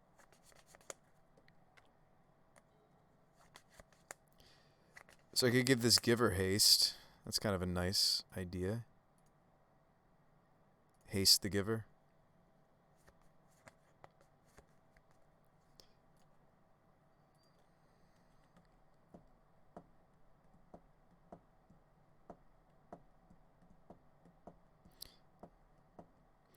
So are they trying to nab the Winota or something? Let's see what they're doing here. I'm guessing this is a Skyclave. If they do that, I can tap birds to activate the Kenrith ability again to give the Giver haste to protect the Winota. Let's see if that's what they're trying to do. Looks like that's what they're trying to do. Ain't gonna work, opponent. Not gonna work. You shouldn't have let me put the Giver into play. So we're gonna tap this for red, and I'm gonna Kenrith again. And I'm gonna protect this from white. That was sweet. If they had that play, they should have absolutely done it before I put the... I mean, I make mistakes too, you know?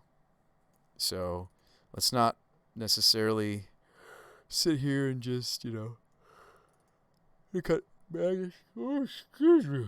Oh, sorry, guys. I got tired. Maybe we'll keep Heron in because they're spirits, and they can certainly beat down. I do like keeping in the trample package, but maybe we don't have room for it. And just like Historian Entity. Don't really want to cut this 10. It's kind of where our oomph comes. Like, these 3 can be subbed in and out because they're really only most important when my opponent has relevant blocks to be making. I think spirits can... Well, yes, spirits can block.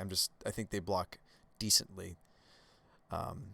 Frostodon's interesting. Toski's interesting. Linvala turns off Mausoleum Wanderer for our evolutions. They could get in front of us, like threat-wise, life total-wise. Timely's interesting to think about. Don't need the Glyph Weaver. Abolisher is interesting. They won't be able to Spellquell us. We probably want this. I might not run all of these evolutions. Fauna Shaman to find Winota is a little safer. Teague is interesting. They didn't have green mana, right? I don't remember what they had. All they showed was Cavern of Souls, so I don't know. Veil of Summer. This actually doesn't stop Spellcrawler. Yeah, I'm pretty sure we want this, though. Burrington, no. Oath and Vandal let me fight over Aethervial. Of course, Collector Oath being the better of the two. Revoker lets me fight over Aethervial as well, efficiently. So these three I'm more interested in than the Vandal. Let's play these three. Cut a Fauna? No, we cut an Evolution in this matchup, right? I need to start remembering to do that against the permissive decks in the format. Like, we really should slim on Eldritch. And this is where I'm very happy that I have the playset of Fauna we're trying out, right? Because I still need to be able to find... You know what, let's just do this. I think Eldritch is that much weaker in this matchup. And so is Ranger. Ranger we're just still running maybe because it finds Legion Loyalist, right? So maybe... Maybe I shouldn't be playing... Well, I don't think we should keep this one-lander. Especially now that we're like a 20... Well, this hand might be too many lands. This filters well. This filter would help this hand quite nicely, but like because I have Castle, like I actually kind of want to just keep these three and put back the Rugged Prairie. Because we have white here. We have red-white here. Obviously, this hand's going to need to draw into a green source. I mean, it still functions if it doesn't, but I'd prefer a green source. I could name Shaman on this Cavern, actually. Oh, okay, or we draw an Arid Mesa. That would be better. Yes, it looks like they're just blue-white spirits to me. Yeah. So this is Rattle Chains, perhaps. Be surprised if it wasn't.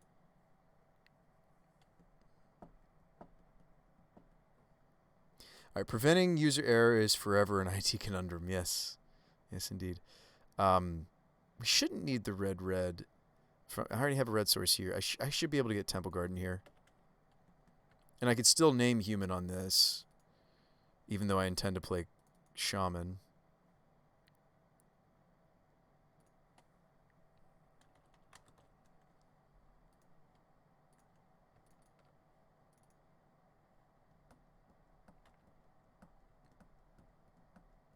Be really surprised if this wasn't Rattle Chains. Okay.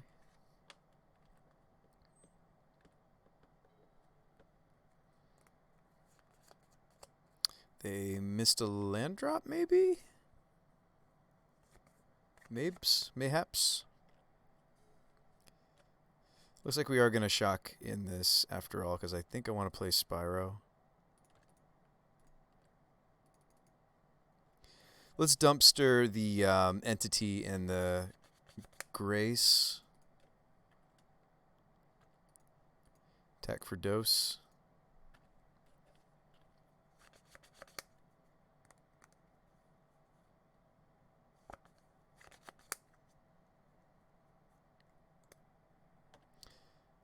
Phantom. Why not just flash that in and block the Shaman? All right.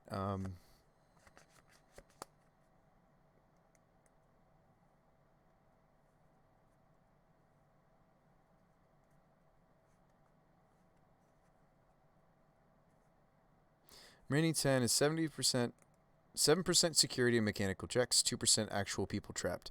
Yeah, but like, isn't that 2% why you do your job, right, Kat? It's like that 2% that need to be like legitimate, like help me situation, right? I mean, maybe not the sole reason you do your job. Obviously, we need we need to make a living, right? But I feel like isn't that 2% kind of exciting? Yes. I have no idea. I've never had your job, so I don't know. I don't.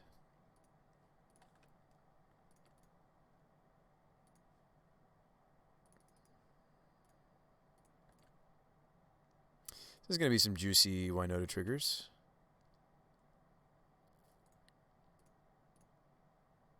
I don't think I throw the Spyro under the bus. I think I do want my triggers now, though, and I'm okay sacrificing the tokens and the... Winota's going to get in.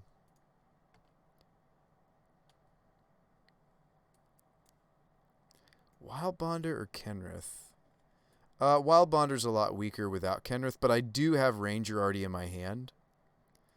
So I could already set this up. And this is a matchup where I want to set this up. I think I take Wild Bonder because I already have Ranger into... Yeah. Blade Historian would be nice to hit at this point. We don't... And they don't have an Aether Vial, so let's just go with Spyro. I'm going to keep the Ranger Knight Captain because I'm planning to go get... and I already have enough mana to do it. Colors as well. I know this means one less elemental, but I wanted to... Oh, we just drew another one anyway. So yes, they do have some nice blocks on me, but I think it was worth it. We got to put them down to 4, because what do we get? We got a Winota, we got the... Proud Wild Bonder, and we got a Spyro. I think that's worth losing losing an elemental and a Fauna Shaman, wouldn't you say? And Quarter Calling wouldn't be able to do what that Fauna Shaman just did. So I don't know. I think I'm actually okay with the Shamans. I'm liking it more and more. We're also at 7, by the way. All right, so let's Ranger and go get our little Duder. To get the nice combination of... You guys are going to get to see Wild Bonder plus the... I mean, unless they have like a Mana Leak or something here. I don't know. They might. I would maybe put Mana Leak in my Spirits list. You going to see Mana Leak here?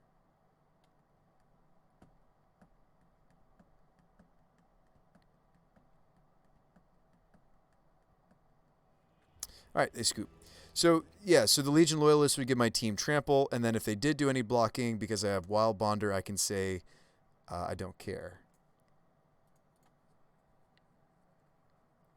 Isn't that kind of neat? That's a neat little synergy we discovered. I mean, it all started with this little guy. Seriously. Like, we started playing a Legion Loyalist as a tutor target for the Ranger Captain, because if I don't have the double strike guy, the first strike is really nice. Really, we're playing this mostly for the fact that it's a haste threat and that it gives our team trample. But then we started going weird with it, and we found this card recently, this past week, as I was messing around. I started messing around with the Wild Bonder, and like, yeah, I mean, pretty much any stalemated board, which you'd be surprised. There's quite a few decks in the format that have blocks that are relevant for us to be able to swing through. Bonder lets us do that. Granted, it needs another piece though, right? Because he says only creatures you control with trample you may have this creature assign damage as though it weren't blocked. So we need to paint the team with trample somehow, right? So we're trying Kenrith and Loyalist. There's other cards we've tried to do that. There's a Guild Mage that's really bad that does it for a green and a red. Kenrith, I think, is the better option. But there is a 2-mana Guild Mage that also gives your whole team trample. So, if we wanted more redundancy, I guess we could play that too. Maybe that's what we'll play instead of... Because it's really important that the Bonder works, right? If we're going to play this card, we really want it to work. We certainly don't want it to just work on itself, right? And just be a 4-power human that kind of has pseudo-unblockable, right? So, like, maybe the 4th Fauna Shaman becomes the first of that Guild Mage. I don't know, do we think we need more redundancy there on the giving our whole team trample?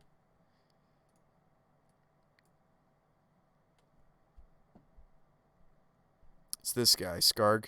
Skarg is actually not the worst because he's a human that makes non-humans. We talked about this before. He has also the ability to make a land that we control. It's expensive mana-wise because the land itself needs to still be untapped, but it can animate a land into a 4/4 to either block or to swing and get a Winota trigger. Honestly, I feel like this would just be a 2/2 that we make. We would almost be better off running like multiple Kenriths, right? If we really want to make sure that synergy happens. But then again, at that point, shouldn't I be playing multiple Blade Historian? Anyway, let's mulligan this. This hand's not much better. We have a bunch of our white threats, and I have no white mana. We would certainly tuck a Ranger if I did keep this.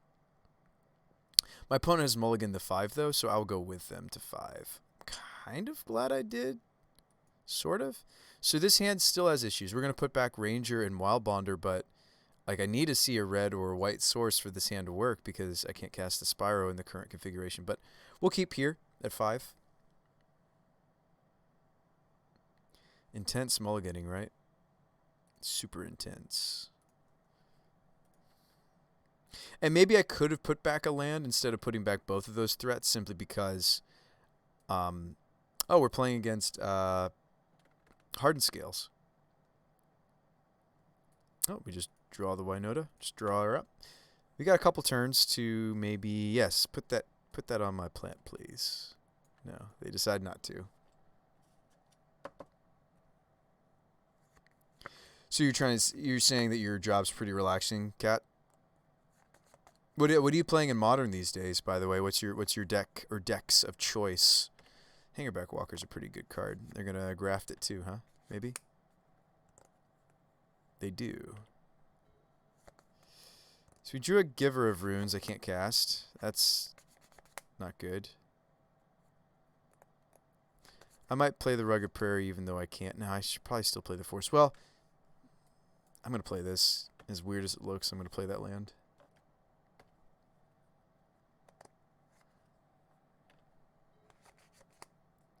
And why do they have Garrick in them?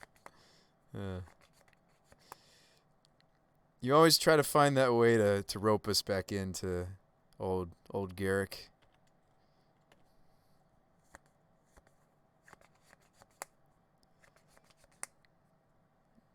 I appreciate you, Jade. All right, the Ozolith and Ballista. Is that what's happening?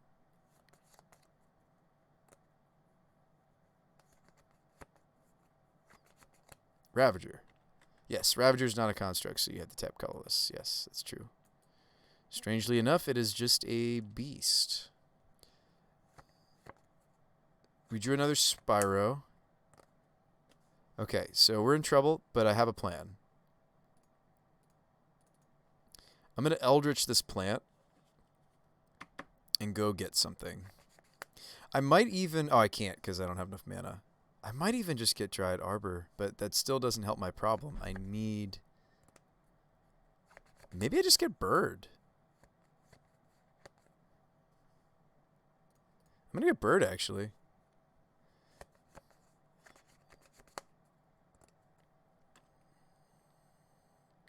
It's a sad state. It's a sad day for us to have the Prairie and draw Garden Forest.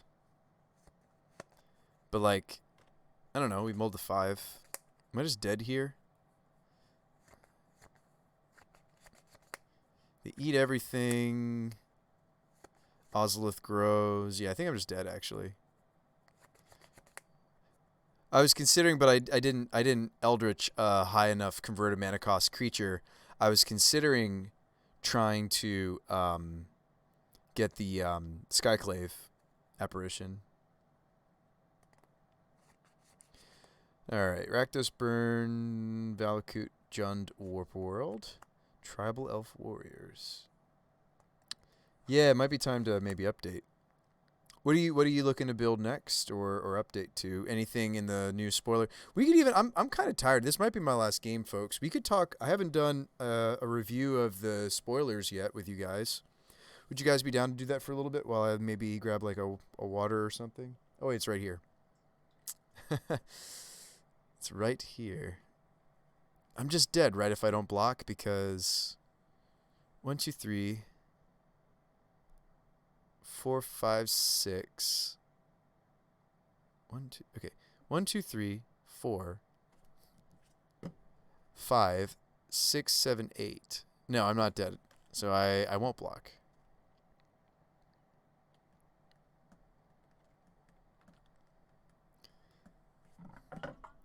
Now we draw the land. Of course we draw the land now, folks. Always draw the land now. I mean, I can get Winota on the table and I can swing with a bird. Bird dies to a Thopter. That feels bad. I can get rid of the Ozolith. I can try to get rid of the Ravager. With it. No, I can't. I don't have a tutor anymore. Yeah, I think we were just supposed to try to build up this... Build us... Yeah. Red Spyro, Ditch.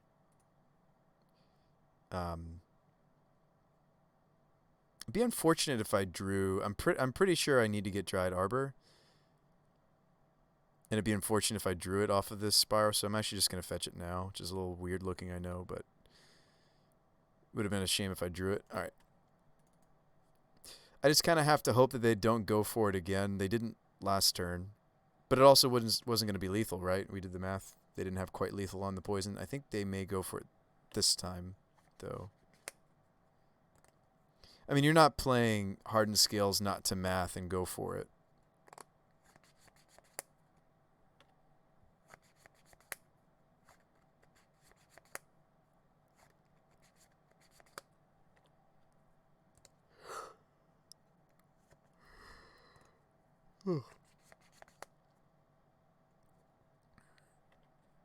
So those go onto that, and then this goes there, and then they kill us, and we lose. Yep.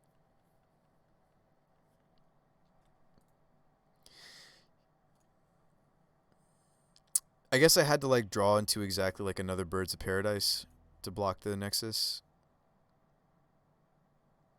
It's okay. We have some sideboard stuff that's pretty relevant for this matchup. Linvala turns off quite a few of their most important pieces. Timely's interesting, but I don't think I want it. Not Teague. Revoker, Oath, these are all stars here. Spellskite's funny when it comes to yeah, Spellskite's a little interesting when it comes to Magus of the Moon turns off Nexus. I don't think that's significant enough though. Like it's funny against Infect I'm interested. For them it's kind of like a back way for them to win. I think I will cut Grace. They're kind of a pseudo combo deck. But yeah, we definitely want Revoker and Oath. Then I'm interested in also Vandal. They don't have a ton of removal. I don't necessarily need all of these givers. We could cut some number of them. Like we could play these two pieces and then still play two givers. The new triple blue mill card makes you want to start brewing mill. Yeah, I saw that card, and you like it still mills even if you cycle it. So like I bet early game you're just like cycling it and milling them and cycling, and then late game you can just fire it off. Maybe, I don't know. Yeah, card looked really good to me too. I know Spellskite's a bit of a non-bow with Collector Oath. I feel like it's funny. We often, it seems like the times that I want the Spellskite, I'm also interested in Oath. It's kind of awkward. But Spellskite is just useful when it comes to there's only one card in their deck. Yes, I'm interested in it because they do run Dismembers post board. I'm most interested in the Spellskite though because it is it makes it so they can't put the counters where they want to when it comes to Arcbound Ravager. It's because of the way the graft works. They can choose not to move the basically they have to it stops them from moving the counters around because I don't think it specifically says you control. Oh wow, we could really keep this hand. Sweet, wonderful.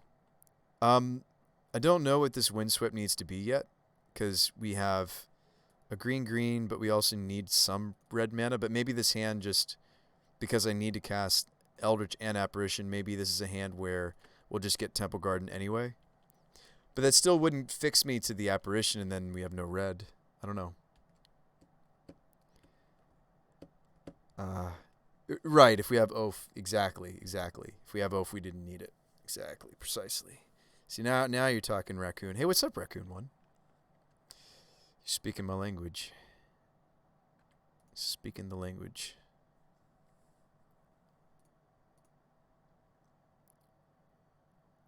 Sanity Grinding is an old card. I really like the new one. Can you link that card? I forget what it does. So yeah, I mean, because we have Eldritch and Skyclave, I'm going to go Garden. Oh, nice. Okay, we just drew another. Cool. I'm going to play Shaman because I don't know what card necessarily I need to revoke yet. I mean, you could preemptively Revoker Ballista. That's a good name. What about Void Mirror?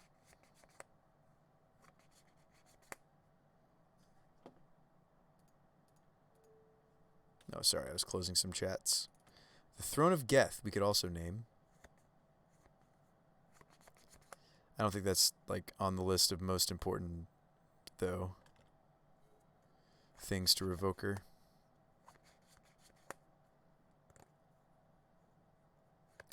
I think I just want to go get the Oath. Like, I think I want to ditch Blade Historian and go get Oath. And, like, this Fauna Shaman now, of course, like, right now, it looks amazing.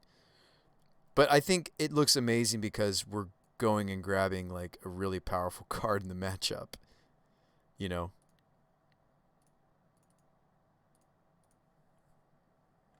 That we hope they don't have a Dismember for.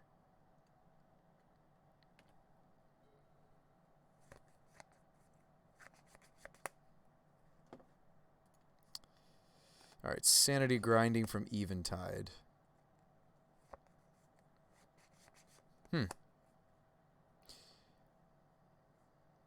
With Chroma. Back in the day, back in the Eventide, they had Chroma.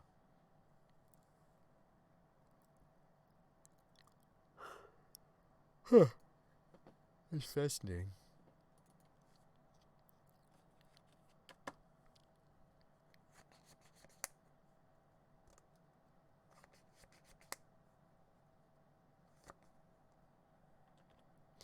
Imagine if Chroma is in Modern Horizons 2. Yeah, that'd be interesting.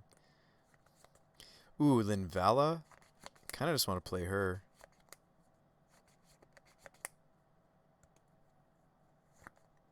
Gosh, we're just drawing like all of the hate for our poor I don't feel bad for them. For a poor little opponent. Doesn't really matter which red source I get. I should start getting red sources. If we had Scavenging Ooze in, then Stomping Ground would be the more significant card. I don't mind chalking this in and just making sure we have our colors. Yes, this means I'm not activating Shaman this turn. I think that's okay. Does he have any sort of way to, like... You know what's, like, really sad is we turned off this poor guy's Darksteel Citadel. I feel a little bad about that. That's pretty brutal.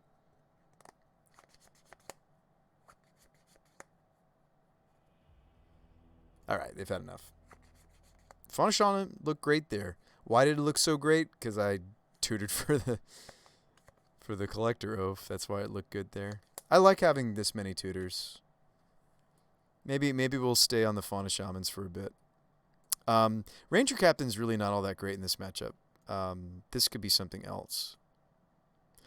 The something else I don't know. I mean, like maybe even the two givers is better because we could better protect Oath. Yeah, like matchups like this, like it's almost just like protect the queen or the king. Just protect this thing that we just want to tutor for. Grand Seal says I'm thinking about playing this for FNM. What do you got for me? Oh, Primal Command? That's fun. Yeah, that's a cool... Here, I'll show it real quick. Here you play... Your build around, of course, is Primal Command. If you guys don't remember this one, it's a lesser played but still powerful command. Gain 7 life. You get to choose 2 of these. Target player gains 7 life. You can also use that on shadow opponents, by the way, because it's target player. You can kill like all of their shadows potentially, which is really cool. Put target non-creature permanent on top of its owner's library. That's the mode you'll use the most, probably. Target player shuffles his or her graveyard into his or her library. Yeah, dredge, etc. Search your library for a creature card, reveal it, put it in your hand, then shuffle. That's the mode that is also most used. So a lot of the time this is put something back, go get a creature card. Oh yeah, this thing has Turn Tibber now. Yeah. Oh, you're playing Ephemerates? Ooh, what are we ephemerating? Slime.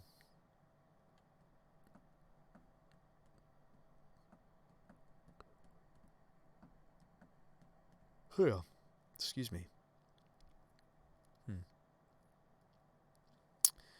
Yeah, you've got some stuff that's worth flickering, for sure. Ghostly Prison. I don't know anything about your meta, though, so I'm not sure about some of the card decisions, but it looks like fun. Thanks for sharing that with us, Grand Seal.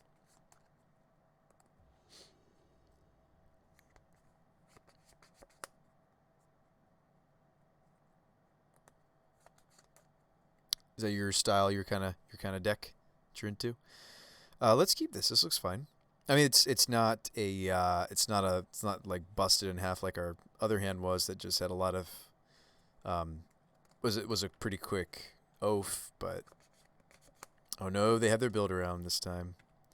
Well, we got a game, boys and girls. We got a game. All right, let's. I'll still lead Birds because Birds lets me turn 2 seasoned. Like their deck really, it's designed to go quite fast. I don't think I want to sit back and just sit on the giver.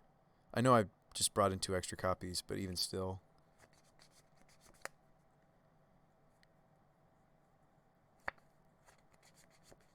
Oh man, is this another Hardened Scales? Whoa, speaking of Dismember. Okay. Well, they made the decision for us. Sometimes that's fine. We could even go get basic planes and I still have all my colors. We took out Magus of the Moon, right? Yes, good. But I still might just get... well, shoot. Now I'm not going to sequence my Spyro. I did mean to play the Sunbaked. I just punted a little bit here, folks. Whoops. I can get us back on track with the Foundry, but it's going to hurt, and that 2 life may certainly cost us the match. That sucks. That really sucks. I messed up. Yep, I knew there was a reason why I was thinking about playing the Sunbaked, and this was the reason. But then I drew the fetch, and I was like, oh, I could just go get planes. Why don't I just go get planes? And then I'd already played the Windswept, and that little reasons why like that, I think, are why this is the last match of the night. Oh, and then he's just going to Ballista my giver. This is going to be a big Ballista. I think we're just losing to this unless I can draw an answer to the Ballista.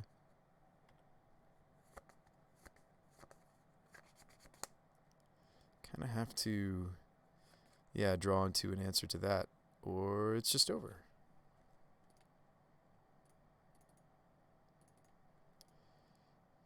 We're not even making creatures off of this. I just had so many lands. I am wondering if we have too many lands now, actually, between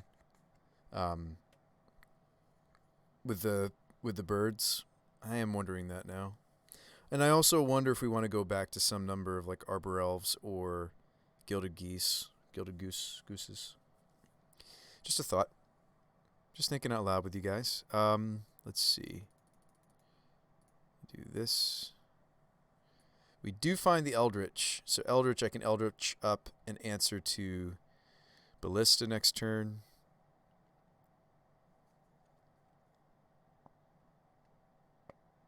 It's so big, I almost want to just exile it instead of trying to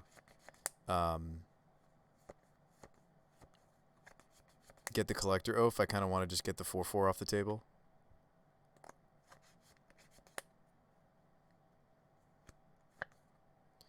Gosh, they had like a really bonkers draw here.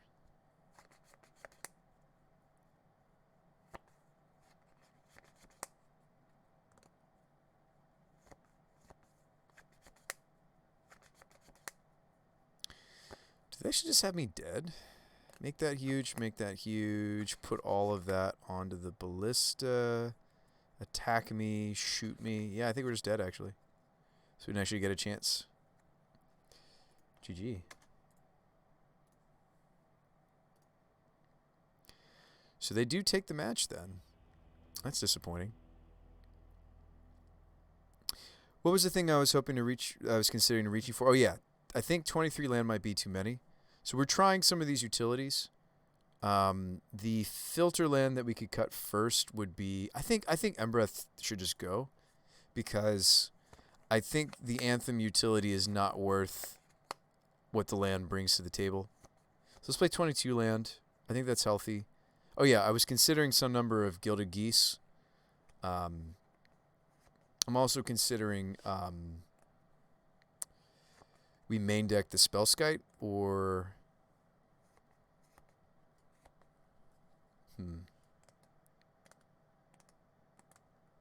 No, I'm actually liking the playset of Fauna Shaman. I didn't think that I would. I am.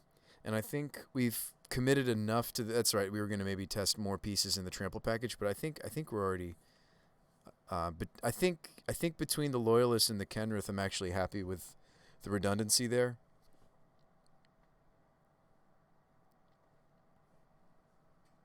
Yeah, I think I'd like to come out of the gates faster more consistently. And I don't think our mana base is Arbor Elf friendly. We'd have to like shift things around again. I did like the Gilded Goose flew. I did like its utility for making more food. Maybe we do play Geese again. Some number of Gilded Goose. Even just the first one is nice because it gives me something else I can tutor for with Ranger when none of the other targets make sense.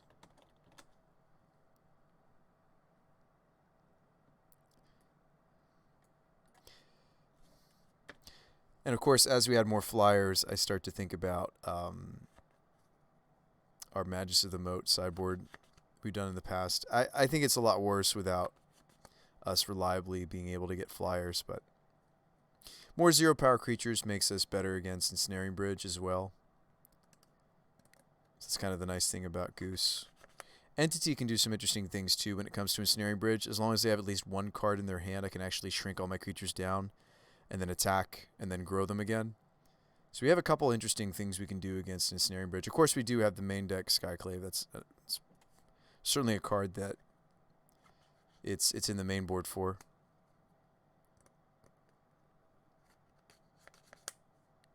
Yeah, I don't think I want to make huge changes yet anymore to this. I think I'm content with a Goose.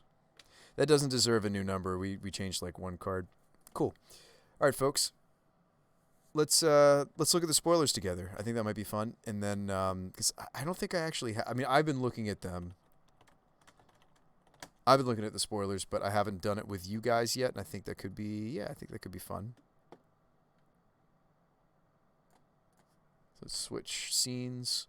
All right. So of course, what everybody's hyping about is grief, right? Actually, should I zoom in? Yeah, let's zoom in. So there's a lot of hype around grief, as there should be, right? This is a stronger Unmask. Unmask, of course, sees legacy play. But yeah, the fact that this is an Unmask that is also a 3/2 menace body in the late game, like we rarely you don't see stuff like this, right? Like it's a discard spell in the early game that is I mean this is crazy. I wonder if we're going to start to see Agadim go up. Like that's my first thought is the lands that count the black cards that also count as lands. I wonder if those start to go up because of the existence of this card. Like Crypt. You guys remember that card, not Crypt of Agadim, the new Agadim card, Agadim's Awakening. I feel like if the decks that could be utilizing grief would also maybe think about Agadim's Awakening, and that is on the front side. So it is just like the blue card was sometimes included in decks that wanted an extra blue count for pitching to force or force negation. Like all of a sudden, I think Agadim's Awakening all of a sudden is like a thing, right? Because this is a powerful effect on a land that's black. So anyway, have I tried using Goldfish's spoilers over Mythic spoilers? Are they better? I'm not excited about the Angel whatsoever. I already looked at it. The English translation on this is a 7-mana 7/7 with flying, and when it enters the battlefield, we get to choose a card type, and then us and creatures we control have protection against the chosen card type, but it's not like a legendary or anything, and I don't know, but it's filterable and stuff. Well, so is this. Maybe they have better filters. Yeah, the black card's really... Oh, this is a new one for me. Hang on. Let's just go back to the main. Ephemerate combos with grief. Right. And there's other... Yeah, exactly. There's other stupid things we can do with this card, right? Yeah, Ephemerate. That's gross. Not in Modern, but in Legacy, you can reanimate grief after you evoke it. Yeah, I mean, there's going to be all sorts of wonderful degenerate stuff that this card does. Dekon's a 3-mana Planeswalker. I don't know how effective Surveil really will be as a +1 on a Planeswalker. The -3, of course, is great. I think the most interesting thing that they chose about Dakon is that he's going to enter the battlefield with the number of loyalty counters equal to the number of lands that we control. So he almost wants to go in Stoneblade as well, because look at his -6. He can return a Batterskull that somehow ended up in the graveyard to the battlefield. So I feel like I'm sure people are going to be thinking Esper Stoneblade, which totally fits this card's aesthetic too, right? It's interesting concept. Ursary is just such a meme. I don't know if I want to talk about it all that much. Kark's Thumb, right? So when it attacks, it's too bad it doesn't have haste, but when it attacks, we choose a number between 1 and 5. We flip that many coins. Any flips that we win, we draw a card over. Flips that we lose, Yuri deals 2 damage to us. If we win 5 flips, I may cast spells from my hand this turn without paying their mana costs. Now, if you won 5 flips this way, I wonder if that's just overall. I think that's overall. I don't think it has to be that turn, the when it attacks, the choose between 1 and 5. I think it's just overall, by the way. Yes.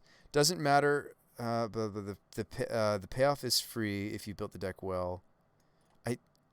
I might be wrong about that, though. That might be a very liberal translation of the card. Raccoon says can't lose. If you can find a way to make multiple Kark's Thumbs, you can't lose, yeah. But it's like, what spells would you be playing that you want to, like Omniscience? What are you trying to cast, right? Are you trying to cast Emrakul? Is this like a Through the Breach card? Like I don't know. And it's a 2/3 flyer at that. So anyway. Chatterfang, there was somebody in chat earlier that was trying to do like a Squirrels deck. That's fun. People have joked around with Thrasta as well. So this is the Storm, the Storm Soar, the dinosaur storm thing, right? For each other spell that we cast, it costs 3 less. It'll have Trample Haste, Trample over Planeswalkers, has Hexproof. But it's like you do all of that, and then it's still just a 7/7. I don't know. Dino Storm, yeah. It's fun. All right, anyway. We did talk about the squirrels. We did Hydromaster. There you are. Yes. Squirrel Mob. Flametongue Yearling. That's fun. Multi-kicker, get counters on it, and then it deals damage to target creature. Unmarked Grave. There'll be people trying to do something with this. I mean, of course, my mind goes to this card because when I was in Legacy, I brewed like a lot of, or rather worked on, I wouldn't say brewed, right? That was already an established deck. Tin Fins I worked on. And so, like, an overcosted sorcery speed and tomb, it's like you look at that on the surface, you're like, that's weak. But it's like, I could see this being played in 8-rack, right? They could go tutor for that fun of creature that they play. They could go get, you could splash white and play Lingering Souls. You could, but it's like, okay, 4 mana for half a Lingering Souls. That's pretty bad, right? I don't know. I'd have to really think about this card. Unburial Rites, it goes and gets Unburial Rites, but then again, it's like, well, why don't you just use Gifts Ungiven to do that? Well, this is better than that in that regard. This could spark some sort of Unburial Gifts kind of control, where it's doing it a turn. It would do the Gifts thing a turn sooner by not using Gifts, right? You would just try to cast this earlier in the game to specifically get whatever you need, whether it's Elish Norn or Iona, whatever, into the bin. I mean, the problem is like, okay, the nice thing about Gifts Ungiven is it gets you both the reanimate target and the gifts, the Unburial Rites, into the graveyard. Unmarked Grave doesn't do that. It only gets you one or the other, right? Oh, it's non-legendary card. I'm sorry. Yeah, I'm sitting here like riffing on an archetype this would never enable. Yeah. You'd have to reanimate something else that's non-legendary. Why don't you just play Unmarked Grave and Footsteps? Yeah, okay, so like kind of like that Fluffy Wolf deck that was floating around with the Evoke what was it, Vesperlark? His Vesperlark deck could play this. Honestly, it would be perfect for Espergoria's Vengeance.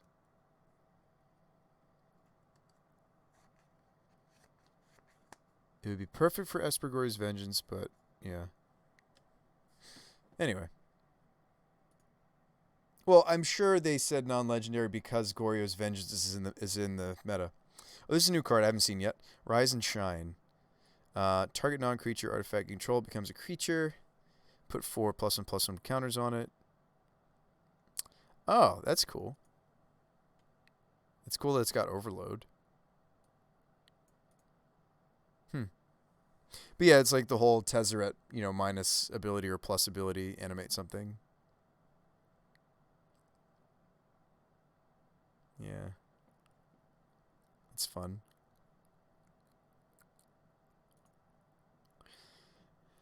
Profane Tutor, people have been excited about. I mean, what comes to mind, although somebody was saying they're going to play in their Sorfon, slivers. What comes to mind for me for this card is maybe even As Foretold decks. But I don't know. It's a cool card. Art's great. Prismatic Ending, people have been talking about a little bit. So this is the Converge. So that's exile target non-land permanent if its mana value is less than or equal to the number of colors of mana spent to cast this spell. The Esper control decks will maybe consider this. I'm not sure.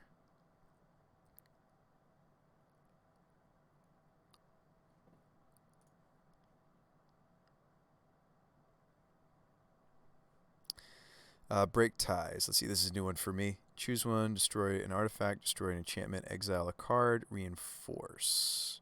Oh, this is really flexible. Artifact, enchantment, exile a card, or reinforce. Huh. Really flexible card. Yeah, this is the mill card you were talking about earlier. I think the most powerful thing about it, though, is the cycling and then mill. The cycle mill seems really good about this. Turok's Canticle. Then discards a card at random. Not that excited about that. Late to dinner. It's a weird random reanimate thing.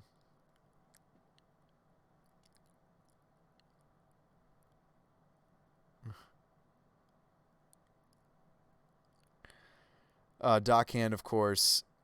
Modern Merfolk players will rejoice over this. I mean, it's like, is Merfolk really even all that playable anymore? Obviously, we could talk all the time about Counterspell, right? And I'm sure I should talk about it briefly.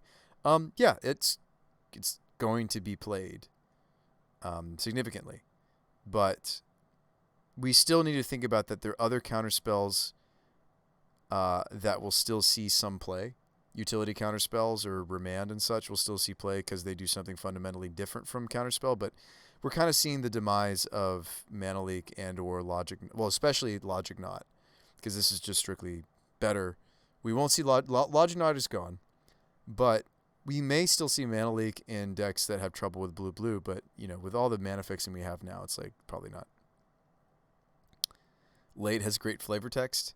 Yeah, I was reading it a little bit. I knew you were set in your ways, friend. But even I didn't expect you to keep our engagement under the circumstances. Yeah, and as you can see, the elephant is dead, right? And yet, there. Lucid Dreams. Draw X. X is the number of cards. Interesting. Okay. Yep, Ravenous Squirrel. We kind of already talked about. All right, so new sword to talk about. I haven't seen this yet. So the Sword of Home and Hearth. It is a green-white sword. Huh. Okay. Yeah, I guess we haven't had green and white on a sword yet. Whenever equipped creature deals damage to a player, exile up to one creature that we own. Oh, it's a flicker sword. What? This thing could see play.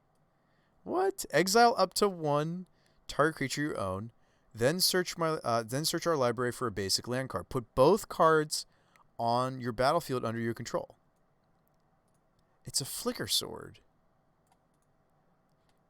And wow. Yeah. Well, the blink is what I'm most interested in on this card, maybe. Because there's some really, really good creatures these days, and Taxes and such, that are certainly worth blinking. Like Skyclave. Wow, that's really cool. That could actually legitimately, like, people could play it. It's hard to say because, like, Sword of Fire and Ice is just so nutters. But, oh yeah, somebody was talking about Void Mirror earlier and I hadn't looked at it yet. Whenever a player casts a spell, if no colored mana was spent, counter that spell. Wow. Wow. Tron, Eldrazi Tron. Huh. Huh. Or no Force of Wills. Yeah. Fascinating. There's lots of different things that this stops.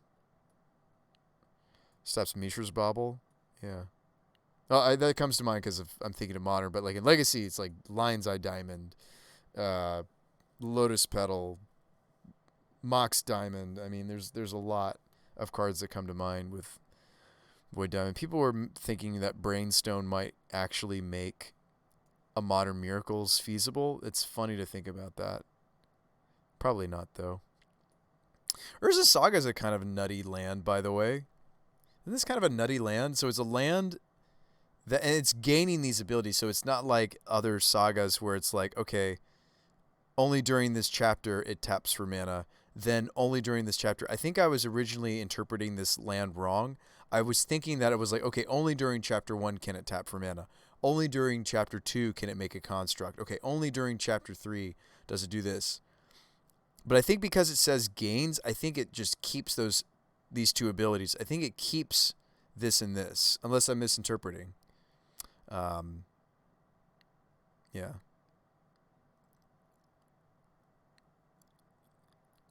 But I'm pretty sure it keeps it. Yeah.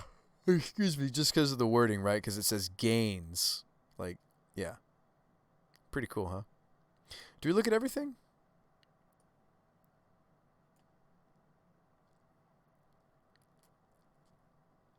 Squirrel Sovereign. Yeah, more squirrels.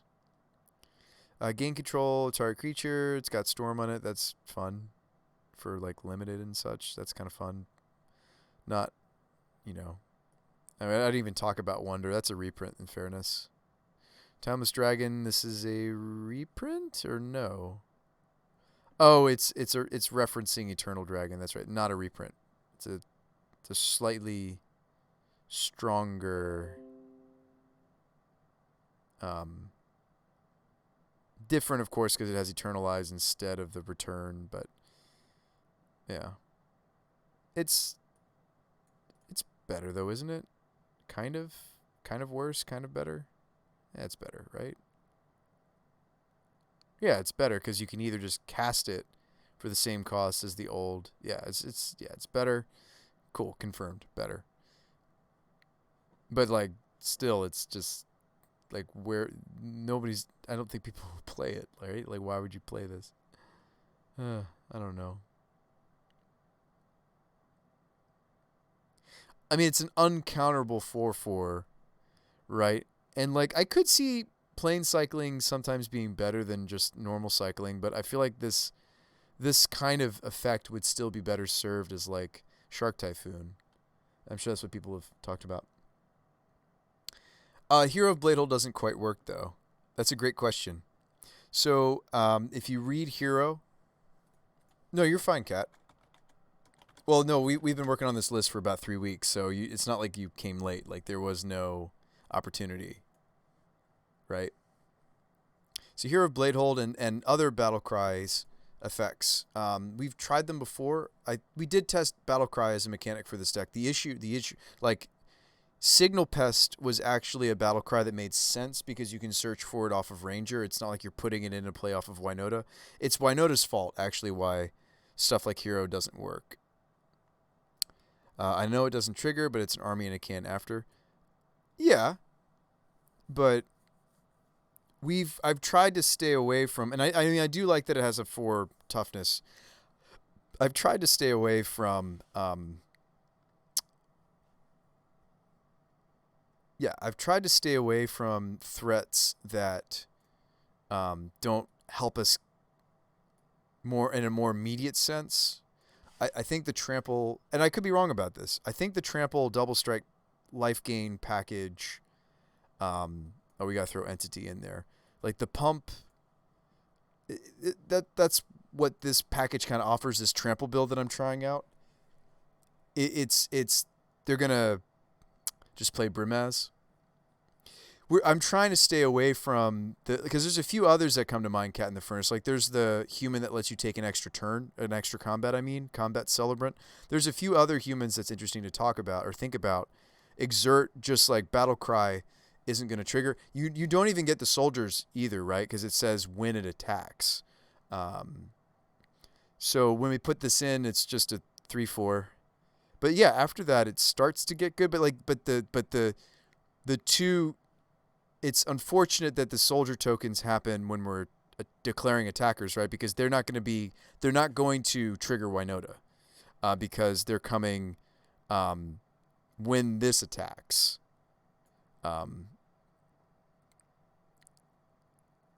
Maybe yeah, because they have to be declared as an attacker. They're already on the table attacking.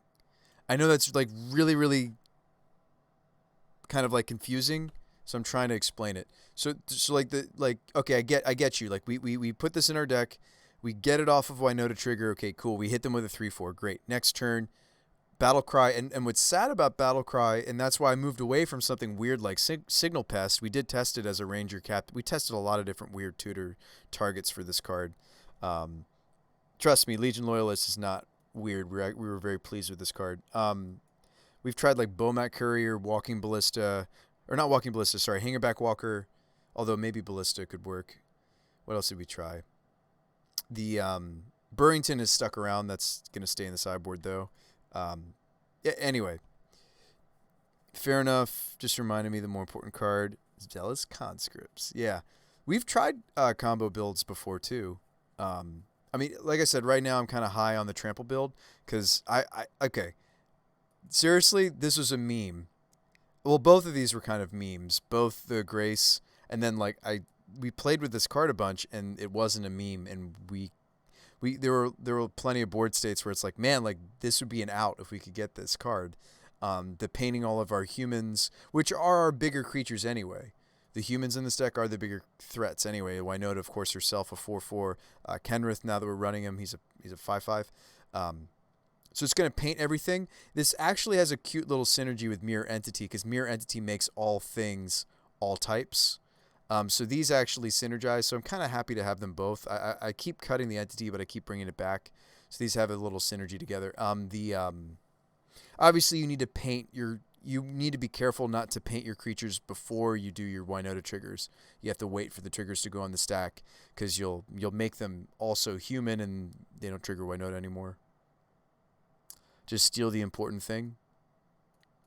Well, if your objective is to clear blockers, that's kind of what this trample build is already doing, though, right? So I'm with you though, Cat. That's a cool thought. The Bonder kind of lets us go underneath them or through them. Yeah, it lets us go through them. They can still block, and they can still kill some of our creatures potentially. Although that's also hard because for some reason they made Winota say it gains indestructible. I don't know why they did that to this card. It seems that part of it seems a little unbalanced to me, but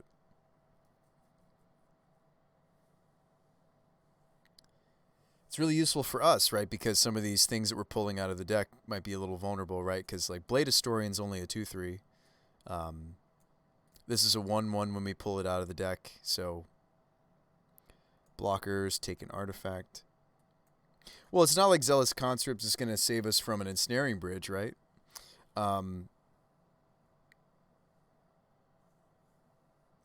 So we were playing Zealous Conscripts when I was trying to do like a Kiki Chord build of this deck.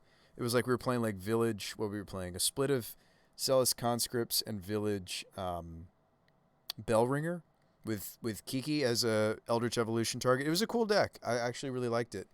I don't know if it's as I don't know if I like it as much as this current build, though. But the Kiki kill was cool. The Village Bellringer, actually, I liked a lot more than the Zealous Conscripts because it gave our whole team pseudo-vigilance. which was more relevant a lot more of the time. The fact that it was a lot less mana, had flash.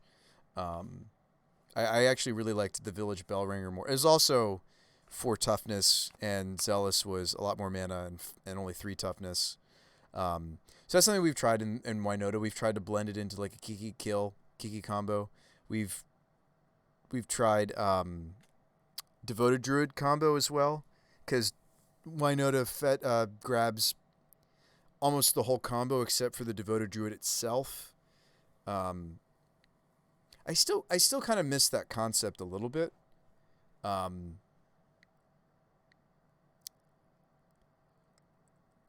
just couldn't get the balance on that right though. Like how many? Well, you play the playset of Devoted Druid, of course.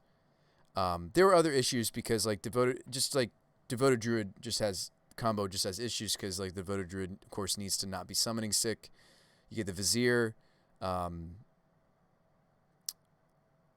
Yeah, I mean it was a cool concept. I think I like this version better though. What's up, Frollo Baggins? But I do appreciate the suggestion, Kat. I am always open to card suggestions, and we're going to talk about it. That's pretty much it for the spoilers. I'm sure there's some other spoilers floating out there that might be legitimate. Might not be, quite frankly. We looked at every card, didn't we? I mean, I'm excited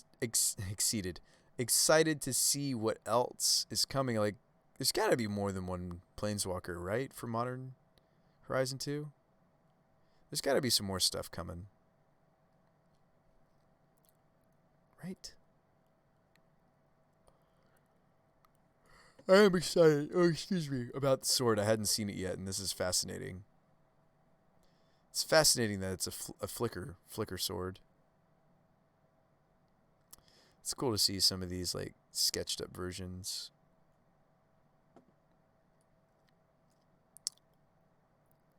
Oh, sorry, we didn't talk about Prelate. Yes, Sanctum Prelate being reprinted into Modern. That's actually really neat.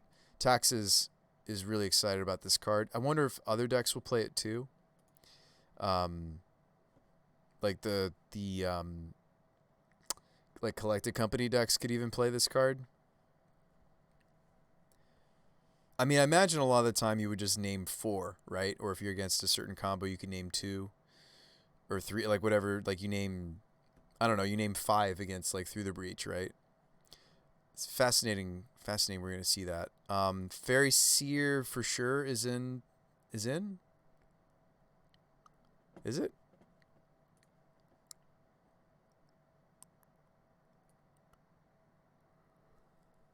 Oh. Sorry, folks. Excuse me. What is this stack? Are they showcase variants? Are they sure that these are in? You guys know?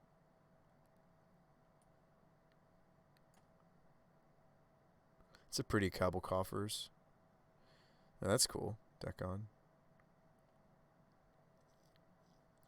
Like Automaton, Infiltrator, are these for sure in the set?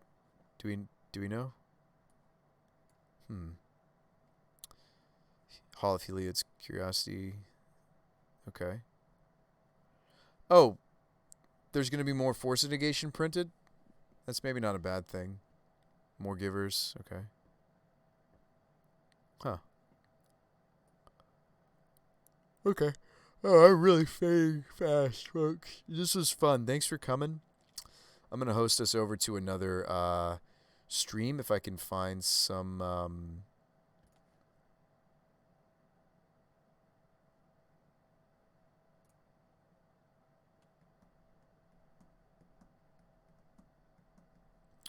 I'm going to try to find us another stream to host over to. There's got to be some more Modern, maybe Legacy content going on tonight. Right? I see Caleb D playing some Cube. Donnie is playing some Esper. I used to host Donnie quite a bit.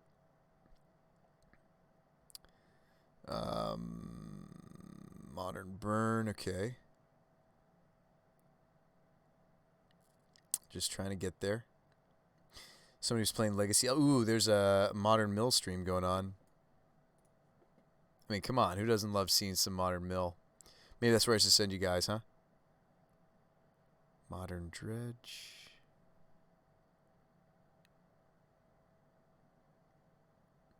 Jund Shadow.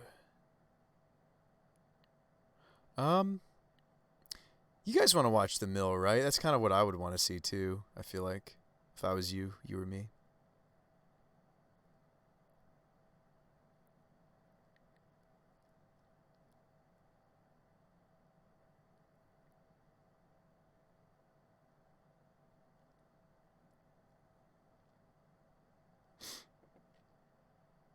Yeah, I think that's where we're going.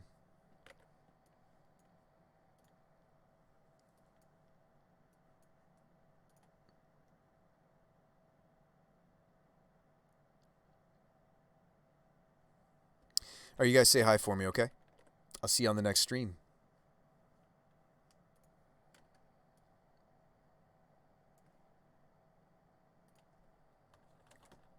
You have a nice night too, Jade. Thanks for that. Pleasant dreams. AJV20. Just say hi for me, guys. That's all I'm asking. All right, I'll see you on the next Bruce by the Magic Guy. Have a nice night, guys.